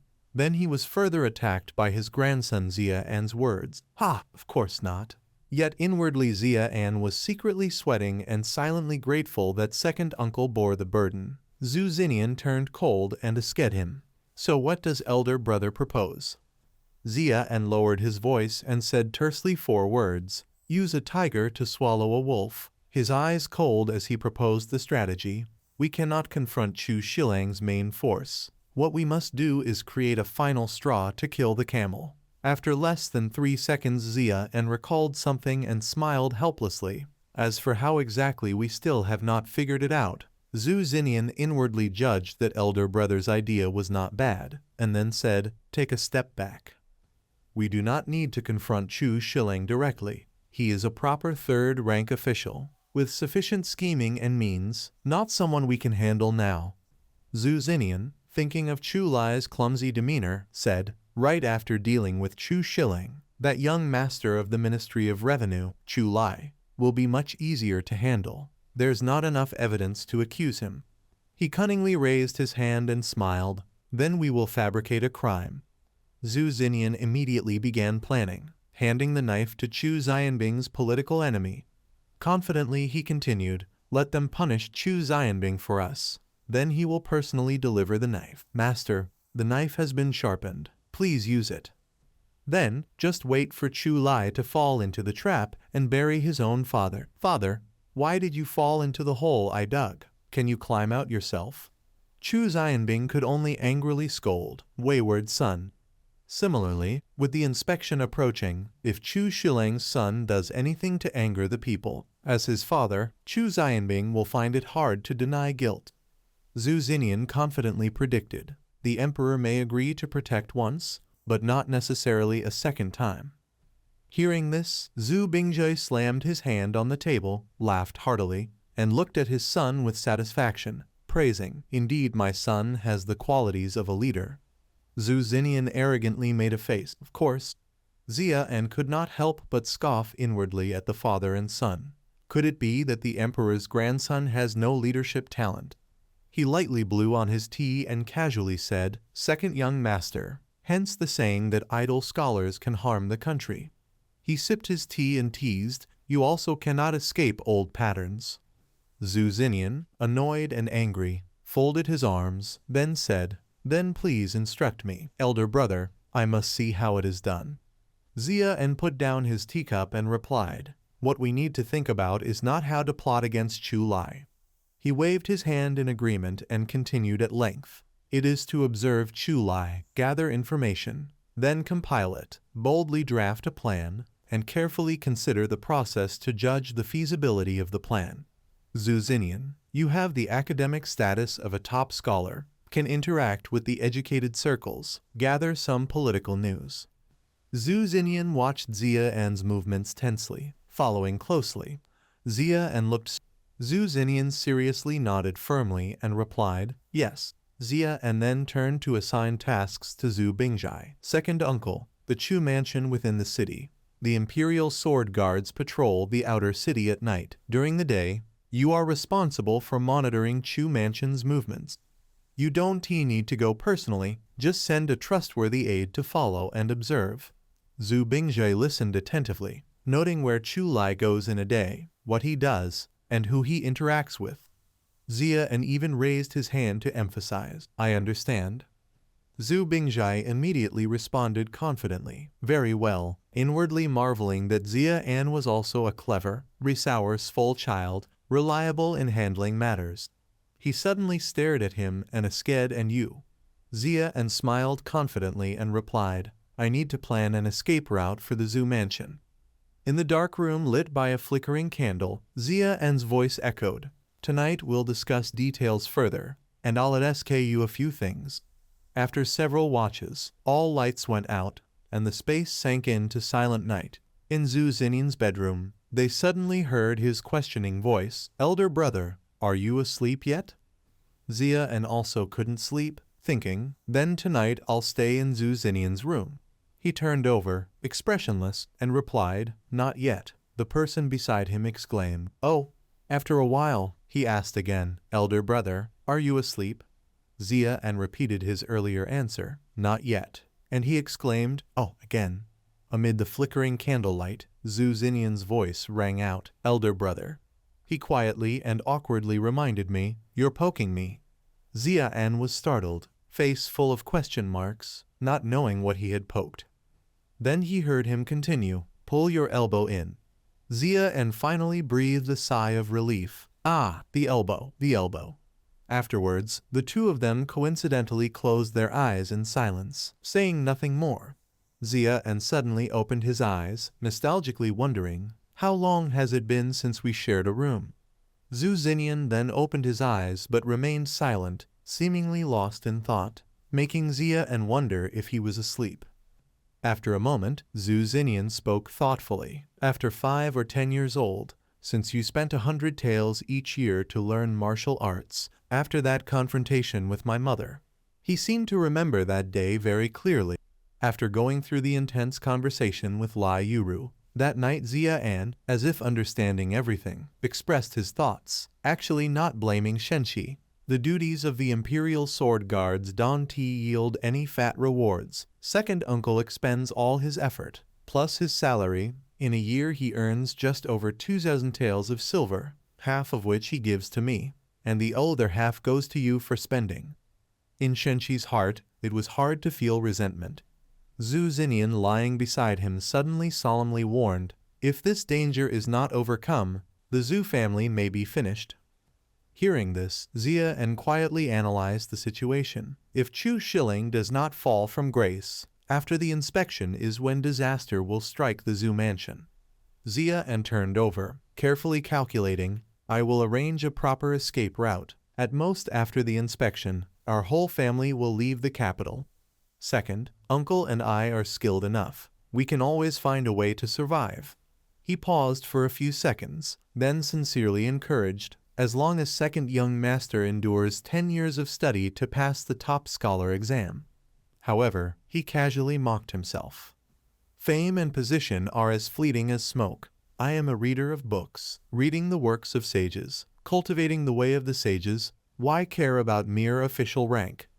Xia and feigned sorrow with tears brimming. Heaven did not give me Xu Xinnian. The great auspiciousness is eternal like a long night. He called out tenderly and earnestly, sending shivers down Xu Xinnian's spine. Second young master. Seeing Xu Xinnian pull the blanket, Xia and indignantly claimed his rights. This blanket is mine. Hey Zuzuku, share a bit with me. In this cold winter, even if my elder brother is at the body training stage, it is hard to endure. By the next morning, the birdsong welcomed the dawn. Lin Yu, in the early morning, gently opened the window, took a deep breath, and enjoyed the fresh air. Immediately after, Lin Yu suddenly turned pale with shock, her face flushing. She and Xia's eyes met at the same moment, causing Lin Yu to startle in panic. The current situation embarrassed her, as she was only wearing her undergarment. Lin Yu frozen, screaming loudly. Xia, inwardly crying with pride, thought little sister had grown up. He happily jumped in place. Although he hadn't raised her entirely himself, he had still watched her grow up, fed and clothed well, so there was no need to overreact. Inside the room, she shyly covered herself, thinking normally second brother doesn't come this way, and the main house of her parents isn't here. How could elder brother be in the inner courtyard? At that moment, Xiaomai hurriedly advised, Miss, you must change this habit. Only open the window after washing up. Look, your elder brother has already seen. Moreover, she added pityingly, fortunately he is our brother. If an outsider had seen, how could you live? Lin Yu blushed in anger and shouted, Don't you say another word. She anxiously continued to scold. Elder brother had seen everything. At the same time, Lin Yin was diligently brushing her teeth, showing her teeth evenly. Just as Lin Yin was looking at her reflection in the water, she suddenly shifted her attention elsewhere. Xia raised his eyebrows, showing puzzlement. Why are you doing that yourself? The little girl proudly boasted, I'm the diligent one. Lin Yin innocently affirmed, Father said boys must work hard themselves to master martial arts. Xia, speechless, reminded her about gender. Do you know you're female? The girl cheerfully replied, Yes, I know. Xia shook his head in exasperation. No, you don't. He patiently explained further. Then did you know how males and females are different? Lin Yin, curious and puzzled, asked, How are they different? Xia groaned inwardly. This involves physiology. Explaining fully would take ages, and Lin Yin might still not understand. After a moment, he carefully snapped his fingers and simplified. On the bustling street, Xia sat leisurely in a tea house, sipping his drink. He raised his hand and signaled for the bill. Old Wu awkwardly expressed himself with respect. Master, today you're being too polite. It's already a blessing for you to come to this place for a meal. Xia silently pointed. No need, really. Eating so much. Old Wu pursed his lips, thinking secretly. This servant's appetite is equal to that of 4 or 5 people. He flusteredly waved his hands, beads of sweat forming in fear. No need. How could I charge you? But I dare not, really dare not. Seeing this, Xia leisurely gave the order. I'll sit here and enjoy my meal for a while. You go, don't bother me. Old Wu stammered and forced a smile. Yes. At that moment, Old Wu sighed deeply in frustration. Today's work was unpaid. Xia, on the side, subtly mocked. The entrenched evils of the court have lasted too long. He was outraged by a society that restrained him, a day without punishing corruption. The lives of ordinary people would not improve.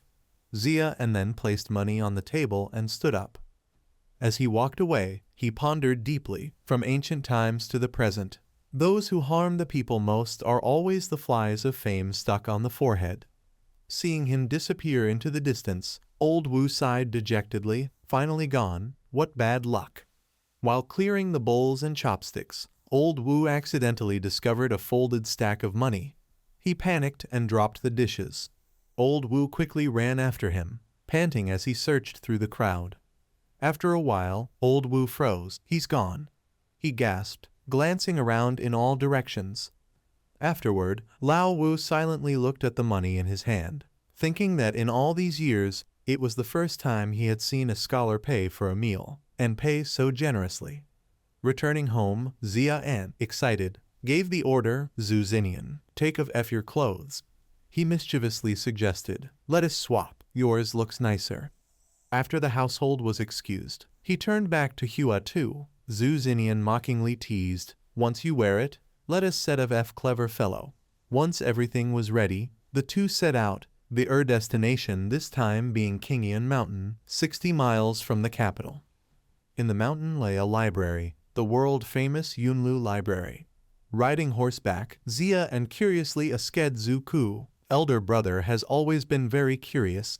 He squinted, questioning further, "You say the sage was first rank, right?" Xu Xinnian arrogantly lifted his chin. "Do you think I know?"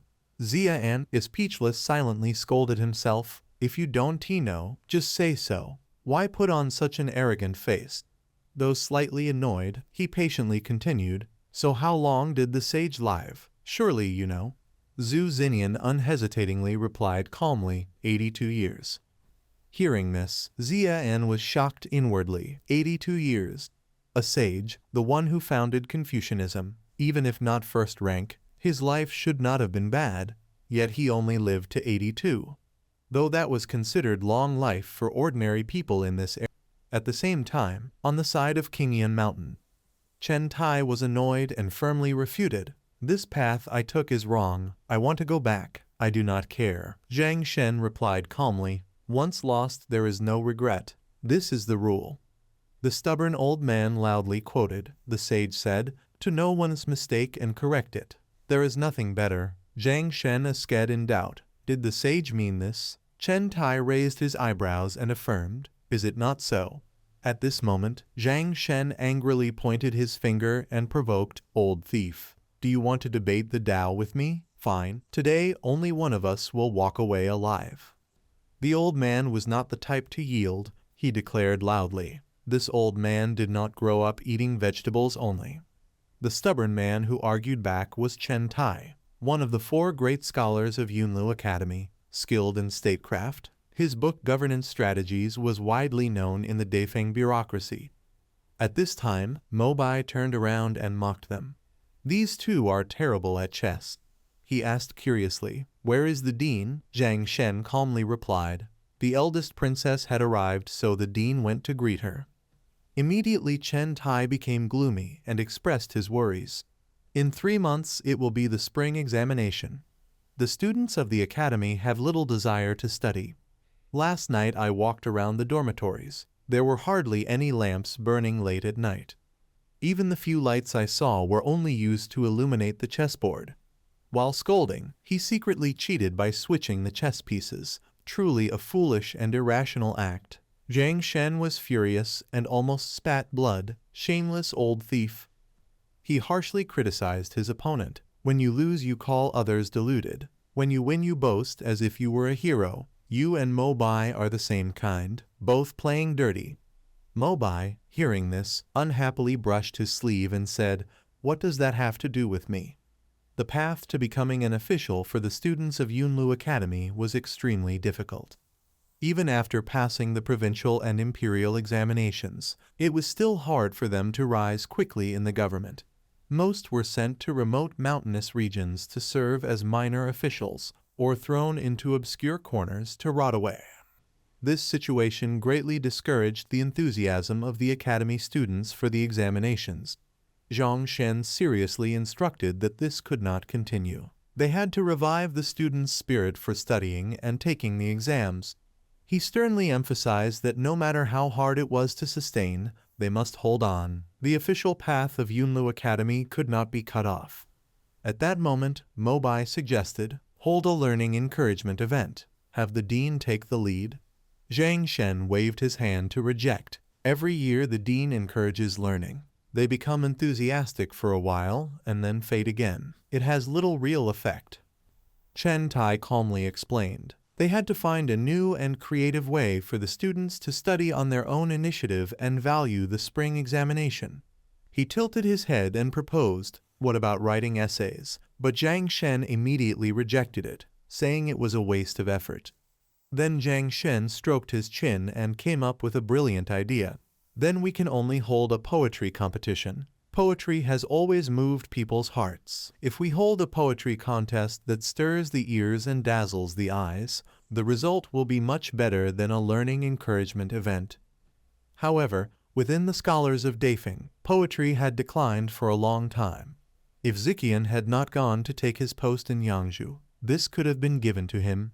Among us, he is the most skilled in this art. Seeing this, Chen Tai modestly replied, "Brother Canyon is much more suited to serve in the court than I am." Jiang Shen angrily retorted, "Old man, are you mocking me for failing my post? If you are so good, come here and try."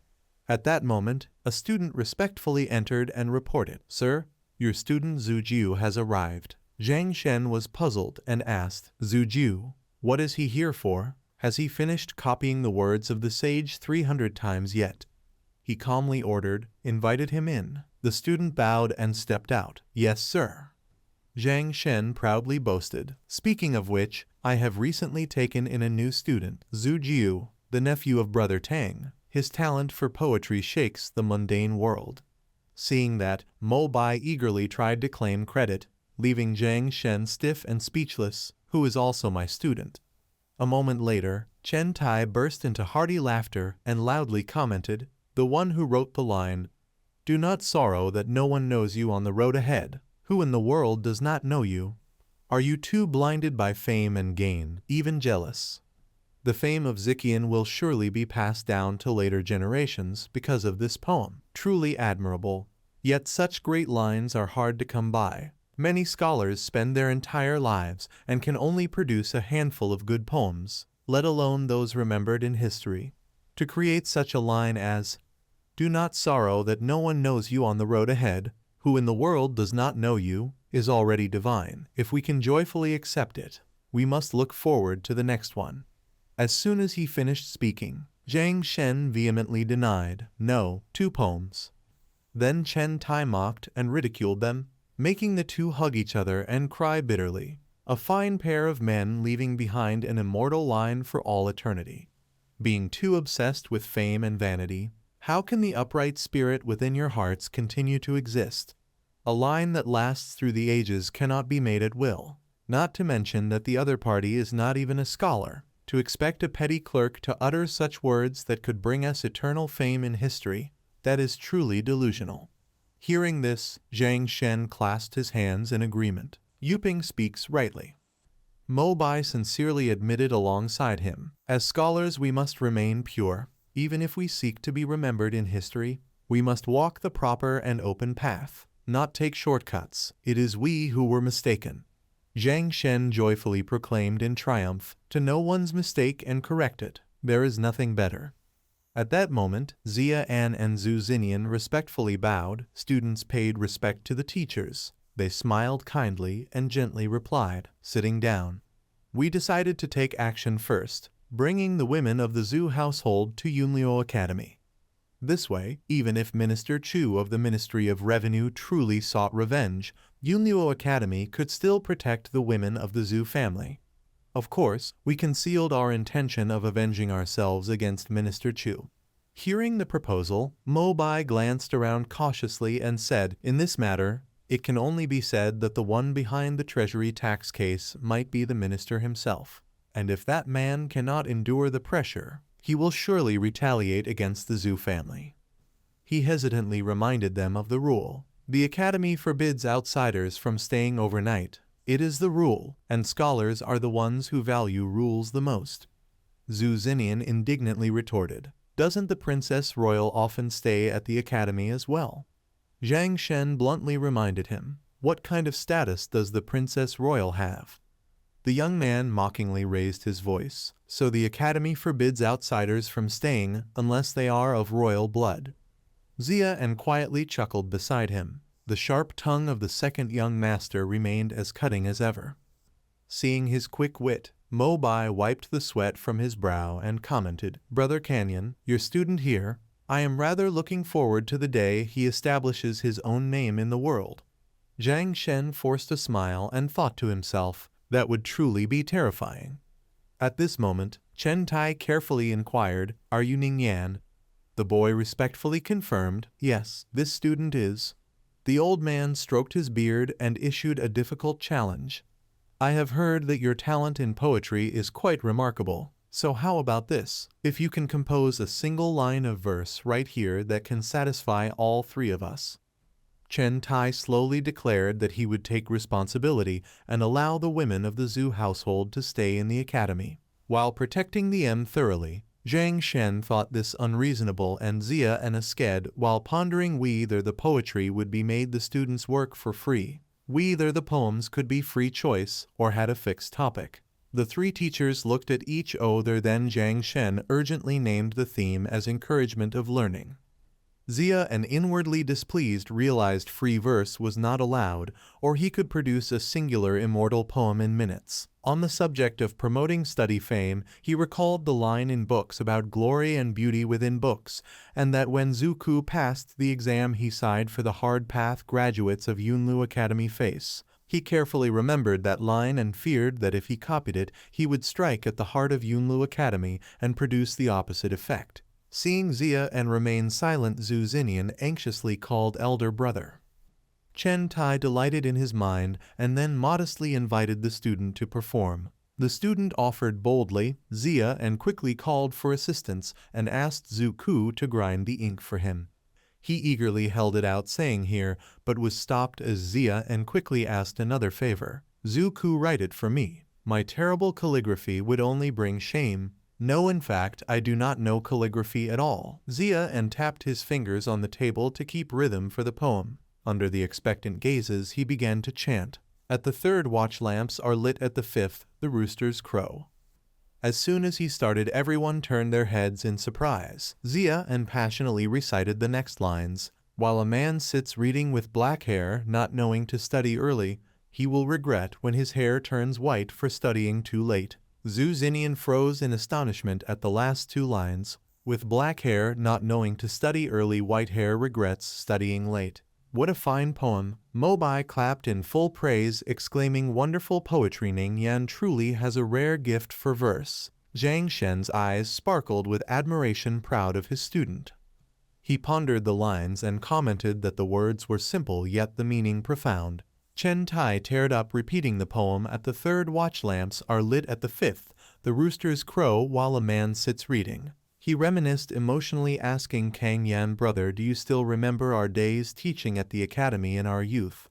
Zhang Shen held himself as if reliving the past, recalling his poor childhood when he could only eat 2 buns a day, often starving at midnight yet enduring to study by lamplight. Mobai beside him exposed their old habit, saying, "That is exactly why every 3 days you two were stealing my eggs." Chen Tai stroked his beard proudly and boasted, "Although I have never served as an official, I still have some reputation in the Dafan court. I can help you come up with a plan. No need to thank me. If you truly wish to repay me, I have a way." Everyone fell silent in disdain, thinking, "No one said they wanted to repay you." After that, the shameless old man tried to coax him with hidden motives. "Ning Yan, why don't you come and become my disciple?" Zia An was dumbfounded by this action. History always repeats itself in astonishing ways. The other 2 teachers were furious and cursed, "Shameless old thieves." At that moment, Zia An composed himself, then earnestly spoke his purpose. 2 honored teachers, Ning Yan truly had something to ask for guidance. Zia An sincerely revealed his struggle. This junior has been stuck at the refining essence stage for a long time. From beginning to end, there has been no resource or opportunity to enter the refining Kai stage. He clasped his hands sincerely. "Please, teacher, help me open the heavenly gate." Immediately, Zhang Shen sighed and honestly explained, "I cultivate the Confucian path. How could I possibly help you open the heavenly gate? How to circulate blood and energy through the body, how to open the meridians, these are all matters only martial artists understand. Xia and pondered while feeling confused. Unexpectedly, the difference between systems was even greater than I imagined. If opening the heavenly gate requires the help of a master in the spirit refining stage, then how did the first person open the heavenly gate? Mobai, after hearing that, calmly explained, "Do you think the path of martial cultivation was created by one man, completed in one single attempt?" He patiently unraveled the theories, explaining that such breakthroughs required the exploration of many generations. Perhaps in the earliest times, the refining essence stage had already reached its peak, and someone, through a coincidence of fate, managed to open the heavenly gate. From then on, the refining essence stage became the pinnacle of martial cultivation, and over the years, a complete martial system was gradually formed. Astonished, Xia asked again, a coincidence of fate. Chen Tai calmly proposed a method. Having a master of the refining essence stage help open the heavenly gate is the safest and fastest way, but it is not the only one. He then began to explain the principles. At birth, a child possesses a strand of innate vital energy, but as age increases, the heavenly gate closes, and this innate energy becomes hidden within the body. To control this energy once again, one must reopen the closed heavenly gate. There are many methods. Apart from the familiar one of directly opening the gate, there are two others. The first is the method of breathing and absorption. This method requires training from a young age, daily medicinal baths to cleanse the meridians and open the heavenly gate.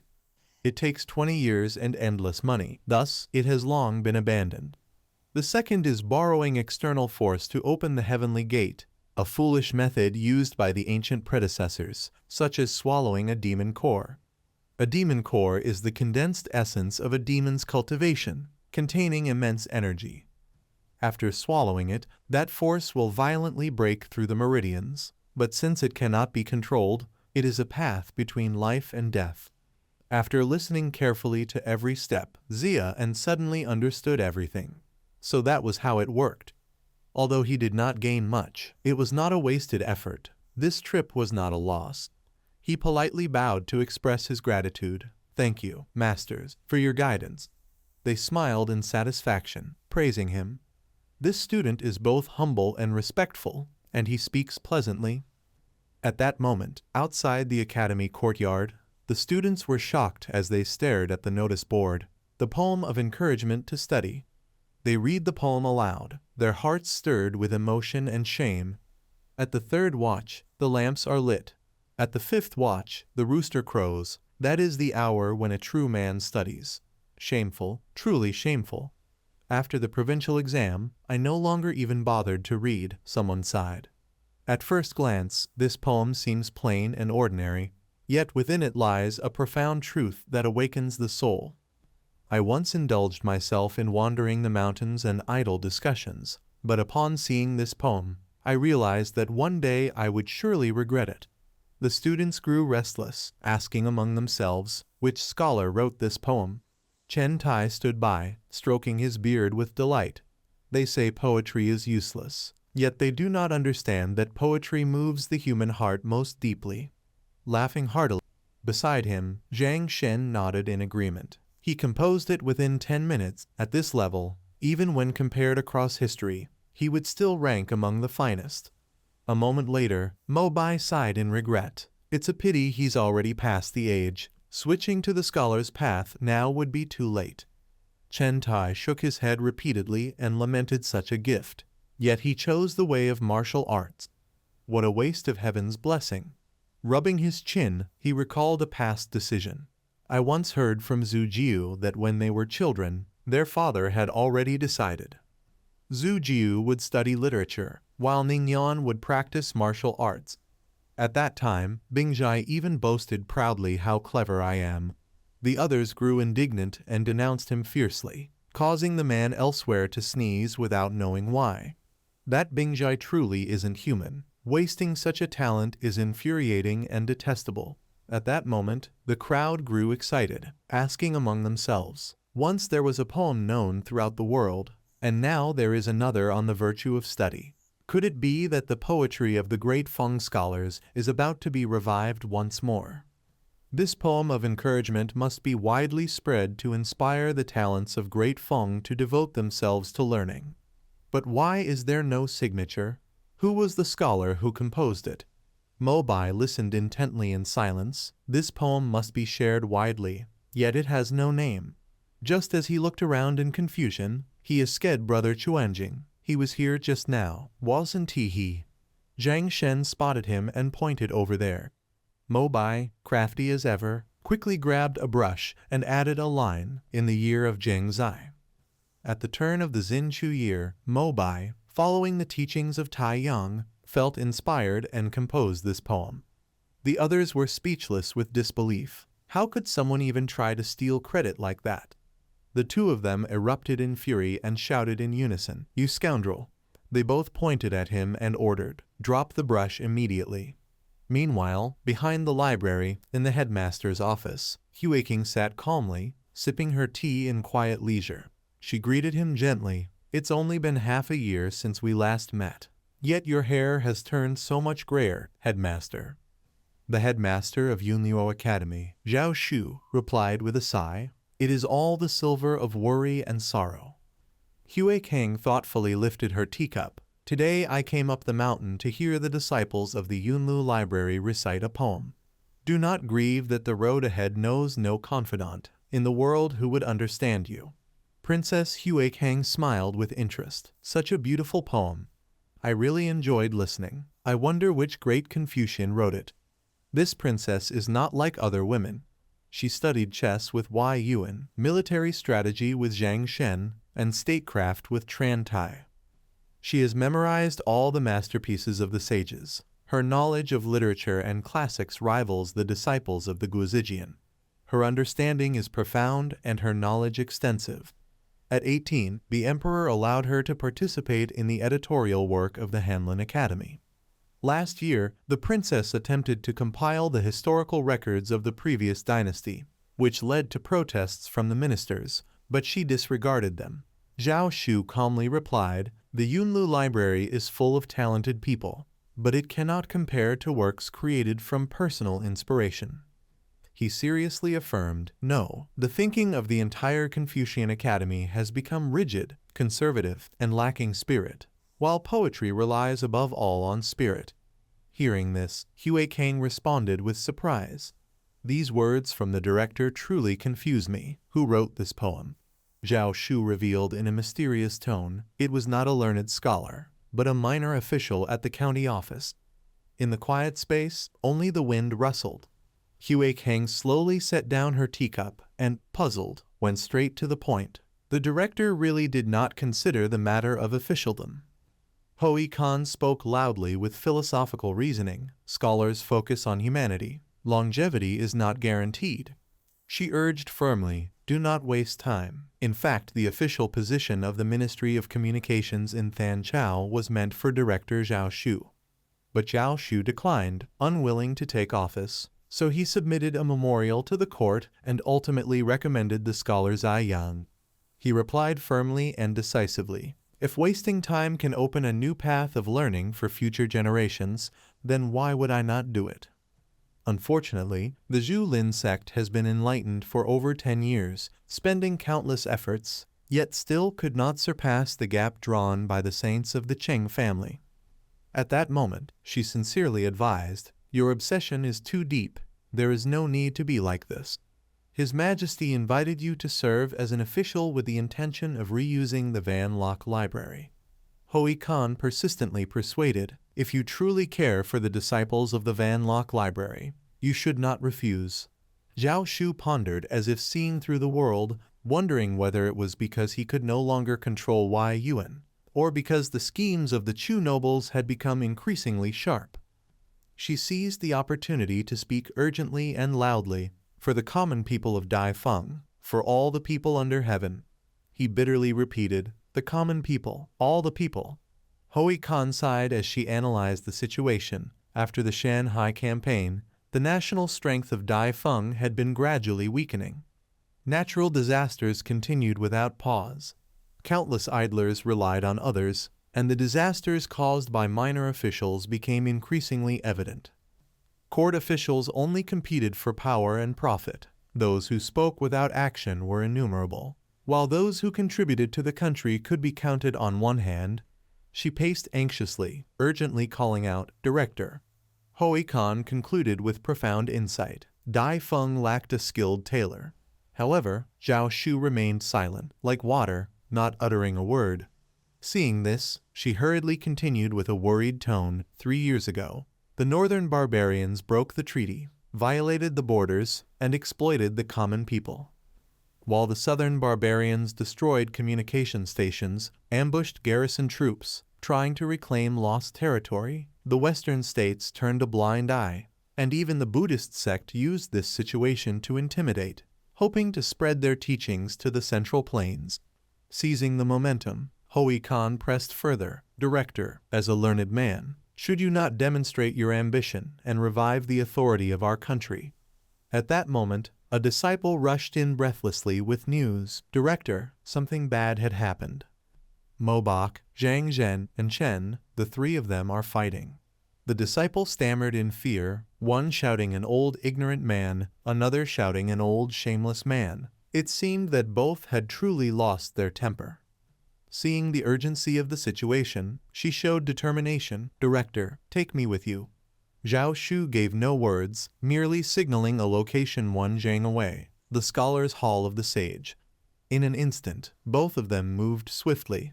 Hui Khan emerged from the dust, blinking as she looked around.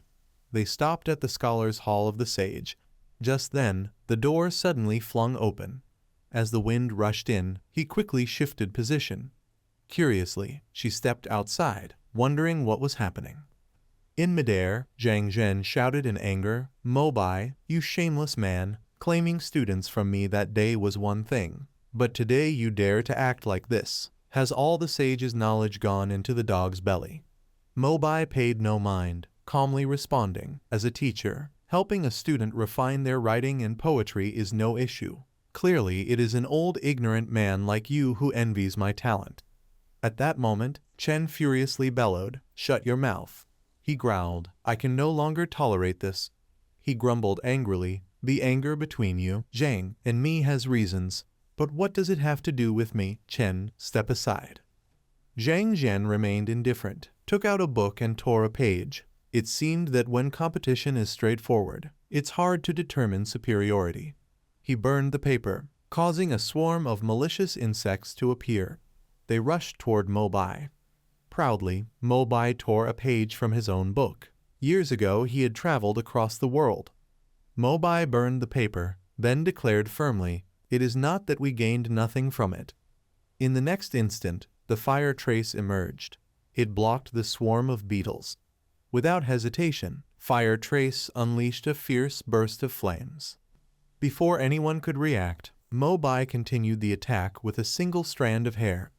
At that moment, the hair unexpectedly radiated a smoky pink aura. From within it, a charming young woman appeared. She seductively approached, teasing Zhang Zhen. Instantly, his eyes grew hazy, caught in enchantment. Seeing Zhang Zhen hit by the effect, Mobok laughed with delight. At the same time, Chen sternly challenged me. "I am still here." He produced a golden alchemy pill. In a mere moment, the pill shone brightly, dispelling all the images. The disciples shielded their eyes in astonishment, wondering what was happening. Hui Khan immediately recognized it as the 6th-rank scholar realm. She keenly explained that one could learn lost knowledge from other systems, modify its writing techniques, and incorporate it into books. Zhang Zhen was employing the methods of an old master. The girl in Mobai's paper must be a system sorceress, and as for Chen, if she was not mistaken, he was using the alchemy pill of the Taoist sect. The disciples cheered excitedly, never expecting to witness such a clash between great scholars, truly a once-in-a-thousand-years spectacle. Extremely rare. Zhang Zhen, furious and contemptuous, spat out, "Shameless old man." He pointed sharply and commanded, "Mobai, your pants have fallen down." His face darkened, teeth clenched as he enunciated each word, "Everyone." Mobai, holding his pants, loudly shouted, "Everyone's pants have fallen down." Immediately afterward, everyone's pants had fallen down. leaving them red-faced with embarrassment. Hui Khan quickly conjured a shield on the side. At that moment, Zhao Shu sternly warned, "This place strictly forbids disciples from harming each other. Strictly forbidden to fly in the air, get down, now." As soon as he finished speaking, the 3 scholars fell from the sky, screaming ear-piercingly. They crashed onto the ground, causing horror among everyone present. After a brief silence, Mobach hurriedly called out, "Master." Seeing the important figure appear, he respectfully addressed him, "Master," and Zhao Shu asked in a firm tone what had happened. Zhang Zhen and Mobai, putting arms around each other, awkwardly defended their earlier actions, saying this was just a disagreement in academic research. No one would yield, so they switched to another approach. However, Chen, frustrated, stepped forward and declared, "Master, I want to report that they are lying." Zhao Shu, deep in thought, examined the small inscriptions, the small characters, realizing, so that's it, all seeking fame. Then he suddenly remembered and grew angry. Wait a moment. Zhao Shu frowned in contemplation. What is their intention in hiding this from me? Am I that kind of person? At that moment, Hui Khan stepped forward to ask, "Wonderful poem, who wrote this poem?" Zhang Zhen proudly boasted, "It was my student at Dingnian Yang Jian Yang Kaian in Than Chao. It was written by him. His name is Zia N." Mo Bai quickly added credit, "Also my student." Hearing the familiar name, she was astonished. Thinking silently, the name Zia N seems familiar. Such talent yet working as a minor official is such a waste of ability. Even if he only knows poetry, I could still have him as an assistant in the mansion. Curious and eager to recruit, she asked, "Where is he now?" The old man smiled and glanced elsewhere. "He's out traveling." At the same time, in front of Zia and stood a stone statue named second-rank Great Scholar, Qian Zhong, according to the inscription, born 600 years ago and active during the early years of the Dafeng founding. At that time, the former king was incompetent, officials corrupt and decadent, wealthy elites oppressed the people, wars ravaged the central plains, rebels rose, and the Dachu court fought against the rebels for over 10 years, while the common people in the lowest class suffered greatly. Qianzhong of the second-rank Great Scholar realm traveled for 3 years, witnessing firsthand the suffering of the people. Filled with righteous anger, he brought the grievances of the people to the Dachu capital, and with his own blood and flesh, he shattered the fragile national fortune of Dachu. He then established the Dafeng state, quelled the chaos of war, and brought peace across the 4 seas. Zia En could not help but marvel, using the people's outrage to destroy a nation's fortune. Even at the end of a declining dynasty, few could have achieved this. Zia En turned in surprise and asked, "Is the second-rank Great Scholar realm really that formidable? Why don't I see the words formidable on the 3 great scholars themselves?" Xinnian disagreed, criticizing, "Who told you that these masters are second-rank great scholars?" He gently corrected them to the 4th-rank gentleman realm. Then Xinnian carefully clarified the concept. Great scholars have 2 meanings. First, those with profound and renowned learning, and the other refers specifically to the high-grade levels of the Confucian cultivation system. The second-rank realm, for example, me, we belong to that category. Zia En listened and thoughtfully concluded, "The Van Locke Library has second-rank great scholars," and he folded his arms, reflecting on history. Heard that in the past 200 years, at most there were 3rd-rank life-establishing realm scholars. "The head of our academy is indeed 3rd-rank life-establishing," he said with satisfaction. "Not bad." Looking back at the temperament of the masters, Zia En candidly assessed. Furthermore, the 3 old scholars' personalities seemed somewhat ostentatious and lack proper decorum. Still a bit immature, they weren't like this before. He wondered about the cause of this change.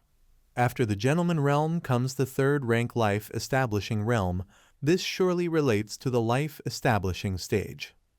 Xinnian nodded and added a similar case. Qi Zai Yang likewise suddenly changed personality, as if he had become another person. I heard the master say that Qi Zai Yang was only half a step away from reaching life-establishing. In the quiet atmosphere, only birdsong could be heard. Xia spoke softly and warmly. Elder brother. Xu Xinnian seriously predicted the future. The Xu family will probably remain wrapped in half a lifetime of luck after the disaster, and eventually, the day will come when the clan is exterminated. He sincerely expressed his gratitude. Thank you. The two of them stopped at the Lesser Sage study hall. After a moment of thought, Xu Xinnian solemnly explained that this was the origin of the name of Van Lock Academy. Xia interjected with a guess, saying that Jia referred to a scholar and Baklok was the mount. He immediately objected, saying it was not a mount. Xu Xinnian seriously reaffirmed that it referred to a wife. Xia frowned and reinforced his point, which was not wrong. This story is recorded in the Van Lock Chronicles of the library. The white deer was a spirit, and when the sage sat down, it would sit beside him listening to the classics. Later it transformed into a human and stayed beside the lesser sage. One human, one spirit, living together from childhood, forming a deep marital bond. Xia, amazed, recounted this obstructed love, noting that at that time the mortal world did not allow humans and spirits to be together, and still does not. But once the sage became aware, he did not separate the couple. On the contrary, he approved their marriage, showing that love has no limits, and as long as there is affection, humans and spirits can remain together forever. Hearing this, Xia furrowed his brows in curiosity and asked himself, since ancient times, relationships between humans and spirits had special names, such as the union of heaven and man. So what would be the nickname of this lesser sage? Then Xia replied with interest, only Lock Roman 6 Ma, the Ma being the character for horse. He bowed in respect, greetings. Suddenly, Xia noticed a stone stele beside him. He read the inscription in puzzlement. Upright and loyal, repay the grace of the sovereign, enduring through 100 generations, immortal in fame, recorded with remorse. Staring at the stone stele, Xu Xinnian calmly recounted the ancient origins, explaining that this stele had been left here by the lesser sage of the National Academy. Xia listened, feeling as if he had gained new knowledge. He solemnly continued to narrate, beginning with the story of the national struggle over 200 years ago, when the crown prince was the root of the country. At that time, Emperor Ren was in power, and the throne of the crown prince had been vacant for more than 10 years.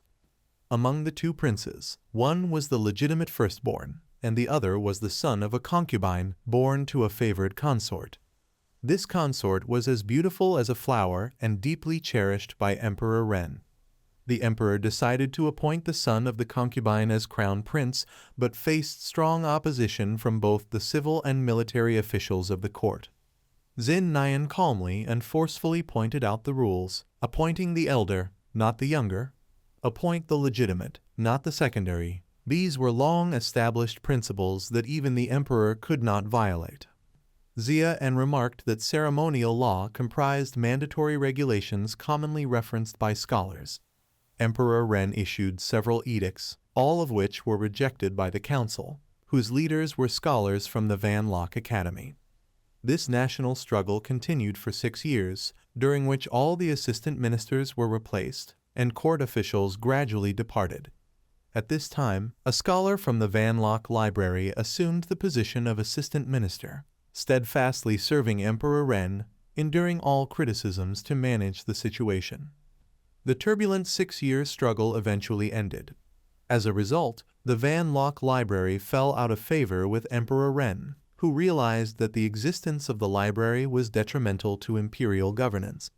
It was then that Cheng Hui proposed establishing the National Academy to cultivate talented officials for the court. Speaking to this point, he seriously pointed out the inevitable consequence. The Confucian scholars began to weaken from that time, and this was the origin of the conflict between the National Academy and the orthodox Confucian schools. After hearing this, he scratched his head and summarized everything. The National Academy was a state-run university, while the Yunlu Library was privately established. And how could a private institution compete with a state institution? Xu Xinnian, perceptive, cautiously probed, asking if his elder brother had any thoughts on that four-state dispute, noting that it had nothing to do with scholarship. Xu was momentarily speechless, thinking inwardly that if it were about scholarship, someone as prone to misinterpretation as his elder brother would be unable to respond. A moment later, on the surface, it appeared to be a struggle over national assets, but in reality, it was a struggle for power. Scholars who wished to demonstrate their ambition had to seize power, and the power of a nation was already fixed. Once in control, one could have the authority to make others disappear. Following this line of reasoning, Xu emphasized the ultimate goal, the highest level in a power struggle, to render the emperor powerless, turning him into a useless ruler. Seeing his disciples' strong reaction, he cocked his head and boldly asked, "What, am I wrong?" Xu Xinnian cleared his throat, but reminded himself internally. "Continue speaking, elder brother, that's correct. But these words must not be spoken recklessly." At this point, Xu lucidly acknowledged that no matter how capable the Confucian scholars were, imperial authority was ultimately stronger. Manipulating the government was only temporary. In the end, all would be dealt with, because those in subordinate positions would forever remain subordinate. He curiously asked in haste if there was any way to break the deadlock. Xu shook his head and then proposed a difficult approach, one that could lead to success, but immediately added there was none. The court was like a battlefield, and struggles for power brought only temporary pleasure, later harming entire families. However, he noted, there was still one method. The legacy of the Confucian immortals was the clearest example. When a person could influence the kai and fortune of a country, they could rely on imperial authority. Xu painted a vision, leaving Xu Xinnian stunned and speechless, imagining becoming a formidable figure on par with the emperor. He metaphorically praised with subtlety, saying that the second young master was smarter than ordinary people, and yet cautious. Xu shyly forced a smile, clearly testing him. Returning to the main issue, Xu reflected inwardly that although the head of Yunlu Library no longer served as an official, he still controlled the sacred site of Confucian cultivation, while the Confucian system itself was beginning to weaken. He recalled Xu Xinnian's earlier remark that Yunlu Library had second-grade Confucian scholars, though it was said that in 200 years the highest attainment had only been third-grade life establishing level, at most third grade. Xu questioned inwardly, wondering whether after reaching third grade, Confucians had to enter government service, or whether it was related to the Confucian artifacts of kai and fortune. He looked at the engraved content, puzzled, and asked what the stele meant and why it was erected here.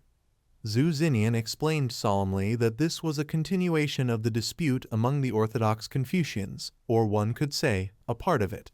Xu recounted passionately that the so-called lesser sage had extraordinary talent. After the establishment of the National Academy, he surpassed Yunlu Library, and within 13 years created an impressive system of education for future generations. Hearing this, Xu nodded in agreement, approving the preservation of heavenly principles and the elimination of desires. At that moment, Xu Xinnian, with a serious expression, analyzed intently, saying he was correct. The lesser sage believed that all things in the world followed a single rule, called Lai, the principle. The principle was the most essential and accurate thing in the world, and all things existed and developed firmly because of it. Yet amidst the chaotic intertwining of all things, humans would lose themselves and their reason. Therefore, the lesser sage recorded notes and established a set of rules for sages. Scholars who followed these rules would act rightly, avoid transgressions, and harmonize with the laws of heaven and earth. He emphasized its importance. This set of rules would elevate loyalty, filial piety, integrity, and righteousness to the level of heavenly principles. Xu Xinnian then gave a stark and extreme example. If a king wanted a minister dead, the minister must die. If a father wished a child dead, the child could not live, sacrificing oneself for the greater good, willing to die. He emphasized the final point forcefully, to preserve one's integrity. Seeing Xu silent for a long moment, he cleverly probed, asking, "What does Xu Jiu think of this?" Xu posed a challenging question, "Is this right or wrong?" Xu Xinnian was momentarily stunned. pondering deeply, right or wrong. He was about to speak but hesitated and faltered. Xu Xinnian searched anxiously for an answer, right or wrong, and Xia suddenly realized in his heart, I understand now. Xia looked at the stele and concluded the essence of the matter. It was the imprisonment of thought. He understood and pointed at it. Xu Xinnian solemnly recounted history. This stele had stood in the Lesser Sage study hall for 200 years without ever falling, and as long as the inscription remained upright, Yunlu Library could never surpass the National Academy.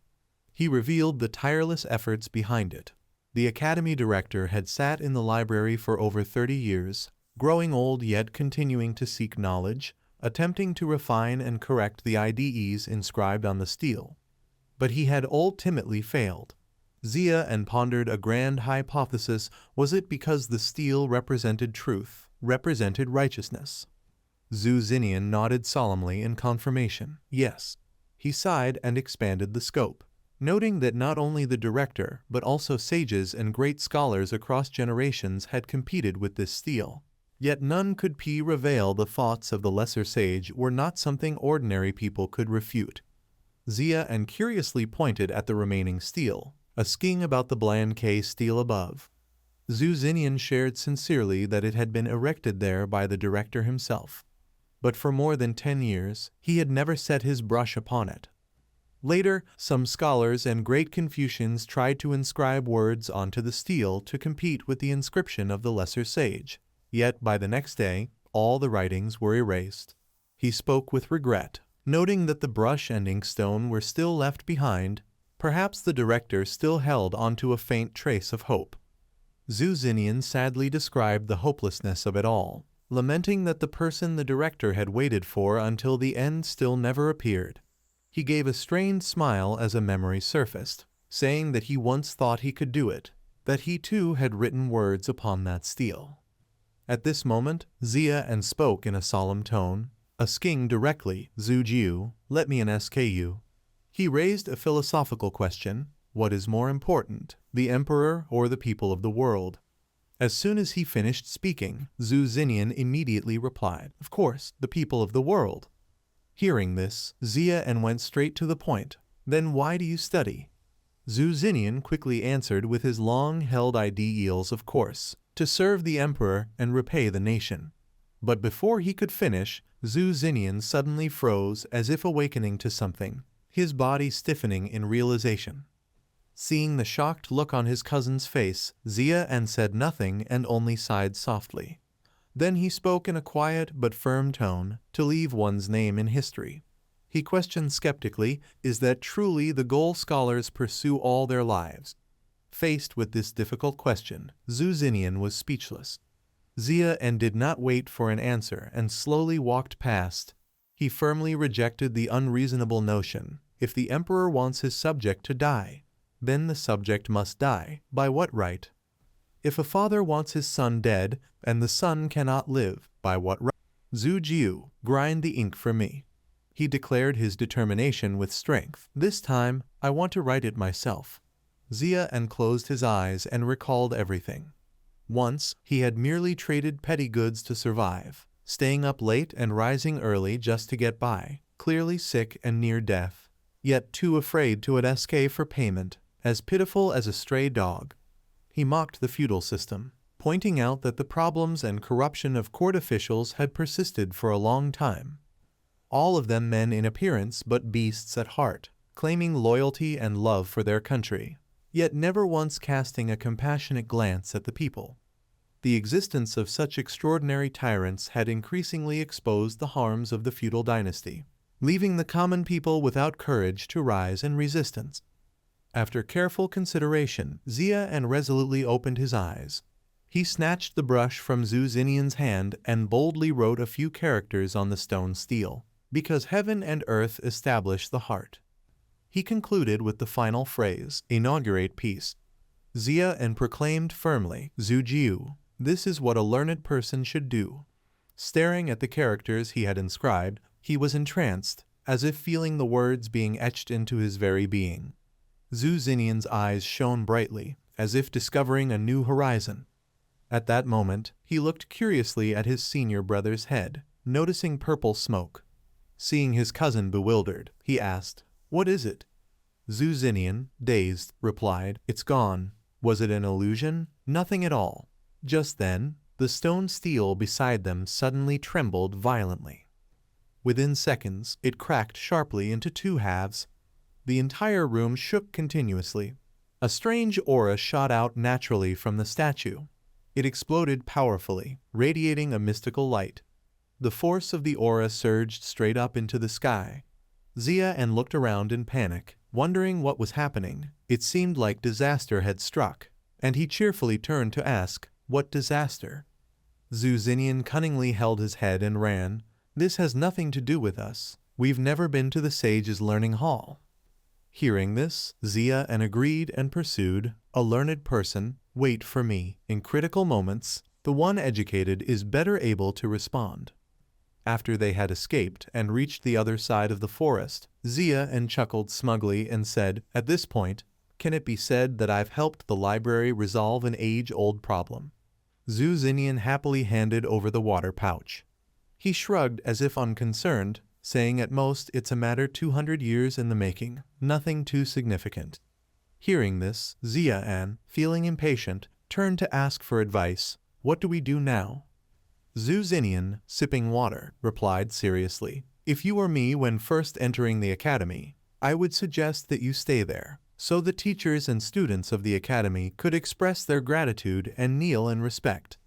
He then changed his expression and decision, saying that the current you only want to quickly take your senior brother away. Leaving without a trace is the best choice right now. Xu Xinnian's eyes grew sharp as he analyzed the situation. The Yunlu Library and the National Academy are in a dispute over legitimacy.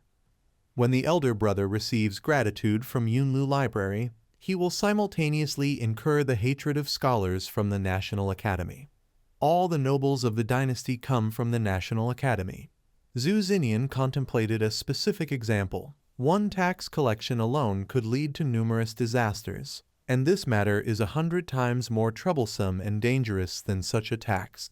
Hearing this, Xia silently admired and approved. "Xu Jiu's thinking happens to match mine. Very good. The second brother is not a rigid scholar, which is probably why he is so proficient in military strategy."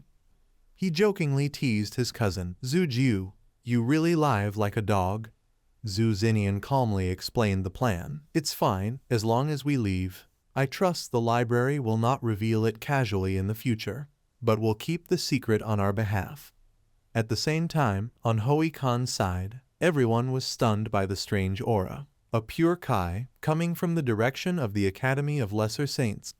She panicked and turned her head to look around, searching for the director and the three sages. Meanwhile, inside the Academy of Lesser Saints, Xu Bingjai quickly entered to examine the scene. He was horrified when he saw the pile of ruins. Xu Bingjai anxiously asked himself how the inscriptions of the lesser saint of the Chen clan could have broken for no reason. Immediately after, the three sages hurried in behind him, asking, "Director, the Academy of Lesser Saints is filled with pure Kai. What on earth has happened?" They asked again in astonishment, "How did the inscription break?" Seeing this, Mobai was overjoyed as if he had won the lottery, saying, "Great, great news. This means that the suppression of Yunlu Library's fortune has begun to waver. In an era without lesser saints, there is now someone capable of shaking the inscriptions of Chenxi." At that moment, he suddenly saw Xu Bingjai looking elsewhere. Mobai called out anxiously, "The director." Moments later, he began reciting the classic poem on the stele. "For heaven and earth to establish intent, for the people to establish destiny, for past sages to pass on the earth's supreme knowledge." Xu Bingjai was startled as if a hidden potential had been awakened. He continued to recite with fervent passion, "For 10,000 years, bringing about great peace." Chen Tai murmured in astonishment. The old man read the final line with excitement. "This is the work that a learned person should do." Chen Tai's eyes shone as if he had suddenly grasped the truth of life. Serving as an official is for the people. The country exists for the populace, not merely for one family line or a few individuals. he asked emotionally. Have you been enlightened? Who wrote this? Xu Bingjai calmly commanded. All of you go outside first. Whatever happens we will speak of later. He turned his face and gently reminded them, a gentleman should remain silent. After the three sages stepped outside, the Academy of Lesser Saints fell into a deep quiet. Warm golden sunlight streamed through the window. Xu Bingjai politely knelt on the ground. He clasped his hands in front of him in reverence, showing his respect. Xu Bingjai calmly performed the ritual before the stele, saying that when the court learns of this, it will already be too late. Outside, Hui Khan stood in thought at a corner, recalling that earlier the Academy of Lesser Saints had been filled with pure Kai, and within a span of 10 Jang the inside and outside had been completely separated. She pondered and remembered the previous report. The princess, do not ask. I also do not yet know. The guards bowed respectfully and asked, Your Highness. Hui Khan said firmly, the Yunlu library is filled with pure Kai. The Academy of Lesser Saints is sealed, and report this matter to Lord Y. Have him keep an eye on the library and investigate this thoroughly.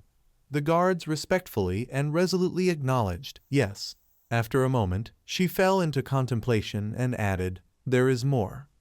The scene shifted to a rooftop in the heart of the city. In the center, two master and disciple sat together enjoying the view. Chu Keiwei cheerfully asked, Master, when will I reach the threshold of 6th grade and become an alchemist? Jian Zheng sighed in exasperation and warned, When you stop being so greedy for food and can calmly cultivate, the opportunity will come. She sadly ate while speaking. Then perhaps I'll never achieve it in my lifetime. Chu Keiwei innocently changed the subject. That's right, silver is very easy to ignite, and if thrown into water it explodes. There's basically no way to preserve it. She realized the problem with wide-eyed concern.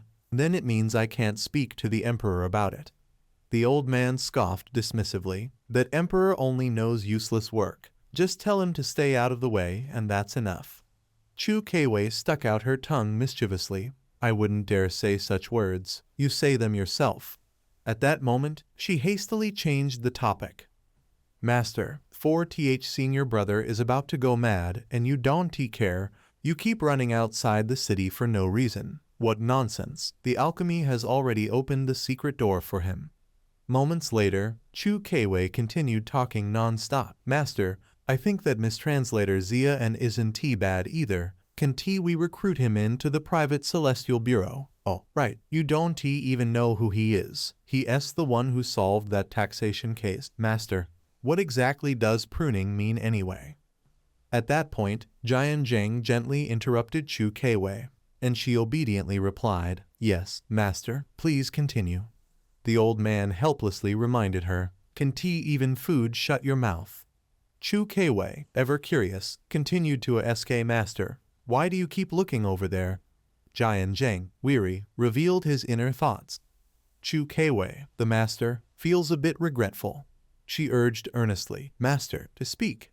He sipped his tea and then used a spell to blacken all the food. How could you not know the silence prohibition of the Confucians?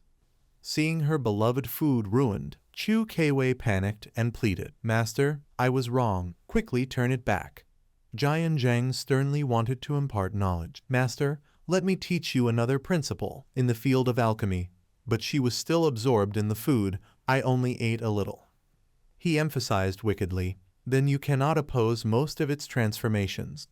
Chu Keiwei huffed in frustration and stomped away. I will never come to find you again, old man. Meanwhile, inside the thatched house, Mobai pondered and recounted the previous events I had asked before. At that time no student was near the sacred academy, and we didn't know who had entered. He said thoughtfully with certainty, The handwriting on the stele is not from any student in the library. Writing so poorly, I don't think any student we taught could have done it. Upon hearing this, Zhang Zhen suddenly remembered and knocked on the table. He reasoned logically, if it wasn't a student from the library, yet was inside today, then only the brothers Ningyan and Tuku could be traveling. Zhang Zhen was startled by the sudden thought. Could it be? Mobai shyly revealed his own intention. Just thinking of that stele, I feel so embarrassed. I had long abandoned the idea of serving as an official all these years. He held his head in despair and lamented, only wishing to leave his name to be remembered for generations, to have his mark written into history. Seeing this, Zhang Zhen immediately encouraged him. Brother Chunting, you truly have virtue. Then allow me to guide you in the poem of scholarly enlightenment. Mo Bai suddenly saw the light, focusing on his purpose. But serving the people and the nation does not necessarily conflict with leaving one's name in history. Hearing that, Zhao Shu was stunned for a few seconds. He widened his eyes and looked straight at him. Astonished, brother, are you about to reach the life-establishing realm? Mo Bai stroked his beard and joyfully affirmed, my thoughts have cleared, enlightenment has arrived in an instant. The other two looked on in awe, their faces filled with envy. In the cultivation world, the third rank, life-establishing realm, is the stage where one seeks the true purpose of life, and every individual has a path of their own.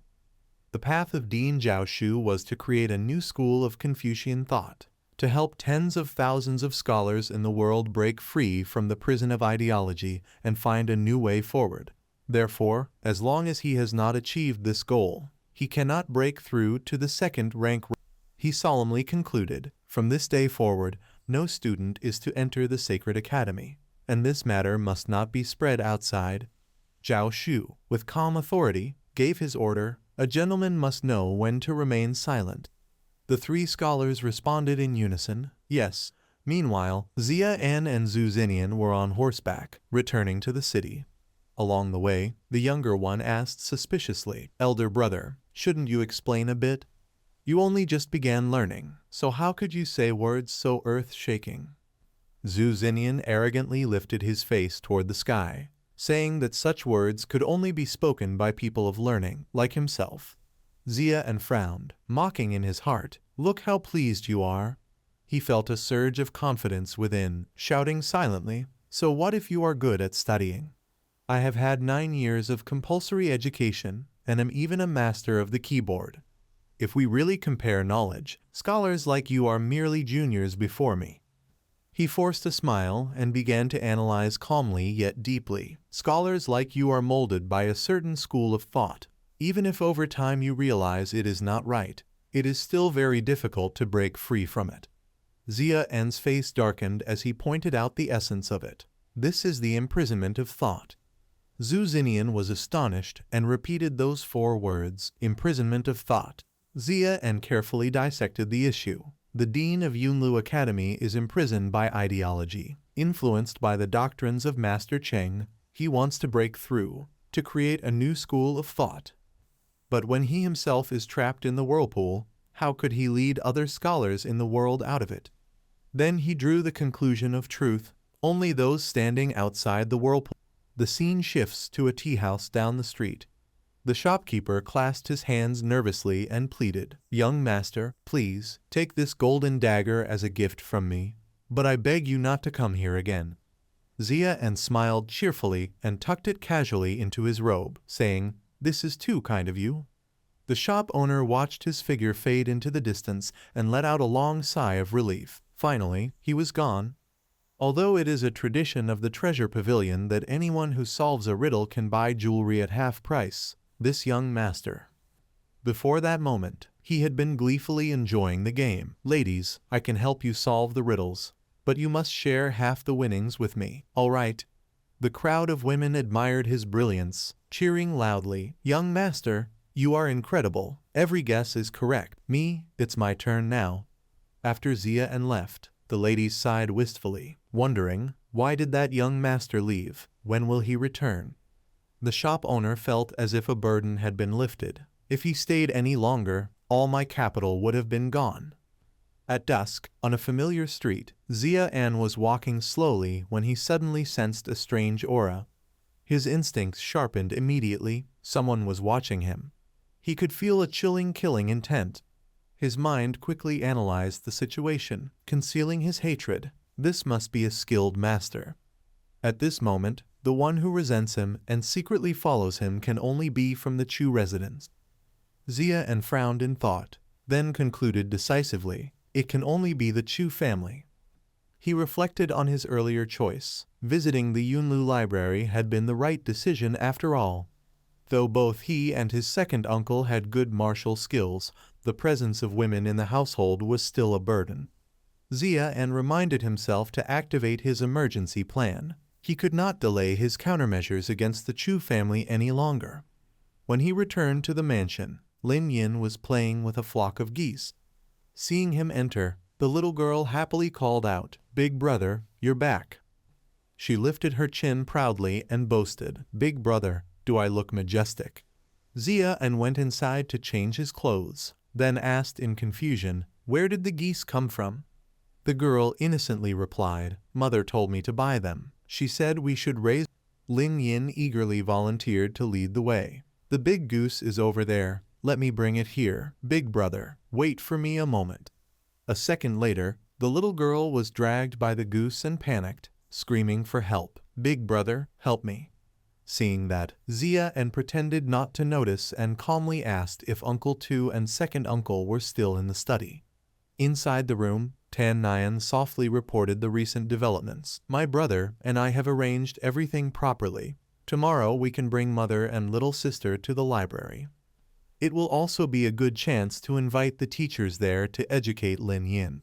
He excitedly imagined her reaction. Once Lin Yin hears the good news, she will surely cry tears of joy. Then Xia hurriedly shared an important matter. "Oh right, I have something to tell second uncle." He spoke in a serious tone, reporting the news. "On my way back, I was being followed." Tu Ju turned to ask, "And what about you?" Tan Nyan sighed and shook his head with self-doubt. "Even if someone was following me, how could I possibly know? I am only a 9th grade scholar at the opening spirit stage." At that moment, Xu Bingjai gave strict instructions. "Ning Yan, stay in the residence tonight. The two of us uncles and nephews should stay close. That way we can protect each other more easily. Tonight we will head out again. Tell the guards to increase patrols around the area." When evening came, the family gathered together for dinner. Lai Yu looked silently at her nephew's strange actions, wondering what he was up to this time. Xia took out a gift, and her eyes immediately lit up. The golden dagger from the treasure pavilion. Lai Yu smiled and stretched out her hand. "Well, at least you still have a bit of conscience left. Hand it over." However, Xia calmly passed it to his little sister instead. "Little sister, this is for you." Lin Yu smiled gratefully. "Thank you, big brother." Xu Bingjai forced a smile to calm his wife. "Don't be angry. Don't take it too seriously with this boy. Ning Yan, if you have money, you should help the family instead of buying impractical things like this." She found it unreasonable and quickly stepped in to defend him. "Our family is not short of food or clothes. The very rice father is eating now also comes from big brother's salary." Xu Bingjai grew suspicious and stepped forward to question Ning Yan. "Where did you get the money from?" Xia calmly explained in detail, "I saw that the jewelry my little sister wore was too cheap, so I kept it in mind. I saved money by eating and spending less, and combined with the Treasure Pavilion's game that gives half price if you solve their riddles." Xia silently reminded himself, "I can't say that this jewelry was obtained for free." Upon hearing that, Lin Yin was suddenly moved, unable to speak, and remembered it deeply in her heart. She murmured softly with emotion, "In this family, only big brother truly keeps me in his heart." At this moment, Lai Yu quickly changed the topic. "The new year is coming. Ning Yan is already 20. Old master, shouldn't we start thinking about his marriage?" Lin Yu was startled and reacted strongly. "What?" The woman cleverly listed the girl's virtues. "Luna is also a good girl. She grew up in our residence since childhood and is childhood friends with Ning Yan." Lin Yu boldly objected. "Mother, please don't decide on your own again. The matter of big brother's marriage should be discussed between him and father. Don't you know what place you hold in big brother's heart?" Lai Yu spoke firmly. "Ning Yan and Luna are well matched and understand each other well. Is it your place as a younger sister to oppose it?" Xia, upon hearing that, proudly corrected himself and thought, "No, saying we understand each other well is a bit too much. It's not to that extent." Tan Nyan instantly caught on and revealed the deeper reason. Mother feels that if Lu Na marries Big Brother, we 1T have to spend on the betrothal gifts, and it will also give Big Brother a reason to move out. The woman froze, sweating profusely. Lai Yu laughed awkwardly and teased this child, still as blunt as ever. Zia N, seeing that, felt quietly proud, that is truly my honest little brother. Xu Bingjai scolded to ease the tension. Enough. You don't need to worry about this. Until Ning Yan reaches the refining spirit stage, he will not go near women. Lu Na was heartbroken, unable to believe what she heard. Madam. That night in the couple's room, Xu Bingjai sadly reproached, "Did you have to be like that?" Still angry now, Lai Yuru sulked with annoyance. "That brat of yours truly has no conscience at all, only knows how to anger me." She added plaintively, "At first when I took him in from your hands he was still like a little kitten." Lai Yuru petulantly reminded, "Who raised him then?" At that Xu Bingjai produced the gift and calmly explained, "Ning Yan told me to give this to you." Lai Yuru helplessly recounted. Neither of you would admit defeat, and he was embarrassed to hand it over. Holding the object, she was astonished and speechless. "Unexpectedly, this is even more expensive than the one for our daughter." Lai Yuru pondered and suddenly understood why it was not brought out at the table earlier. She smiled with relief and a hint of satisfaction. "This brat still has some conscience." He said nothing more and took the sword and stepped outside. Xu Bingjai set his face ready at any moment and gripped the sword tightly. By morning the sun had just risen. Ling Yu woke as if expecting something and hurriedly ran to push open the window. She breathed in the fresh morning air and stretched to enjoy the clear sky. Xiao Mai cautiously asked, "Miss, what are you looking at the window?" Ling Yu, startled, denied it at once. "No, I am not looking at anything." Seeing the odd behavior, she asked again, "Miss, are you waiting for something?" Ling Yu firmly denied. "I am not waiting," Xiao Mai urged anxiously. "Miss, come brush your hair. Get ready, we are about to depart." Ling Yu complained impatiently, "I know you are annoying." Time passed and the family paused at the foot of Qingyun Mountain.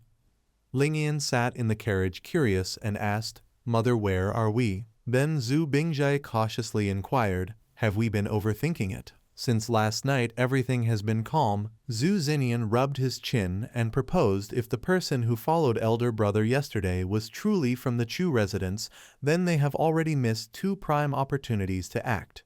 But it is also possible that in Schilling's eyes they can deal with us anytime, or he is entangled in a larger trouble, facing imminent danger. Zia and stressed. "But we must deal with one thing. If we do not eliminate Schilling, we will surely die." After a moment of discussion, the family climbed the steps together. He carried Ling Yan on his back and gently asked, "Do you know where this place is?" The little girl innocently replied, "Elder brother, I do not know." Zia N smiled mysteriously and pointed ahead. "It is your second brother's academy. We are bringing you there to study. From now on you will not come home anymore." Ling Yan was struck as if by lightning and burst into tears. "Mother, I do not want to go to the academy. I do not want to study." Lai Yuru softly comforted her. "Your elder brother is a bad person, he is lying to you. So noisy." As they reached the gate, Xu Xinnian politely greeted, "Master Mo Bai, where is teacher Zhang Shen?" The elder stroked his beard and calmly replied, "He is in seclusion." Mo Bai then turned his gaze toward Zia N and recalled the verses engraved on the stone tablet. Regaining composure, he carefully announced, "I have already arranged a room for you." Zia N gratefully bowed. "Thank you, master." Xu Xinnian sincerely requested, "My little sister is just beginning her studies. Would you allow her to stay in the academy for a while?" Mo Bai agreed without hesitation, breaking the little girl's heart. "Very well." Ling Yan was 5 years old. At this age, scholars did not refuse to enlighten children, and even encouraged it. 2 days later, at the Xu residence, Zia and solemnly began the main task. "Then let us report the intelligence gathered over the past 2 days." He laid out a bold idea to devise a plan against the Chu residents. Regarding the information obtained, his second uncle's report was as follows. "These past few days Zhu Lai has been very well behaved, probably warned by Minister Chu already, obedient and without any violations. He spends his days indulging in women often seen at gambling dens, taverns, and pleasure houses. Zhu Lai frequently visits a certain house, though it has no signboard, likely a private residence he bought outside. Inside are a maid, an old woman, an old man guarding the door, and a woman. Zhu Bingjai excitedly offered a logical assumption. That woman is most likely someone he keeps outside. He pondered and asked further, "What do you two think about this?" Xu Xinnian calmly began to speak. Although our academy does not follow the same path as the Imperial College, individuals can still associate and make friends. Scholars of the same age sometimes gather together. Zhu Bingjai watched the two brothers discussing and felt dissatisfied. Why are they ignoring me? He pondered and continued to analyze. Zhu Lai is an arrogant and domineering man who has had conflicts and quarrels with fellow students in the Imperial College, but he is definitely not a brainless rich fool. Those who hold grudges against him usually come from ordinary families. Then Zia closed his eyes and thought carefully. Although Zhu Lai's methods are not wise, he does possess a certain degree of cunning. His arrogance and bullying are directed only toward those beneath him in status, which will surely make him more difficult for us to handle. Xu Xinnian summarized the useful information. Zhu Lai has been infatuated for a long time with a courtesan named Fu Xiang from the pleasure house. He added more details. Whenever he visits the pleasure house, it is always to seek Lady Fu Xiang. Yet he often loses in gambling sessions there. Upon hearing this, Zia froze for a moment, recalling the image of that poetic beauty, Lady Fu Xiang, the top courtesan of the pleasure house. Zia was slightly moved, stunned for a few seconds. She is the beauty whom Captain Wang once said was worth a lifetime just to spend one night with. At this moment, Xu Xinnian spoke slowly with deep thought. I have been thinking that we could try to provoke him once more, using the conflict between Zhu Lai and his fellow students to form a plan. He suddenly came up with an idea, but those classmates are not strong enough to have any real influence over him, and with Zhu Lai's cautious nature, making him start trouble with the sons of more powerful officials would be far too difficult, almost impossible. The term inner court refers to the sons of nobles and bureaucrats. After analyzing the situation carefully, Xu Xinnian concluded with a strategic tone. Zhu Lai visits the pleasure house quite often. If we want to gather more intelligence, then Lady Fu Xiang is our best breakthrough point. At that moment, Zia tapped the table as a reminder. Zhu Jiu, do not be mistaken. He spoke seriously. We cannot create an overly complex or sophisticated plan to deal with Zhu Lai, because the gap between us and him is simply too great. Scholars often fall into the trap of being too clever for their own good. When they plot against others, they end up making things harder for themselves, always trying to devise some elaborate scheme or refined stratagem. Especially someone with high self-esteem and knowledge of military tactics like Zhu Jiu. Hearing this, he eagerly asked, "Then what is your brilliant idea, elder brother?" Simple. Zia calmly stated the core principle, the simpler the better. He then expressed a unique view. The way to commit a crime without leaving traces is the passion to kill. The passion to kill is a type of criminal passion in criminal theory, opposite to premeditated murder, meaning killing without deliberate motive, but under the victim as provocation. The killer loses reason, cannot control themselves, and slays another. Cherish life, do not imitate. Next, Zia outlined the most basic steps. Step 1, do not involve too many people. Step 2, do not make the matter too complicated. He posed a hypothetical. If Zhu Lai has a conflict with some son of a noble whose father happens to be able to punish the minister. After a moment of silence, Zia slyly asked, "What would you do?" Seeing his junior speak mysteriously and incoherently, he waved his hand to counsel Tuku to stop scheming. Then Zia painted a simple plan. We can easily disguise ourselves, seize the chance to beat that noblest son, and then swagger away. Zhu Bingjai enthusiastically banged the table, approving this idea of Ningyan. Xu Xinnian asked in surprise, "Is it really that simple?" Zia smiled and retorted, "Simply does not mean ineffective. Sometimes leaving an opening is more advantageous." Next, he simplified the victim's psychology. The struck noblest son will think, "Who have I offended recently? Dan Zhu Lai." And Zhu Lai certainly will not confess these things. None of this matters. Anyone can testify freely. After all, the conflict has already intensified. You hit me, so I hit back. He grinned mischievously. How about that? Xu Xinnian folded his arms, nodded in agreement. Not bad. So what intelligence have you gathered? Xia and solemnly reported, I have already learned who the political enemy of Minister Chu is. Both of them were stunned when they heard that. Xia and calmly revealed the secret. It is the Minister of Revenue. Hearing this, Xu Xinnian was shocked to realize the Minister of Revenue, the one above the Vice Minister. He quickly grasped the truth. No wonder Vice Minister Chu planned the tax reform, because he knew the superior was about to make things difficult for him and needed a large amount of silver to cover the shortage. Since they were both in the same ministry, the minister could easily catch the fox by its tail. Zhu Bingjai asked in disbelief, Ning Yan, how do you know these things? Xia and mischievously yet honestly replied, Lady Chu Keiwei of the Astronomical Bureau told me. He secretly noted the price he had to pay for the information, but in exchange only a skewer of candied hawthorn, a roasted goose leg, a bowl of fish sauce, and a bowl of fishball soup. Xia and commented with amusement, that little beauty is very easy to bribe, which is a virtue, though her flaw is that she has no interest in court politics, and the Astronomical Bureau itself does not intervene in government affairs, so the information is limited. Returning to the main issue, he sighed in disappointment and pointed out, it seems the information we have gathered is still not enough to form a thorough and meticulous plan. What should be our next step? Xu Xinnian proposed a new idea. I suggest we go to the music courtyard to gather news from Lady Fujiang. But I certainly cannot do this since I have never been to such a pleasant place. Xia and firmly refused and explained, I cannot go either, for I have not yet reached the spirit refining stage, and thus cannot break purity. Both then turned their gaze toward Zhu Bingji. He shook his head disdainfully at such debauchery. Why are you looking at me? Am I the kind of man who would visit the music courtyard? I cannot even read. Going there would only make a fool of myself. Xia and replied with ironic praise, Yet the poems you wrote are much loved in the music courtyard. Zhu Bingjai defended himself without backing down. Your elder brother is an honest man. He does not even visit brothels.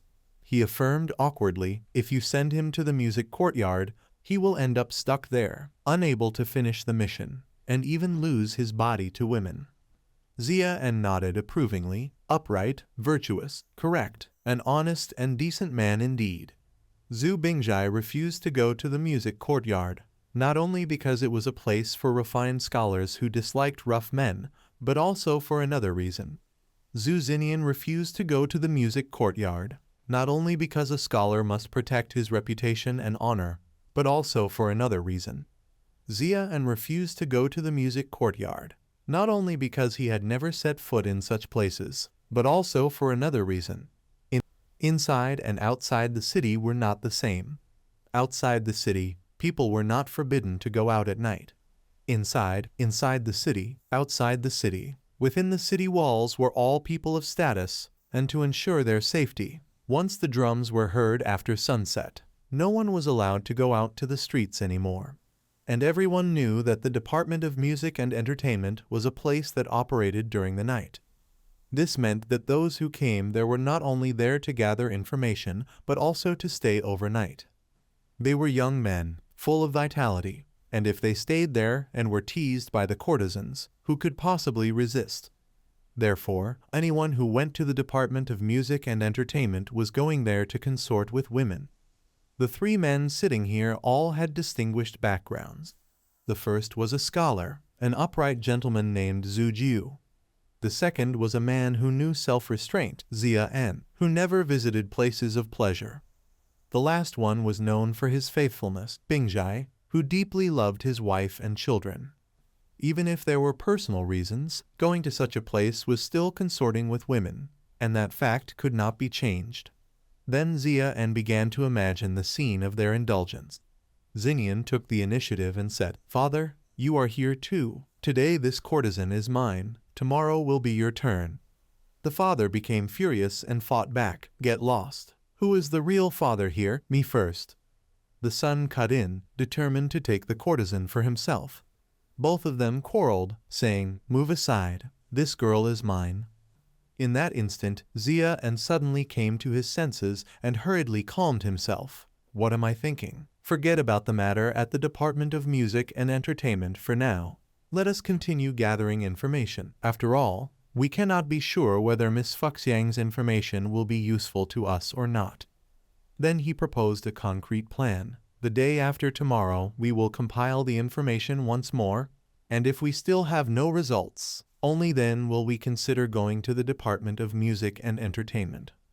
As soon as they heard that, the two men immediately replied in unison, agreed. After the meeting ended, Xia pondered deeply. Perhaps he should make a small sacrifice and visit the Department of Music and Entertainment tomorrow night. Inside the city, he quickly changed his clothes, for when going to a refined place like that, he naturally had to dress like a young gentleman. In this era, those who could live inside the city were all people of status and rank. His aunt had always wanted to sell her property outside the city and move inside, but unfortunately, she had a nephew who devoured all her gold and silver, so she could never make the move. At that moment, Xia stopped at the city gate and looked up. He saw the signboard that read Yongkang Street, one of the main roads in the capital. Xia was overwhelmed by the scale of the street. His second uncle had told him it was large, but he had not expected it to be this vast. Even 10 carriages traveling side by side would not cause a traffic jam. Such a wide main road clearly had its reasons, for when the emperor and nobles went out, guards would come in advance to clear the way. Even if assassins wanted to hide in the houses on both sides to shoot hidden arrows, with this 200-meter width, weapons such as crossbows or cannons would lose their effect. Just then, he turned around in suspicion. Xia's gaze fell upon a luxurious carriage. This carriage, the next instant, he laughed at himself, thinking that even if he worked hard his whole life, he would never be able to afford even one wheel of that carriage. At the same time, 2 soldiers were quarreling over a game. Missed again, so annoying, move aside, my turn now. Seeing their actions, Xia quickly understood they were playing a game of throwing darts into a bottle. One of the soldiers, who had not won a single round, walked forward confidently. He pulled out his money pouch and declared, "Old Taoist, my master said he will use 60 taels of gold to buy everything in your stall." Xia was speechless and mocked silently. Since he could not win, he decided to use gold to buy it outright. Jin Lion said nothing, only curved his lips into a smile. The old Taoist calmly reminded them, rules are rules. Seeing this, Xia felt a wave of suspicion. This Taoist. Looking closely at the items displayed, he sensed something unusual. Leaving the other things aside, the fact that gold and silver could be displayed openly here without being stolen meant that this Taoist was definitely not ordinary. At that moment, another soldier patted his companion's shoulder and warned, "Stop playing, our master is calling us to go." At this moment, Xia stepped forward and asked, "Old Taoist, how much does it cost for 1 round?" Jin Lion handed him the tool and answered clearly, 1 tael of silver, from 30 steps away, blindfolded, turned around and thrown. Xia held the tool in his hand and analyzed it as he turned around. Throwing from 30 steps away would not be too difficult for someone in the refining energy realm, but turning around and being blindfolded would make the player lose their sense of touch, increasing the difficulty so much that it seemed almost impossible to hit the target. Xia confidently tied the blindfold tight, for he had absolute faith in himself. Gathering all his focus, he turned on his heel because Xia drew an arrow. Then, with calm ambition, he threw it, thinking, "I haven't picked up any gold for several days already." At that exact moment, the person inside the carriage gave the order, "Go." Without hesitation, Xia threw the remaining arrows all at once. He proudly struck a confident pose, thinking, "This pile of gold and silver will all be mine." The crowd around him trembled, pointing at the target, "Hit." They cheered in excitement, "It's in." The next instant, the person of authority in the carriage commanded loudly, "Stop the carriage." Immediately, Xia thrilled with anticipation, triumphantly declared, "Old Taoist, this pile of gold and silver now belongs to me." But before he could scoop up the treasure, the old man swiftly stopped him. Xu Xinnian calmly presented 2 items and said, "Young master, you have thrown 3 arrows, so choose one of these 2. Xia quickly refused without hesitation. "I don't want them, I want the silver." The old Taoist repeated firmly, "Rules are rules." Xu Xinnian tried his best to persuade him, praising the true value of the 2 treasures. "These 2 items are rare artifacts. How could worldly things compare?" Looking at the strange object in his hand, Xia asked in confusion, "What is the use of this treasure of yours?" Xu Xinnian remained calm and mysterious. "I do not know. I only know that she is waiting for someone destined to have it." Xia's eyes turned sharp with suspicion and mockery. "Whether it is a treasure or not, who could tell? Silver is far more practical." At that moment, Xiao, who approached earnestly, "Young master, my master wishes to ask for your help with something." Xia, curious yet cautious, asked in return, "What does your master want?" Then the man clearly pointed to the bracelet, the string of Bodhi beads placed there. Xiao, who respectfully offered an appealing price, "My master is willing to pay you 60 taels." The gleam of money clouded Xia's mind, and he agreed immediately. "All right." The man handed him 3 arrows and added, "My master says you may throw a few more times. We will cover the cost." Xiao, who closed his eyes and reassured him, "Even if you fail, it's fine." No sooner had he spoken than Xia hit the target in 1 try, leaving Xiao, who astonished. 1 shot, and it's in. Xiao, who evaluated seriously, "This young man may look like an ordinary scholar, but he is definitely a formidable one." However, the person inside the carriage remained silent. Xia smirked slightly and removed his blindfold. The window of the carriage opened slightly with the passing breeze. Xu Xinnian happily concluded, "Both of these treasures shall belong to you." Xia handed over the item to complete the deal. "Here is the string of beads your master wanted." The man bowed his head in gratitude. "Thank you, young master." Then Xiao, who handed Xia a money pouch. Receiving his payment, Xia joyfully lifted it up. 60 taels of gold were now in his hands. At the same time, he grew curious, wondering who the person inside the carriage might be. Just as he turned around, he suddenly realized something. Xia looked around in confusion. Where did that Taoist go? He snorted dismissively and tucked the item into his robe, pretending to be mysterious.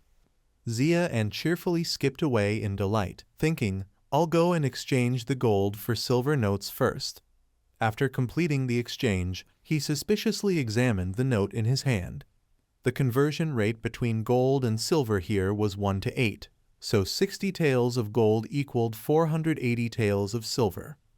After doing the math, Xia compared with dissatisfaction. This amount of silver could probably only buy a small house in the city. If I want a large house, without 20,000 taels of silver, it's out of the question. He smugly imagined the scene, but even that would be enough to throw it in his aunt's face. "You, how dare you?" Xia paused and wondered, why is it that every time I earn money, I can't help but want to throw it in her face? The main character seems to bear quite a grudge against his aunt. He began listing tempting options. Aside from throwing it in her face, 480 taels of silver could also be used to redeem a lower-ranked courtesan from a brothel, perhaps even bring her home, but that wouldn't be worth it. With 480 taels of silver, he could instead take turns enjoying time with another courtesan and have enough to sustain a few months of pleasure. But redeeming a courtesan would not only cost all his wealth, he would also have to provide for her daily needs, and with his current income, he could barely afford to support one official wife. Moreover, he had no desire to redeem any woman from the brothel. Using public funds for personal indulgence would surely invite divine punishment. A while later, Xia stopped in front of a grand gate. Standing before its magnificent structure, he stared in awe. So this is the famous Great Treasure Pavilion of Guokai, the Department of Music and Entertainment. He recalled what the head constable had once told him. Normally, a brothel is built with 2 or 3 stories and a few small courtyards, and that is already considered standard. But the Department of Music and Entertainment is different. because this entire row of buildings belongs to it. That is how wealthy the Guokai Empire truly is. The Department of Music and Entertainment had its own threshold, and the minimum entry fee was 5 taels of silver. A lower-class prostitute only cost 1 coin, yet 5 taels of silver amounted to several months of income for an ordinary family. And that was only. Therefore, the guests of the Department of Music and Entertainment were divided into 3 types. The first were the powerful nobles, the most extravagant of all. These people, who held considerable positions in society, were especially obsessed with the wives and daughters of convicted officials. The second type were government officials. For them, the Department of Music and Entertainment was a place to gather and drink tea after work. Whenever they wanted to feast and socialize, this was where they came. Notably, officials from the Ministry of Rights were exempt from paying fees, since the Department of Music and Entertainment was under the ministry's jurisdiction. The third type were scholars. These men were more refined than nobles, fond of composing poetry and writing couplets, and much easier to please than officials. As a result, they were the favorites of the young ladies working there. The young women of the Department of Music and Entertainment were also divided into 3 groups. The first were the wives and daughters of convicted officials, the most tragic kind, forced into prostitution and constantly humiliated. The second were women captured in wartime. The third were courtesans personally selected and trained by the department itself. In the end, Xia couldn't help but admire and acknowledge one thing.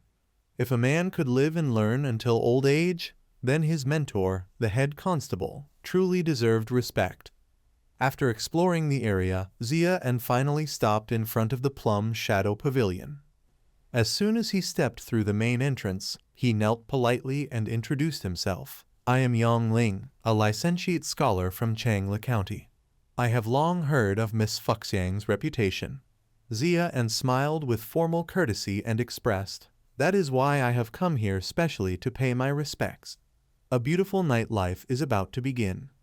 The Department of Music and Entertainment had a total of 12 courtesans, ranked according to virtue, fortune, talent, and beauty, divided into 4 tiers. Miss Fuxiang belonged to the highest tier, known for her dual mastery of poetry and music. The attendant presented the price with a serious expression, 10 taels of silver. That was why the banquet fee here was twice as expensive as in ordinary rooms.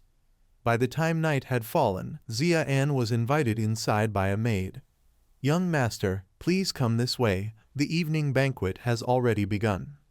Inside, the guests were applauding and cheering in admiration. Wonderful, what a fine verse, who will go next? One man smiled awkwardly and replied, well, I haven't thought of one yet. At that moment, Xia slowly stepped forward. Bowing slightly, he introduced himself clearly. I am Yang Ling, a licentiate scholar from Changle County. Greetings, gentlemen.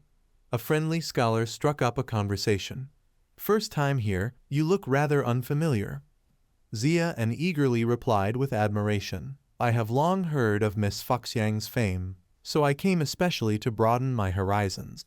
He then glanced toward the front. His eyes grew dreamy as he saw the flickering silhouette at the center. Xia stared blankly at the main attraction, the courtesan of the Department of Music and Entertainment, Miss Fuxiang. This woman was truly stunning. He clutched his chest, feeling his heart tremble as if it might burst. Just then, another scholar volunteered to recite a poem. My turn now. Frozen wine. 1 drop, 2 drops, 3 drops. Xia's eyes widened in surprise. So fast. He looked toward her nervously. Fuxiang smiled brightly and clapped her hands in praise. At that moment, the scholar announced loudly, Young Master Yang, your turn. Xia rubbed his chin uneasily, thinking, I'm not very good at poetic couplets, even making them rhyme is already hard enough. After pondering for a while, he quickly came up with an idea. Got it. Clove blossoms bloom by the hundreds, the thousands, the tens of thousands. Everyone around him nodded in appreciation and praised wholeheartedly. The second line matches perfectly. Xia looked expectantly toward her. Yet Fuxiang remained composed as always, making him secretly doubt that the smile on her face seemed far too fake. Observing more closely, he realized that after assessing him once, she immediately looked away and paid him no further attention. His sitting posture was stiff and formal, and he only drank when forced to by others. From these small details, he drew a sharp conclusion. Therefore, the courtesan clearly looked down on their level, only enduring their company out of obligation. At that moment, a cheerful courtesan urged him warmly, "Young master, please sit here." Xia turned his head curiously. Someone else had arrived. When he saw the newcomer's face clearly, it was none other than Xinnian. Shocked, Xia broke out in a cold sweat. Hearing the commotion, Xinnian glanced over. Both of them gasped in alarm and shouted at the same time. Then, in their fluster, they spoke awkwardly. What a coincidence." A confused scholar nearby asked, "Do you two know each other?" Xinnian cleared his throat and faked a few coughs. "Know each other? You could say that." Xia forced a strained smile, clasping his hands in greeting. "We have met a few times before. It seems Brother Xu still remembers Yang. We once met in Changle County." Xinnian then formally introduced himself. "I am Bingjai, a student of Changle County." Next, another man entered the room at a leisurely pace. Both of them froze in dread, thinking inwardly, someone else again. When they saw it was just a stranger, the two sighed in relief, realizing they had overreacted. However, behind the newcomer, Bingjai appeared, looking elated and showing the demeanor of a carefree playboy, which nearly made them choke on their drinks. In the end, the three of them sat at the same table, like one big family. None of them spoke a word, all frozen and awkward, yet fate had gathered them there. Bingjai fidgeted in irritation, thinking to himself, "Didn't those two brats say they were busy? Forget Sujiu, at least I somewhat understand what's going on in his mind. But Ning Yan never even sets foot in a brothel." Beside him, Xia was confused and indignant. Didn't second uncle say he was on duty today? Every time he argued with aunt, he always said that marrying such a beautiful wife was the blessing of 8 lifetimes, and he would never scold her. Yet here he is in a place like this. Next to him, Xinnian ground his teeth in frustration. "Big brother, didn't you always say you never came to brothels? No wonder my clothes went missing. You shameless man. Didn't father always say he loved mother deeply and never went to these places of pleasure?" He wiped his sweat, wanting nothing more than to vanish into thin air. To think he came out for a night of pleasure only to run into his uncle and younger brother. He wanted to crawl under the table instead of sitting at it. At that moment, Xia let out a long sigh and tried to comfort himself. "But still, I'm not the only one embarrassed here." Everyone clapped and cheered with delight. "Bravo, excellent. Brother Zhao is truly talented, worthy of being a scholar from the Imperial Academy. No one can match his couplet." Zhao feigned modesty with a self-satisfied smile. "You flatter me too much." Fu Huang pondered silently, secretly impressed. This young master Zhao indeed has remarkable talent. As for the other three who attempted the couplet, they all failed miserably. Bingjai spent the whole time just drinking, drawing ridicule from the crowd, while Xinnian performed only moderately, neither outstanding nor favored by the courtesan. Xia, unable to come up with answers at times, had to drink as punishment. He gritted his teeth in frustration, cursing inwardly, "Damn it. They've already played the flower and wine guessing games and the couplet contest, but no poetry. If only there were a poetry round, I could have shown them my true skill." Poetry in the Great Feng dynasty had declined, and most scholars were no longer skilled in verse or music, so naturally such contests were avoided during gatherings. At that moment, Fu Huang gracefully stood up and excused herself. "I feel a bit tired, please continue at your leisure. This round of the gathering is over." If the courtesan took interest in someone, she would have her maid invite that person into her room. If she favored no one, the maid would escort the guests out to prepare for the next round. Then Mai Nai slowly approached, her face bright with joy, and announced the good news. "Our lady invites young master Zhao to her room for tea." The next second, Zhao gasped in dismay. Oh no, what should we do? Our 30 taels of silver are gone. Even spending the night with a maid here would cost several taels already. Bingjai frowned and urged hurriedly, you too, think of something quickly. Xia An and Xinnian stiffened with serious faces. This isn't about the money. The real problem is that we couldn't get any useful information at all. At that moment, Xia An's eyes lit up with a sudden flash of inspiration. Wait. He silently recalled an important detail. The courtesan Fu Huang's title was Twin Mastery of Poetry and Music. Poetry? He quickly pushed the dishes aside on the table. Then Xia An urgently turned and signaled Su Jiu, hurry and ask the maid for some paper and ink. You'll write it down for me. His voice burned with determination as he declared, I'm going to compose a poem. Meanwhile, inside Fu Huang's chamber, she gently blew at the rose petals floating on the water. Immersed in the bath, she was enjoying a rare moment of rest. Beside her, Mai Nai spoke admiringly. Mistress, young Master Zhao is already waiting in the tea room next door. The guests outside said he's a scholar from the Imperial Academy. Fu Huang replied indifferently with a faint chill in her tone. What's so special about a scholar? Mai Nai cleverly flattered, still, with young Master Zhao's talent. Passing the her lips curled into a teasing smile as she mockingly added, I knew it. Mistress has a fondness for refined gentlemen like him. That troublesome Zhu Lai only flaunts his father's official title, nothing more. Mai Nai's face brightened as she began weaving an ideal vision. Young Master Zhao is so talented. If you entertain him well, perhaps the two of you could become a story sung through generations, your names recorded in history. Fu Huang flicked water playfully, laughing with a hint of mockery. Are you making fun of me? Her tone softened into quiet melancholy as she spoke a bitter truth. For a woman to have her name remembered in history, how difficult that is. She sighed deeply, lamenting a lofty dream, something even most male scholars could never achieve. Suddenly, a maid hurried in to report, Mistress, a guest named Yang outside asked me to deliver a poem to you. Mai Nai's face darkened in irritation as she scolded sharply. How dare you break the rules? Mistress has already chosen young Master Zhao. How could that be changed? Did you accept some kind of bribe from him or what? She recalled that pleading moment and hesitated tearfully. Please deliver this poem to Lady Fu Huang immediately and tell her that Yang will be waiting here.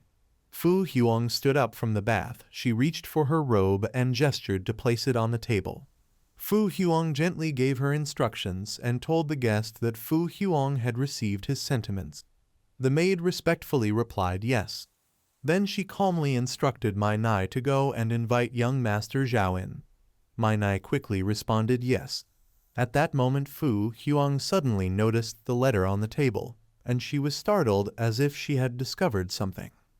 Fu Huang shouted, Wait!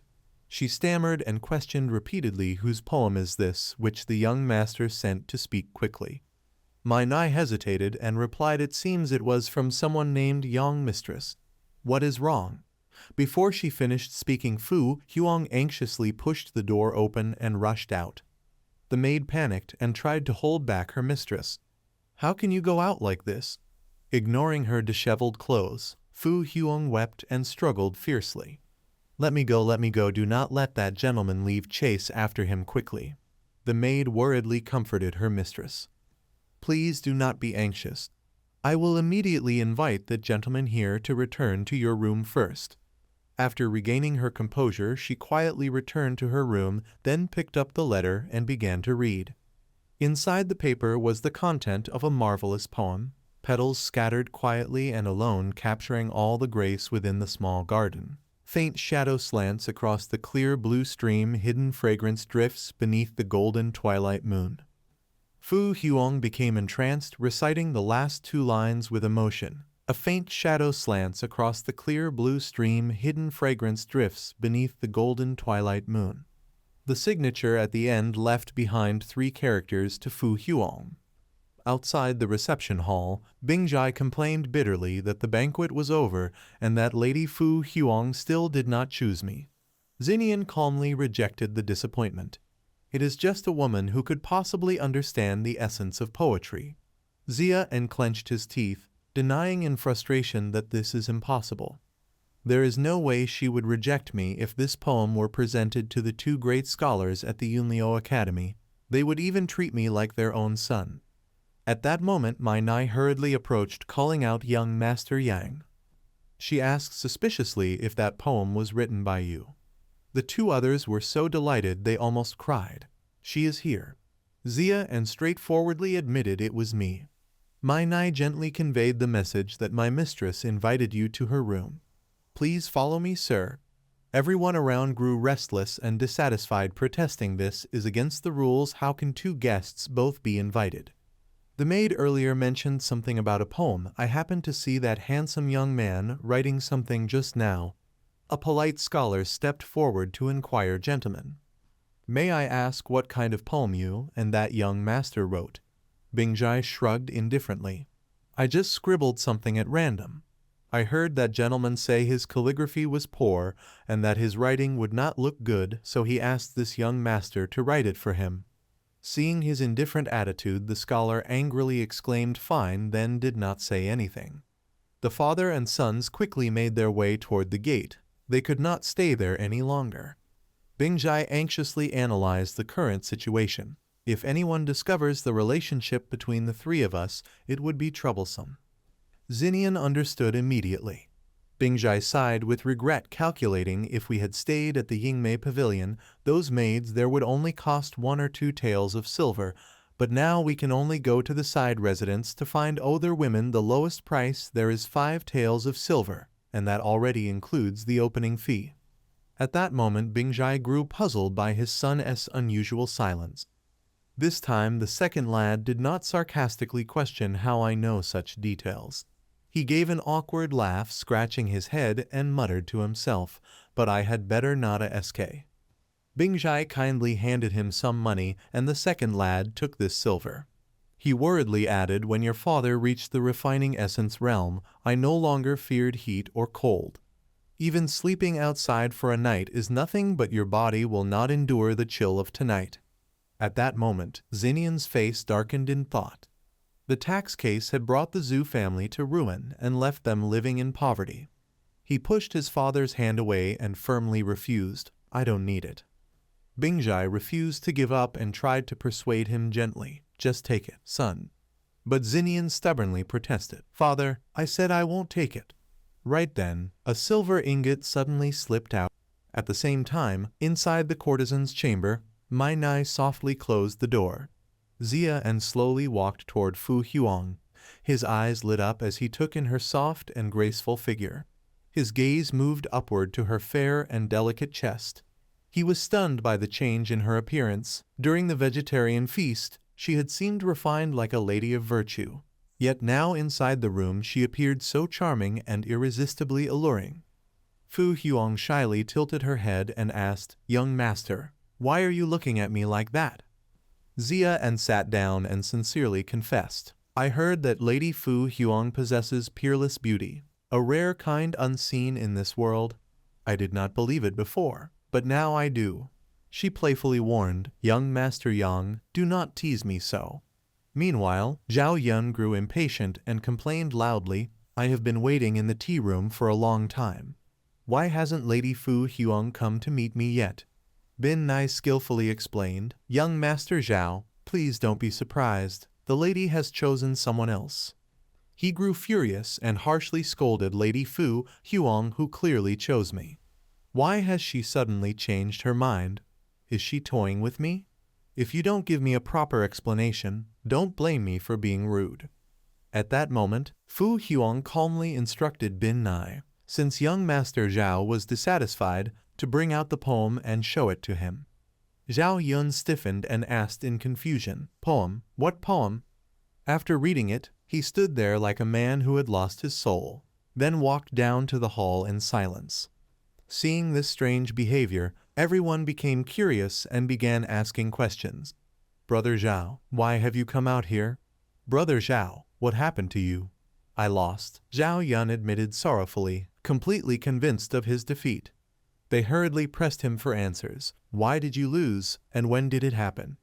Brother Zhao, that man wrote a poem, didn't he? What kind of poem could move Lady Fu Huang to break her own rules? Hurry and tell us, we are dying to know. He stepped forward and began to recite the magnificent poem, the flowers falling and dancing alone in graceful silence. All the charm of spring gathers toward the small garden. The faint shadow leans across the clear blue stream. Hidden fragrance drifts beneath the yellow dusk of the moon. Upon hearing it, the scholars were deeply moved, their voices trembling with emotion as they praised. This poem would make even the poets of ancient times feel ashamed. They hurriedly picked up their steps, Zhao Yun and several scholars eagerly spreading the word. Gentlemen, I must attend another feast now. I shall spread this poem far and wide. And I too, I will go. I must not be absent when a poem that glorifies the phoenix among poets is sung. They left in excitement, laughing and conversing with joy. Meanwhile, Fu Huang, deeply touched, spoke softly in gratitude. This humble woman must thank you, young master. She smiled with modest grace. If in the future my name is ever remembered in history, it will all be thanks to you. In this world, there are two kinds of people who crave fame, scholars and courtesans. Yet throughout time, few famous courtesans have been praised for their poetry. Xia An, astonished, placed his hand on the Fu Huang gracefully offered. Young master, the night is still long. Why not let this humble one play a tune to add a touch of elegance? Xia An nodded appreciatively, enjoying the melody, and began with a compliment. First, let me say, Lady Fu Huang, you are truly a beauty of the nation.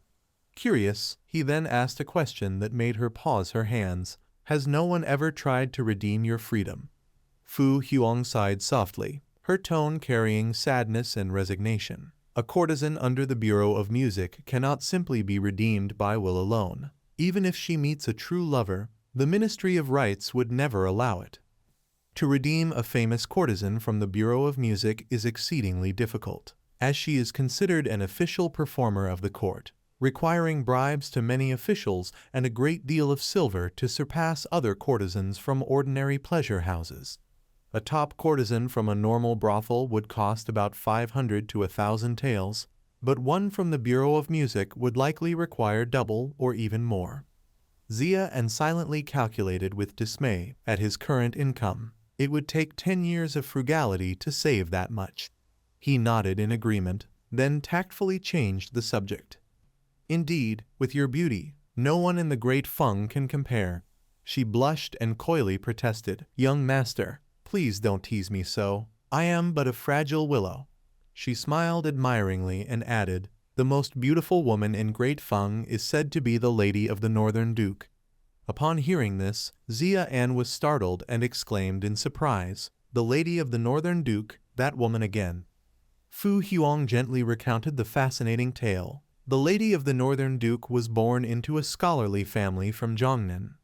At the age of 9, she accompanied her parents to the Jade Buddha temple to offer incense.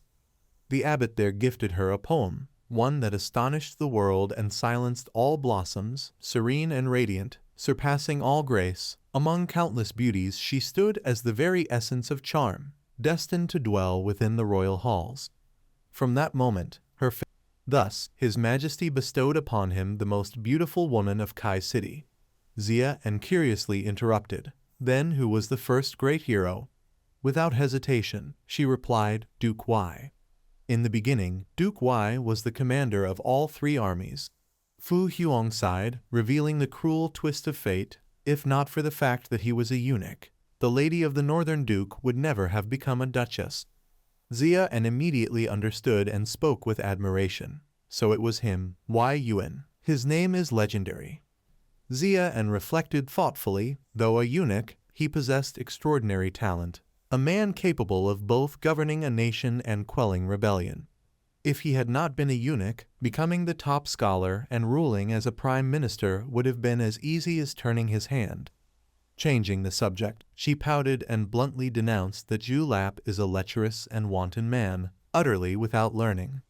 Every time he attends a chaste gathering, I simply act as if he does not exist. The Music Bureau is under the jurisdiction of the Ministry of Rights. So even if he is the son of Vice Minister Xu of the Ministry of Revenue, I have nothing to fear. Xia smiled calmly and remarked, how wanton could he truly be? Flirting with women is hardly unusual, is it not? Fu Huang lowered her voice and revealed a shocking secret. This matter concerns some confidential affairs within the court.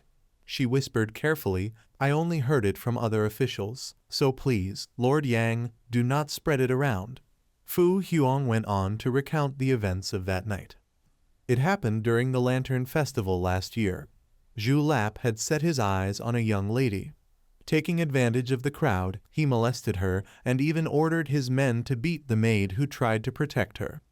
But who would have thought that the young lady was the daughter of Marquis Wu's concubine? Her mother was the sister of the Marquis's legal wife, and since the legal wife was fond of the girl, she treated her as her own child. Elder sister, you must seek justice for Ying Nai, cried the lady. Mistress, that poor child, the mistress will never forgive that lecher. The Marquis Wu filed an accusation, and Vice Minister Xu submitted a written explanation. The two sides fought bitterly for several days before the emperor finally ruled that Vice Minister Xu had failed to discipline his son properly. He was fined 1 year's salary and ordered to compensate Marquis Wu with 5,000 taels of silver. Zhu Lap was confined to his residence for 3 months, and the decree stated that if he were to reoffend, he would be severely punished without mercy. Xia froze, repeating the last line to himself. If he were to reoffend, he would be severely punished without mercy. His eyes widened, as if a new plan was beginning to form in his mind. Xia put forth a classic hypothesis. Zhu Lap had long been infatuated with Marquis Wu's daughter. Having suffered humiliation and punishment in the past, he grew increasingly resentful. In a fit of rage, he might once again intend to lay hands on her. Thus, he could have her kidnapped, hidden away in a private residence outside the city to indulge in lust, and then kill her to silence the witness. Of course, Xia's true intention was merely to stage the event, to frame Zhu Lap. He had no intention of killing an innocent girl. Seeing the cruel glint in his eyes, Fu Huang looked at him blankly and called softly, "My lord." Then she smiled faintly, her tone teasing with hidden meaning. Could it be, my lord wishes to sit with me all night long? Xia stiffened, murmuring inwardly, I still cannot lose my innocence yet. Not sitting all night, then could it be? That night, he and Fu Huang lay together on the bed. Fu Huang slyly reached her hand into his robe, slowly caressing from his chest downward. Then she whispered seductively into his ear, my lord. In the awkwardness of the moment, Xia's entire body stiffened, inwardly lamenting, if this continues, my little brother won't hold out much longer. Seeing his flustered reaction, she curiously asked, could it be that the young master has never done this before? He grew embarrassed and silently argued with himself, no, I did it in my past life. Suddenly, Xia hesitated and changed the subject. Fu Huang, have you ever heard of this special ability? She tilted her head curiously. What ability? He proudly declared, a unique skill, falling asleep within 3 seconds of lying down. Fu Huang calmly replied, I don't believe it. Xia instinctively backed away a little and said, then move a bit farther from me, and I'll show you. Though skeptical, she agreed, very well. He began to count slowly, 1, 2. Just as he reached 3, Xia rolled over and fell asleep instantly. At that moment, she froze and called his name, Lord Yang. Yet he didn't move at all, sleeping soundly. Fu Huang forced a bewildered smile, utterly unsure what to make of it. By the next morning, the sun had already climbed to its peak. Xia slowly opened his eyes from his dream. At that moment, he felt embarrassed and dared not move. Realizing it was the perfect chance, Xia tiptoed away. I have to get out of here quickly. He opened his robe and frantically searched around. Wait, where's my band note? Then, a sudden thought flashed through Xia's mind. Could it be that the maid from Xiao Jiying Mei took advantage of my sleep and secretly stole my band note?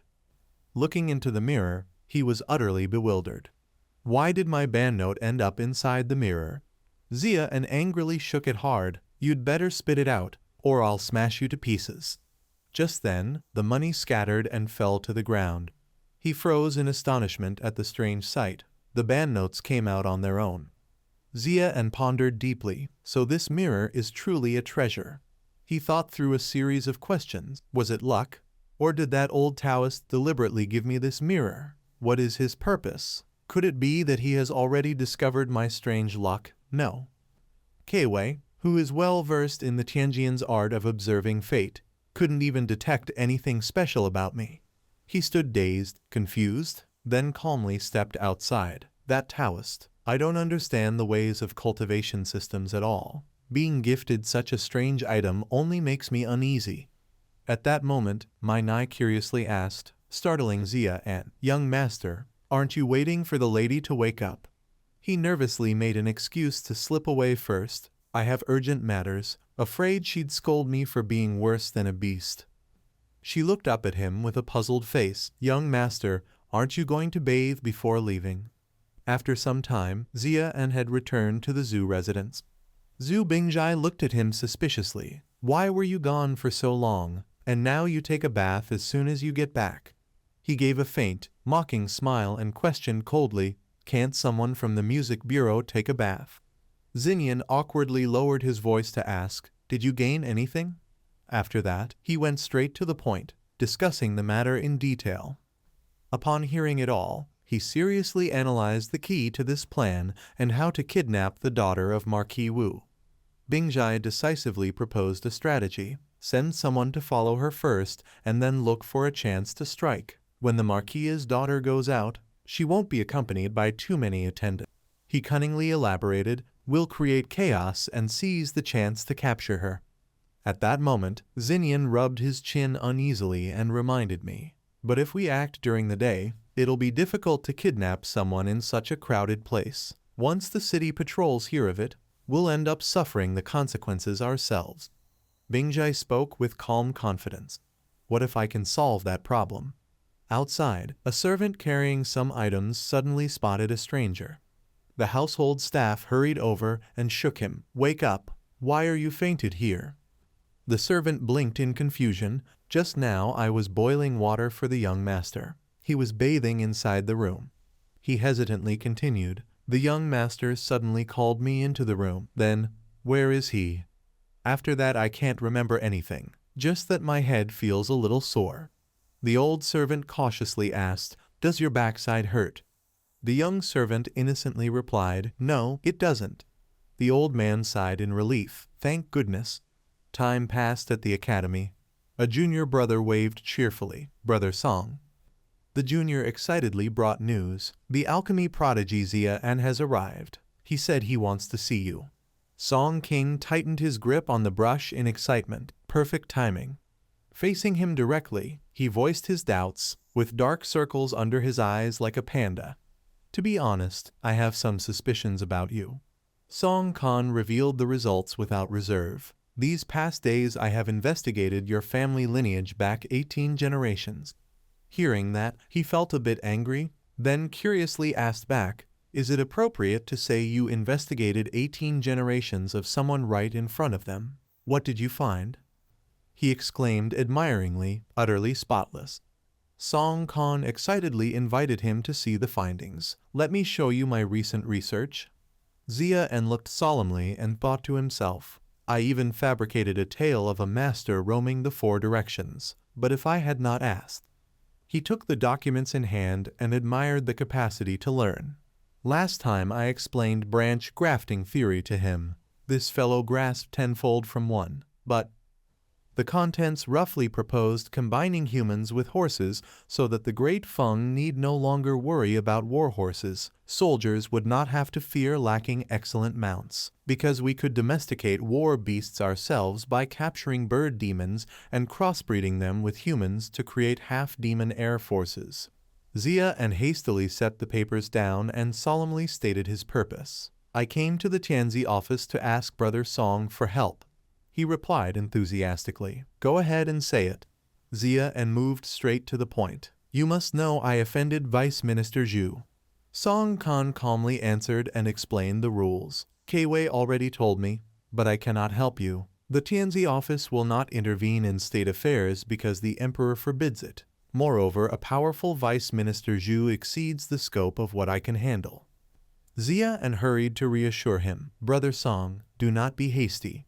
He whispered his request. What I ask of you is very simple. Upon hearing it, Song Khan was horrified and refused firmly. This cannot be done. I am an upright and honorable man. I will absolutely not do such a thing. Zia and quickly backpedaled. I spoke thoughtlessly. Let us continue discussing your branch grafting theory. He solemnly emphasized. Forgive me for speaking plainly. This matter absolutely cannot be done. Zia and cheerfully posed a new question. Have you ever heard of the periodic table of elements? Meanwhile, at the residence of the Marquis Wu, a maid tilted her head to ask, has the second young mistress's sedan been prepared?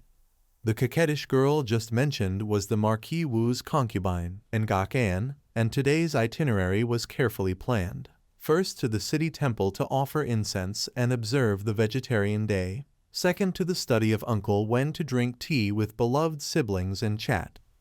After the schedule was set, the Wu household procession began to move. While traveling on the road, a horse suddenly lost control, and they were stunned. What was happening? The carriages unexpectedly collided into one another. Panic spread as people did not know what to do.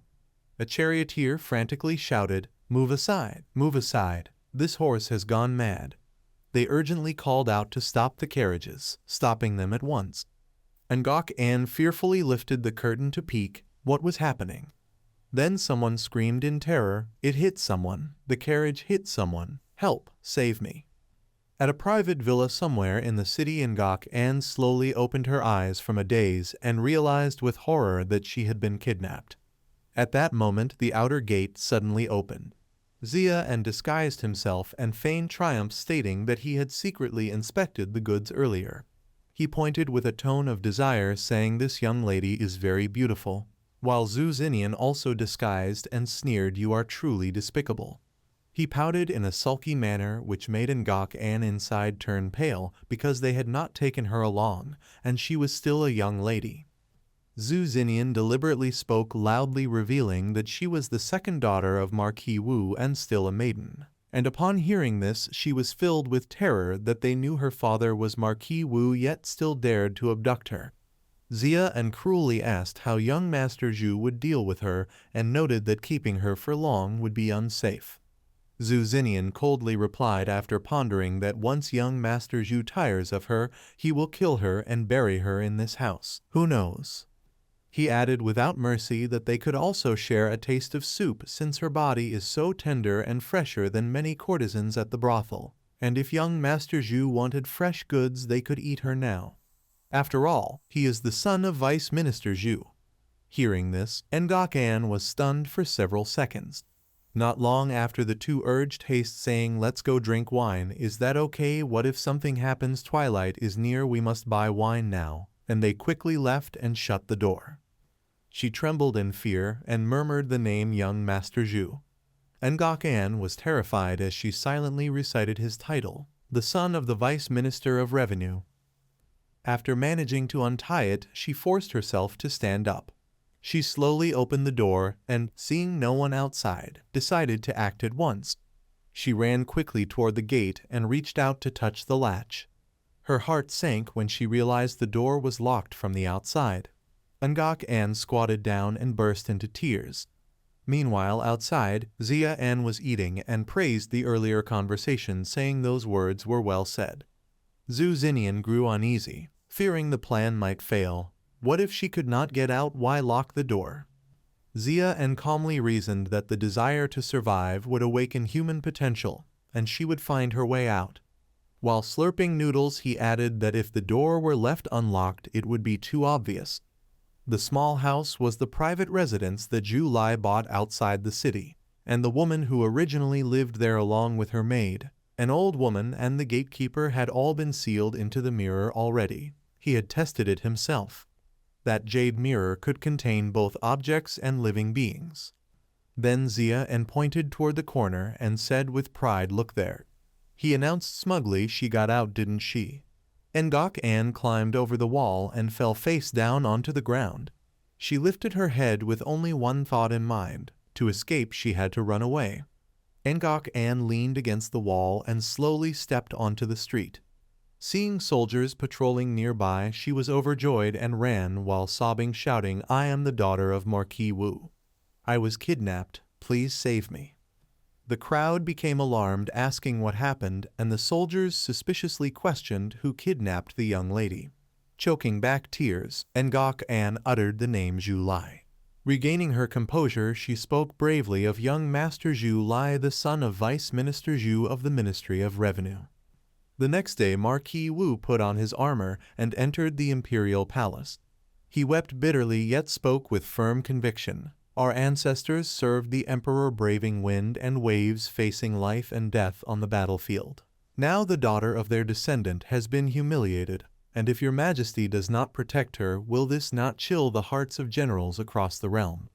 Zhu Lai turned pale as paper hastily denied, "I never kidnapped the second young lady of the Zhang family, father, I did not do it." The Vice Minister of Revenue reacted furiously and scolded Marquis Wu, "You are slandering my family with false accusations." The situation immediately escalated to a grave level and Emperor Yuanjing became enraged, ordering the Court of Judicial Review, the Ministry of Justice, and the Censorate to investigate the case thoroughly and produce results within 2 days. The first stop for Zhu Lai was the Censorate. The official there slammed his command token onto the ground and declared, "No need for words, the Censorate will begin by giving 30 strokes first and talk later." During the beating, the officer coldly interrogated Zhu Lai as to whether the daughter of Marquis Wu was imprisoned in your private residence or not. Beaten half to death, he stammered yes, but before he could continue, the officer cut him off and concluded, "If it is your house, then there is nothing more to discuss." The Censorate decisively ended the interrogation and signed the verdict. Zhu Lai cried out in despair, "It was not me, I did not do it." After the Censorate finished the examination, the report was sent to the Ministry of Justice, the second station for Zhu Lai. Inside the prison, the jailer approached gently, saying, "Young Master Zhu, I will apply medicine to your wounds now." Old Chen comforted him affectionately, "Young master, we will not let anything happen to you." Zhu Lai whimpered, calling out his name, "Uncle Chen." A moment later, he groaned repeatedly in pain, "It hurts." The old man anxiously consoled his young master, "Please endure it a little longer." After several hours of interrogation, the Ministry of Justice rejected the conclusion made by the Censorate and declared that Zhu Lai was innocent, claiming that someone had falsely accused and framed him. However, when he was in the ministry, the attitude completely changed, from harsh treatment to respectful hospitality. "Young Master Zhu, wine and beautiful women have been brought for you." In the end, the case documents were transferred to the Supreme Court, the third station for Zhu Lai. At that time, the official in charge showed no mercy and ordered directly, "Beat him until I say stop." Zhu Lai panicked and objected, "You have not even asked me a question yet." After a strict and cruel interrogation, the Supreme Court overturned the judgment of the Ministry of Justice and concluded that Zhu Lai was guilty. On the second day, when the emperor saw that the Supreme Court, the Censorate, and the Ministry of Justice all had different opinions and could not reach any result, Yuanjing ordered all 3 departments to conduct a joint trial and elevate the case. The Ministry of Justice and the Censorate argued fiercely. With no one willing to yield, the Supreme Court insisted he was guilty, while the Censorate claimed Zhu Lai was innocent and had been falsely accused. Both sides argued for an entire day without any outcome, until a disciple from the Imperial Astronomical Bureau arrived. Song King boldly entered from outside, announcing, "I have received His Majesty's order to assist in the investigation." He stared straight at Zhu Lai and questioned him urgently. "Zhu Lai, did you kidnap the daughter of Marquis Wu, Engulf Anne, or not?" Zhu Lai desperately cried his innocence, insisting that it was not him. "I did not. It was not me. I was wronged." The officials around became restless and asked, "Well then?" Song King kept a stern face and concluded, he was lying. Zhu Lai was so shocked that he could not speak. Only 3 days later, Vice Minister Xu was accused of embezzling grain and money from the treasury, and for failing to properly discipline his son, he was dismissed from office and sent to serve as a soldier. His son Zhu Lai was exiled to the southern frontier. At that moment, the 3 members of the Xu family happily raised their cups to celebrate. Bingjai drank all the wine in satisfaction. Finally, Vice Minister Xu was overthrown. Xinnian curiously sought an answer and asked his elder brother, "I have something to ask you." Xia, fully understanding his thoughts, turned the question back. "You are wondering why Zhu Lai confessed in the end, right?" He put down his cup of wine and changed direction. Or perhaps... Xia used sharp words, digging deep into the essence of the matter. Why did neither Marquis Wu nor the entire imperial court see through such a simple case of false accusation and framing? He stroked his chin and answered honestly, "I can only figure out part of it. For the political enemies of Vice Minister Xu, whether Zhu Lai was truly guilty or not does not matter at all." Xinnian pointed out the clear motive. They would seize this weakness to completely destroy. He judged that this was a once-in-a-lifetime opportunity that could not be missed, and for Marquis Wu, this was also the perfect chance for revenge.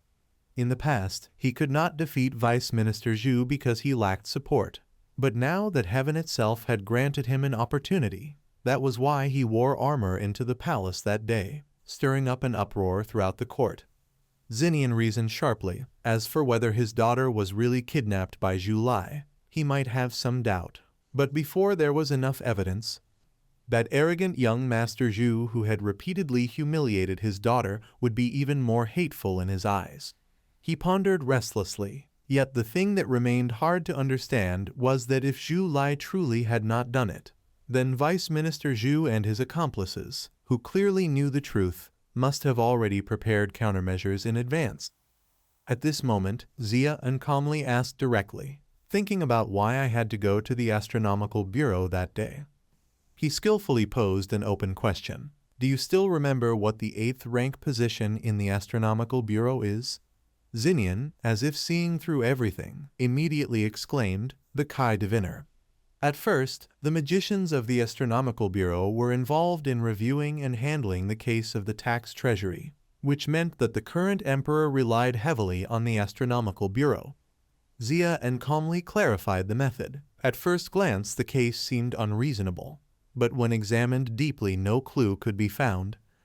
Combined with the struggle for power, this case was certainly troublesome and difficult to investigate, so the simplest and most effective way was to seek the help of the magicians from the Astronomical Bureau. He seemed enlightened and quickly concluded. So elder brother bribed a magician from the Astronomical Bureau.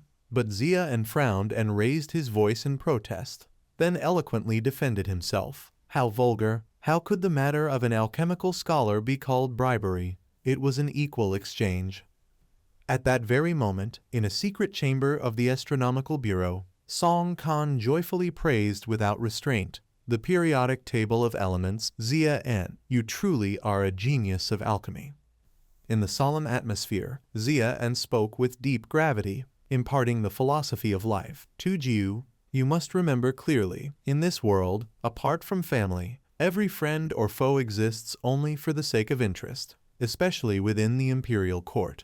He firmly advised his younger cousin, "When you later enter the court to serve as an official, I hope you will be a capable official, not merely a righteous one." Xia gently reiterated the core principle. "Remember, do not be rash with the world." Xinnian was stunned after hearing that and repeated, "Do not be rash with the world." At that moment, he anxiously asked, "What if one day I lose my way in the whirlpool of power and ambition?"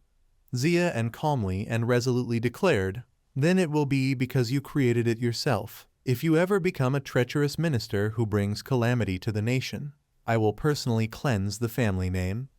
Xinnian's eyes blazed with determination as he solemnly swore, "Fine, if one day you become a brute, I will do the same." Xia was momentarily awkward, then cheerfully said, "Somehow I feel like I just set up a flag. Second uncle, you must bear witness for us." Bingjai erupted in fury, shouting discontentedly, "Enough! All you two ever talk about is fratricide. Do you take me for nothing?" In the quiet room, Zai Mo sternly frowned and reminded me, "How many times have I told you? Your sitting posture when writing must be upright." Ling Yin obediently replied with respect, "I understand, teacher." Still unsatisfied, he urged continuously, then corrected it. The little girl tilted her head innocently and asked in confusion, "Correct what?" Zai Mo sighed helplessly and switched to another method, then stopped writing, reciting the three-character classic with me, "At the beginning of man, his nature is good." Ling Yin hesitated and repeated the first line, "At the beginning of man, his nature is what?" He patiently tried to teach, "At the beginning of man, his nature is good." The little girl stammered and stumbled. At "nature is good," Zai Mo was speechless and asked, "Why did you stop halfway?" Ling Yin innocently replied, "I forgot."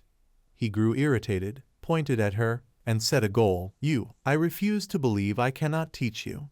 Just then, Hui King, who had been standing outside, suddenly chuckled. She stepped forward curiously and asked, "Since when has the Yumnio library had a child here?" Zai Mo immediately bowed respectfully. "Princess Royal." He sincerely explained, "Please forgive the child's rudeness, Princess Royal. These two are the family members of a scholar studying here. Because there are troubles at home, they have temporarily been placed under the care of the library."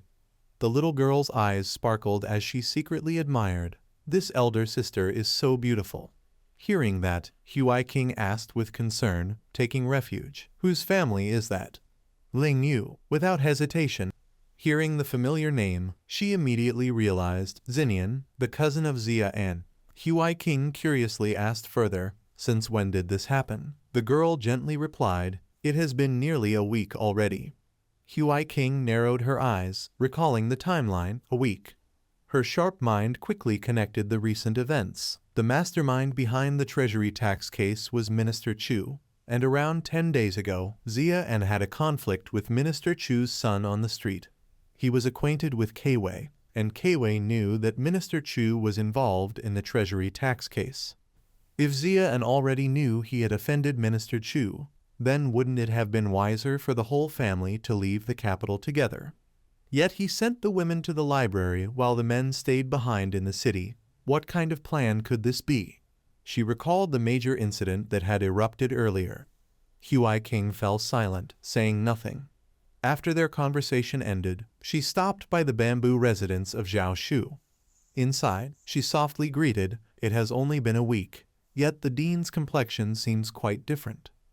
He replied thoughtfully with deep meaning, "The sages say, in learning there is no distinction of rank or size. Those who achieve success will naturally stand above others." Hearing this, she pondered and deduced the earlier events. It seems this is connected to the stream of pure energy at the Sub-Saint Hall that day. The Sub-Saint Academy had been sealed off, and no one was allowed to enter. Even the boundary masters were powerless to interfere. Hui King's heart was restless. What exactly happened that day? She asked quietly, "Dean, have you heard that Minister Chu has been stripped of his post and sent to serve as a soldier?" Zhao Shu calmly commented, "For the bureaucracy of Dafeng. This is merely the opening move in the battle for power." He smiled and skillfully shifted the topic. Since Mobai was defeated 3 times by Wei Yuan, he has never played chess again, and within the library, there are few who can truly discuss such matters with me. Zhao Shu enthusiastically proposed, "Since the Grand Princess has come today, why not play a round of chess with this old man?"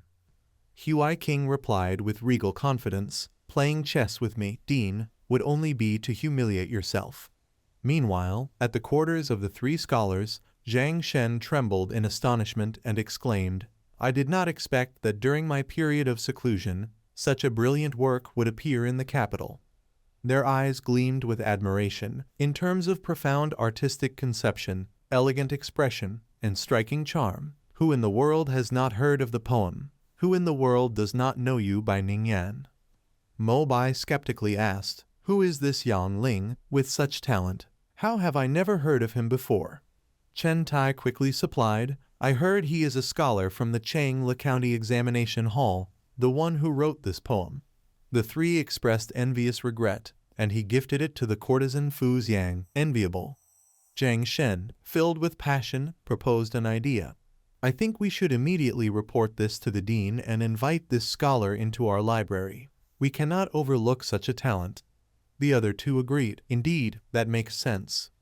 After some time, the scholars recruited him and earnestly advised Tu Jiu. It seems that the teachings I instructed you to record from the sages have benefited you greatly.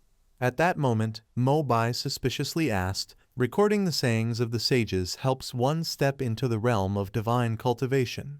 How come I have never heard of such a thing? Xinnian stared blankly at his palm. He truly had touched the threshold of divine cultivation. But that was after he saw the 4 lines his elder brother had written on the stone stele. He cautiously reminded himself, of course, this is not something that can be spoken aloud before so many people, even if everyone already knows where those 4 lines came from. Then Chen Tai, with a voice full of implication, slowly probed, since the 2 of you are in the capital, you must have already heard. Lately a most astonishing work has appeared. Ning Yan, though you are a talented poet, do not become arrogant. Remember that among the scholars of this world lie hidden dragons and crouching tigers.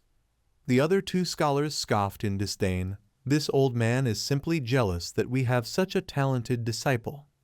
Embarrassed, he coughed to cover it up. Though scholars nowadays lack spiritual essence, there are still exceptions. That Yang Ling may not be able to compose another poem, but with Ning Yan's talent, there will surely be a 3rd and a 4th. Jiang Shen eagerly chimed in. Flattering, indeed, Ning Yan need not compare himself to that one. Shut up, will you? Hearing this, Xinnian sneered inwardly with ridicule. He then bluntly revealed a shocking secret. That poem was also written by my elder brother. Xia, and startled, scolded his cousin, little brother, are you itching for a beating? Why would you expose me like that? The 3 scholars were stunned, eyes wide in disbelief. What? They stammered and asked repeatedly. Yang Ling is, he reluctantly confirmed, that is my pen name. The scholars questioned further in doubt. Then what were you doing at the Education Bureau? Xia and mischievously replied briefly, beautiful young ladies. The 2 teachers flared up in anger, harshly rebuking such an immortal masterpiece. And you dedicate it to a woman, is she even worthy? A poem praising plum blossoms should remain about plum blossoms. Yet you gifted it to Fu Xiang. This is utterly vulgar. You have ruined a fine poem. Xia and inwardly mocked with scorn. Right, if it were written for you instead, it would have been splendid. If it had been dedicated to Master Mo Bai of Yunliu Academy, you would have been laughing in delight already. Xia An, understanding the situation, stepped in to ease the tension. If there are good poems in the future, I will surely invite the 2 masters to help me refine them. Chen Tai quietly proposed to himself, if Ning Yan already has 2 teachers, then why not 3? A chill ran down Xia An's spine. Why did he suddenly feel cold all over? Right after, Xinnian cleared his throat and brought the conversation back on track. He gently asked, my little sister has been studying at the academy for days now. What has she learned so far? The old man happily recounted what had happened. That little sister of yours has an unshakable will. No one can influence her. Within a single week, she has already changed 4 instructors. The 4th one this week got so furious that he fainted, even swearing that he would never teach beginners again for the rest of his life. Xinnian sighed affectionately. Lin and oh Lin, and that's just like you. The scene shifted to a peaceful and tender mountain courtyard. The little girl, feeling wronged, threw herself into her father's arms, crying out softly, Father, you finally came to take me home. Bingjai gently stroked her head with aching tenderness. It seems Lin and had quite a hard time at the academy. The teachers there are truly strict. The 4 of them sat together chatting warmly. Nightwatcher, you've finally arrived, my poor daughter. As the eldest son, the elder brother was respected by everyone, while Lin and could freely nestle in her father's embrace. Ling Yu, feeling a pang of envy, muttered with slight resentment, and what about someone stuck in the middle like me? At that moment, Xia and calmly took her small hand. After their time apart, he asked with concern, we haven't met for a week. You've lost weight, haven't you? Ling Yu affectionately called out, elder brother. Xia En smiled kindly and said, "Let's go home." She nodded with a bright, touched smile. Before leaving, Lai Ru didn't forget to question suspiciously, "My lord, while I wasn't at the manor, you didn't go out for pleasure, did you?" The two brothers quickly denied, "No, we didn't." She narrowed her eyes and replied skeptically, "I wasn't asking you to." Xia En, ever the understanding one, spoke up to ease the tension. "If there are good poems in the future, I will surely invite the two masters to help me refine them." Chen Tai quietly proposed to himself, "If Ning Yan already has two teachers, then why not three?" A chill ran down Xia En's spine. Why did he suddenly feel cold all over?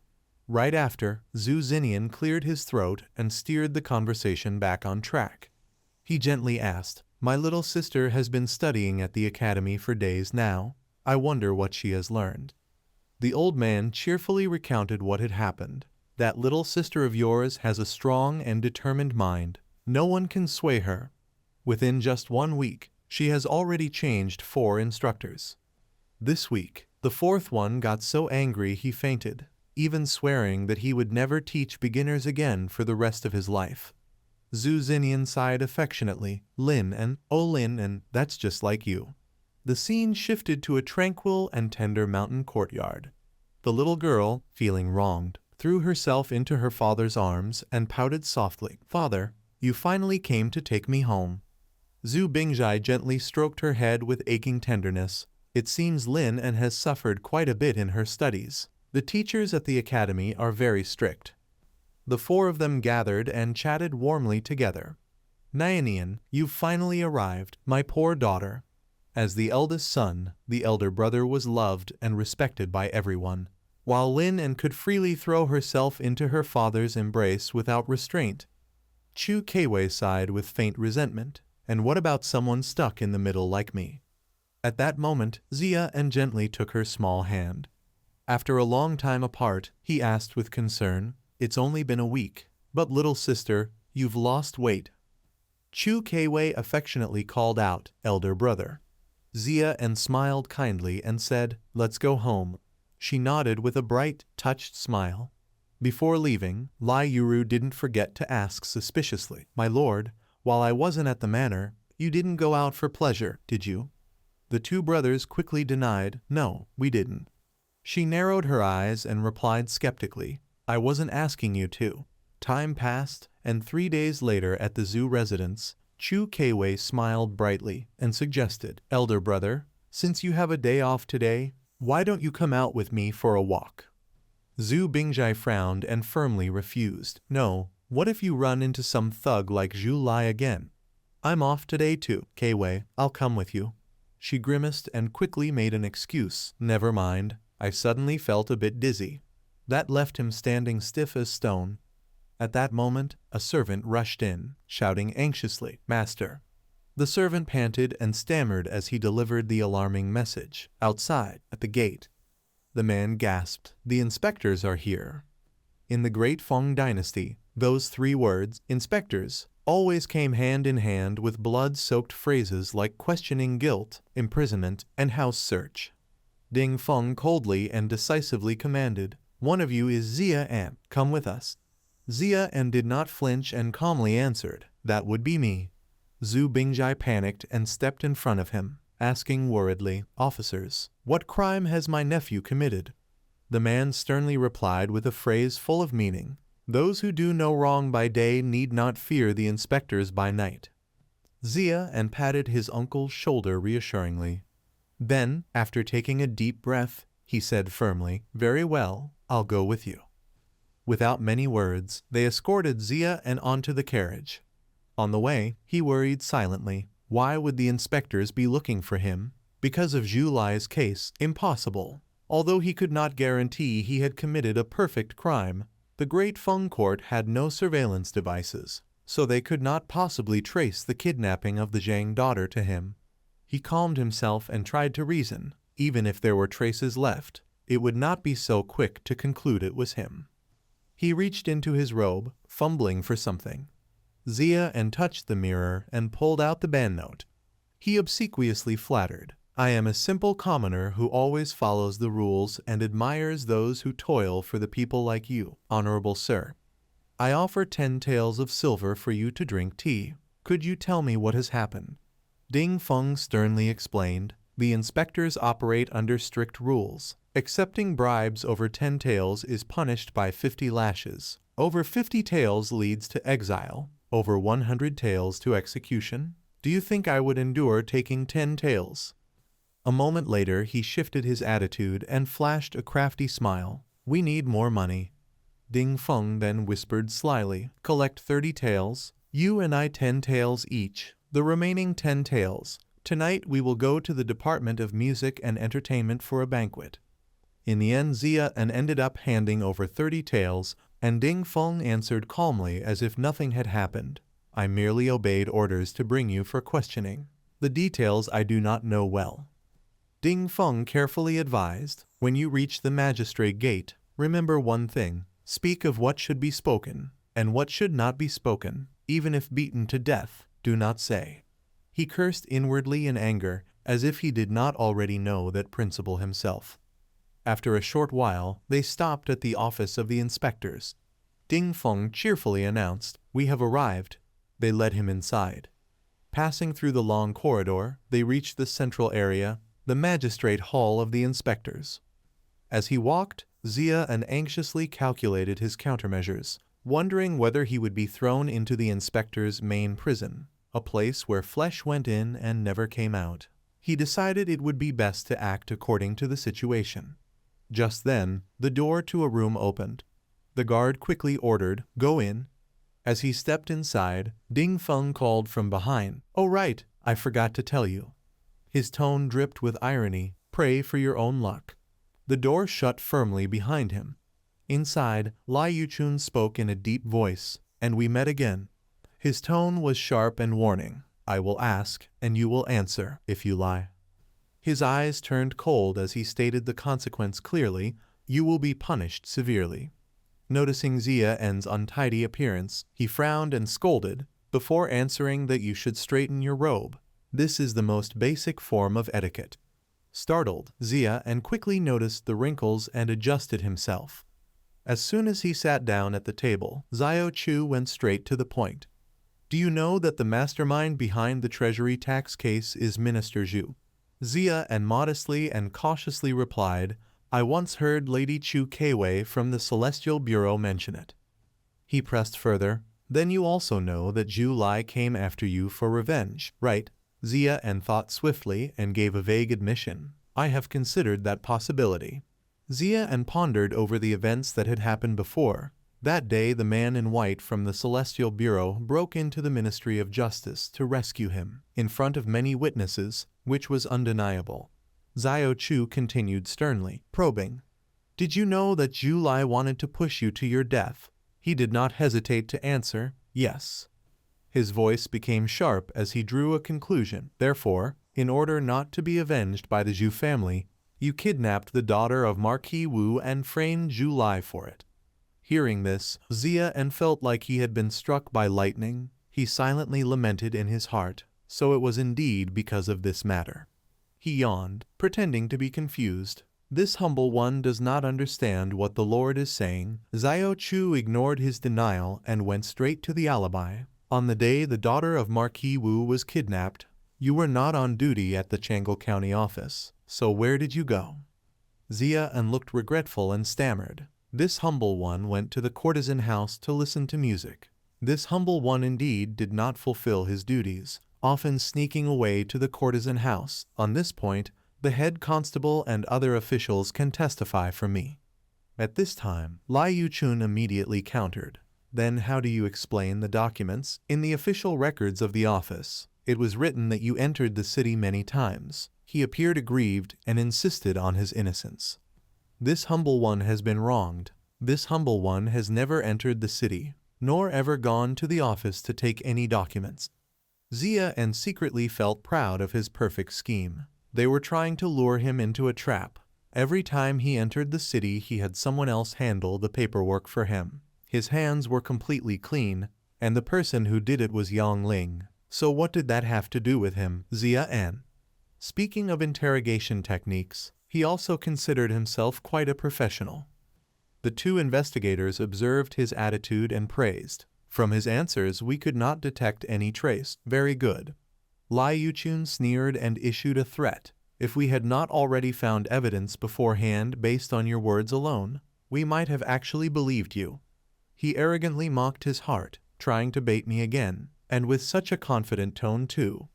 Without another word, Xiao Chu opened the notebook and read the detailed accusation. On the first day of October, the day of Rengsu, Xia and returned from the Yunliu library, bought 2 daggers at the Bayak Ai Pavilion. On the way back he was followed, suspected to be people from the Zhu residence. That night he frightened off assassins from the Zhu family. On the second day of October, the day of Gihai, he sent the women of his family to Yunliu library for safety. On the 5th day of October, the day of Bingyan, he entered the city and went to the education department, stayed 1 night at the Yingmei Pavilion. The poem dedicated to Fu Xiang was suspected to have been written by Xia and, on the 7th day of October, the day of Wuchen, he rode a carriage and crashed into the daughter of Marquis Wu, then used unknown means to kidnap her. When he finished reading, he closed the notebook and smiled deeply. Xiao Chu faced him directly and pressed him to the final step. Do you have anything left to say? After hearing all that, his face turned pale, sweat poured down like rain. So on the day he went to the library, he had already been watched. Every scheme over these days had been seen by the investigators. It was all over. At that moment, Xia and felt both anxious and doubtful. No, this did not make sense. If the investigators already knew everything, then why had they not exposed him? Instead, they waited until Minister Chu was overthrown before inviting him for tea. He frowned for a long time, thinking carefully. Xia An, being perceptive, quickly confessed. This humble one admits guilt. He calmly acknowledged all his wrongdoings. Everything was done by me. How to deal with me depends entirely on you, my lord. As soon as he finished, the 2 investigators looked at each other and nodded. Lai Yuchun clapped his hands in admiration. Xia An, you are extremely clever and quick-witted. He smiled and revealed the truth. Earlier we were only testing you. If during the interrogation you had exposed yourself or been frightened by the evidence, Lai Yuchun slowly emphasized the consequence. Then what awaited you would have been true punishment. He then delivered an unexpected piece of news. But now, what awaits you is an invitation from the investigators. Xia An stared blankly in disbelief. An invitation from the investigators, inviting me. Lai Yuchun patiently explained the reason. At that time in the back hall of the prefecture, I already knew you were a genius. It was just that the investigators had their own rules, and the limit was at the refining essence realm. But you have proven yourself with your own ability. Even if you are only at the refining essence stage, the investigators are still willing to welcome you. Xia An immediately realized and mocked himself. So it was because of my cunning and cautious thinking that they reluctantly accepted me. Zhu added another reason, of course. The main reason is that the eldest princess personally recommended you. Xia An was stunned and questioned inwardly, the eldest princess. He was confused, unable to understand the connection. It seemed he had heard her mentioned once at the Yunliu library, but they had never met. So why would she recommend him to the investigators? Curious, he asked for more details. Aside from these reasons, why did the 2 of you not accuse me? Lai Yuchun hinted at the core of the matter. Surely you know the duty of the investigators. Xia An reflected on their great responsibility. The duty of the investigators is to supervise all officials. Since Minister Chu embezzled the national treasury, he was someone not aligned with the investigators. In fact, Minister Chu's downfall was also thanks to their intervention. Lai Yuchun calmly reassured him, Minister Chu was bound to meet his end sooner or later because we had already begun to act against him. It's just that your little scheme helped us speed things up. As soon as he finished, Lai Yuchun spoke cheerfully and meaningfully. Master Sun, according to our previous agreement, I will be taking this one in. Please step outside. Zhu refused to back down and eagerly interrupted. Will you follow me or him? He did not hesitate to belittle his rival with harsh words. We are both silver investigators. but he is a man without sense or adaptability. Those who follow him all live dull and ordinary lives. Xu did not forget to boast about his generous benefits. Those who follow me as fellow silver investigators can buy a small house in the capital after at most 3 years of service. Hearing that golden promise, Xia and quietly repeated to himself, 3 years of work, a house in the capital. After careful consideration, he finally made his decision and replied, regarding the treasury tax case, it was Lord Lai who first gave me the chance to atone for my crime. That favor I have never forgotten. I wish to serve under his command. Lai Yuchun said nothing, simply rose to his feet. Xu, as he departed, praised him, knowing to repay kindness is a good thing. Then, Lai Yuchun kindly revealed his identity. Let me introduce myself. I am Lai Yuchun. You may address me directly as superior, or simply as Lord Lai. Xia and playfully yet respectfully asked, May I call you Brother Chun, Lord Lai? He answered seriously, If you work for me, remember this above all else. You must never be ashamed of your own conscience. After that, Lai Yuchun carefully explained the hierarchy. In the investigator's bureau, the lowest rank is white attendant, usually unregistered workers doing miscellaneous tasks. They are mere errand hands. Next is the rank of silver investigator, a proper official investigator, who must at least reach the refining spirit realm, earning 5 taels of silver and 2 stones of rice per month. Higher still are the silver silk ranks, enjoying privileges across the capital.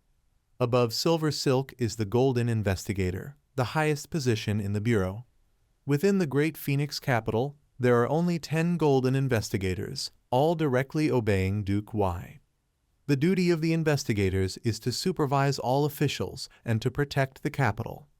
Seeing Xia En's current ability, Lai Yuchun presented him with 2 choices. You have now reached the peak of the refining spirit realm, so I have 2 suggestions. First, slowly accumulate merit points and wait for your opportunity. Second, pay 400 taels and I will help you open the heavenly gate.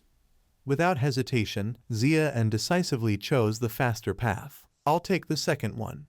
Lai Yuchun was momentarily stunned and praised. Quite wheel thy errand to you. Xia En hurriedly explained. It was Miss Chu Kwei from the Astronomical Bureau who lent it to me. After finishing their conversation, Xia En was allowed to leave. Ding Feng slung an arm over his shoulder playfully and teased, then good-naturedly introduced himself. You're something else. First day here and already a colleague. My name is Ding Feng. The quiet man beside him replied briefly, Guang Zhao. Ding Feng offered some friendly advice. Working under Lord Lai means you won't have to worry about petty internal conflicts. Just be careful when accepting bribes. Don't go too far. Xia En was speechless and asked, Then can you return my 30 taels? Ding Feng pretended ignorance. When did I ever take your money? After completing the recruitment procedures for the Investigator Bureau, there was still one final step left, the aptitude test. Xia, an innocently asked aptitude test. Do I just touch a crystal stone? Ding Feng patiently explained. The aptitude test is a procedure established by Duke Y. He specified the evaluation criteria, including intellect and strength. Not stopping there, he emphasized the final and most important criterion, the heart of inquiry. After that, the 3 of them entered the hall together. At that moment, Xia En suddenly noticed something ahead. He read the inscription on the pillar, offered himself to the mortal realm with utmost sincerity, never seeking personal gain. Ding Feng smiled gently and explained, This was written by Duke Y himself, to warn and remind us. Xia En sighed in disappointment as he realized the harsh truth, that it clearly had no real effect at all. Returning to the main matter, Ding Feng sharply shifted the topic. Since you've already reached the refining spirit realm, there's no need to test your combat ability. Let's test your intellect first. Xia En grew annoyed at his indifferent attitude, pretending not to hear. Ding Feng carefully explained the details. Within the time of 1 incense stick, you must guess which box contains an object. You may choose one of the 2 people here to ask a question, but only one. He added an important note. Among the 2, only one speaks the truth. Guang Zhao sincerely advised, This question is very difficult. Think carefully. He crossed his arms and warned, although Duke Y calls this a simple game, very few can guess correctly. I myself knew the answer afterward, but it was already past the time limit. It is said that only the Golden Luo officers can answer this within a few minutes. Zia sighed inwardly, thinking, such a simple logic puzzle. I must have seen it countless times in my past life. The examiner lit the candle and called out, to begin the test. Without hesitation, Zia calmly proposed his question, if you were him, what would you say to me? The examiner stared blankly and replied, there is no object. A moment later, Zia immediately understood the problem, then placed the label on the remaining box. The object is in this box. The examiner smiled and said, correct. He asked in astonishment, how long? And the examiner, stunned, gave a number, excluding the time spent on official paperwork. It was 30 seconds. Ding Feng changed his perspective and whispered an assessment. If he can solve the tax case, he clearly isn't just a blind cat who happened upon a dead mouse. Next, he pointed to the upper floor, explaining the next challenge. The moral test is upstairs, just go straight from here to the top floor. This stage has no requirements, but remember, proceed according to your own will. If you act too ostentatiously, points will be deducted. Zia asked anxiously, points, again, points. Ding Feng elaborated, the total score for the aptitude test is divided into 4 grades, A, B, C, D. The better your aptitude, the easier you are to train. He proudly boasted, I am B. Guangzhou casually added, I am C. Seeing this, Zia helplessly picked at random, then I will be D. They waved goodbye, we'll wait outside for you. After they left, Zia slowly ascended the stairs. Upon reaching the second floor, he was flustered by the object in front of him. Zia looked up with suspicion. Why is there a bronze mirror in the middle of the stairwell? He stared at his reflection for a long moment. Instantly, Zia became alert, realizing something was wrong. This mirror is abnormal. He immediately understood the situation. It would cause anyone who looked into the mirror to enter the state of a sage. Worldly fame and profit would feel as light as drifting clouds. My heart calm and even. Attachments in the mind must be extinguished. Without hesitation, Zia walked inside the great hall of the second floor. Before him stood a statue of Guanyin Bodhisattva. Zia fell silent and stared for a few seconds. Saying nothing, he continued to climb to the upper floor. Reaching the great hall on the 3rd floor, the scene was the same, a stone statue and a scholar intent on writing. After looking long enough, Zia turned away and went on. Ascending another floor, he entered the great hall of the 4th floor. Standing before the statue, Zia made an objective observation, then turned and left. This saintly statue was not much different from the Yunlio library. At that moment, he suddenly awoke to the deeper meaning of the challenge. He now understood what the moral test truly implied. It was an examination of ethical character. The function of that mirror was to make people unable to act against their own inner will, to deliberately offer incense and perform rites. Zia was terrified as he realized the truth. Doomed. I do not worship Buddha, nor the Tao, nor the sages, which means I would be disrespectful to gods and Buddhas and scorn those who revere the classics. He anxiously tried to calm his worry. These things are not a problem, but, reaching the 5th and highest floor, standing before the final target, Zia resolved firmly, on this 5th floor I must bow. If I do not bow, I will surely be finished. At that moment, Zia realized he had made a mistake and told himself that someone without parents, who showed no respect for gods or sages, could not survive in this era. The Da Kang Ren were a protective unit, spies subordinate to the emperor. They might be disrespectful to the 3 teachings, but they could never be disloyal to the emperor. A superfluous person like himself would not only be kicked out of the Nha men by the Da Kang Ren, but might also have the old matter of harming Zhu Lai dredged up again. Zia clenched his hand until the veins stood out. He gritted his teeth and forced out the word, Bo. Zia shook his body, trying to lower himself, bowing to the ruler. He lost all patience and demanded once more, "Quickly, bow for me." However, Xia still did not move. At the same time, Xiao Hu rushed down the stairs in a flurry. He then ran clumsily back up again. Xiao Hu, panting, relayed the message. "I have consulted with colleagues downstairs." And when Wei Gong set up the Xun Xin trial, he once instructed that if someone keeps going to the 5th floor without kneeling or bowing, then that person is certainly a sinner. Xia gritted his teeth and gave himself one more chance, "Big brother."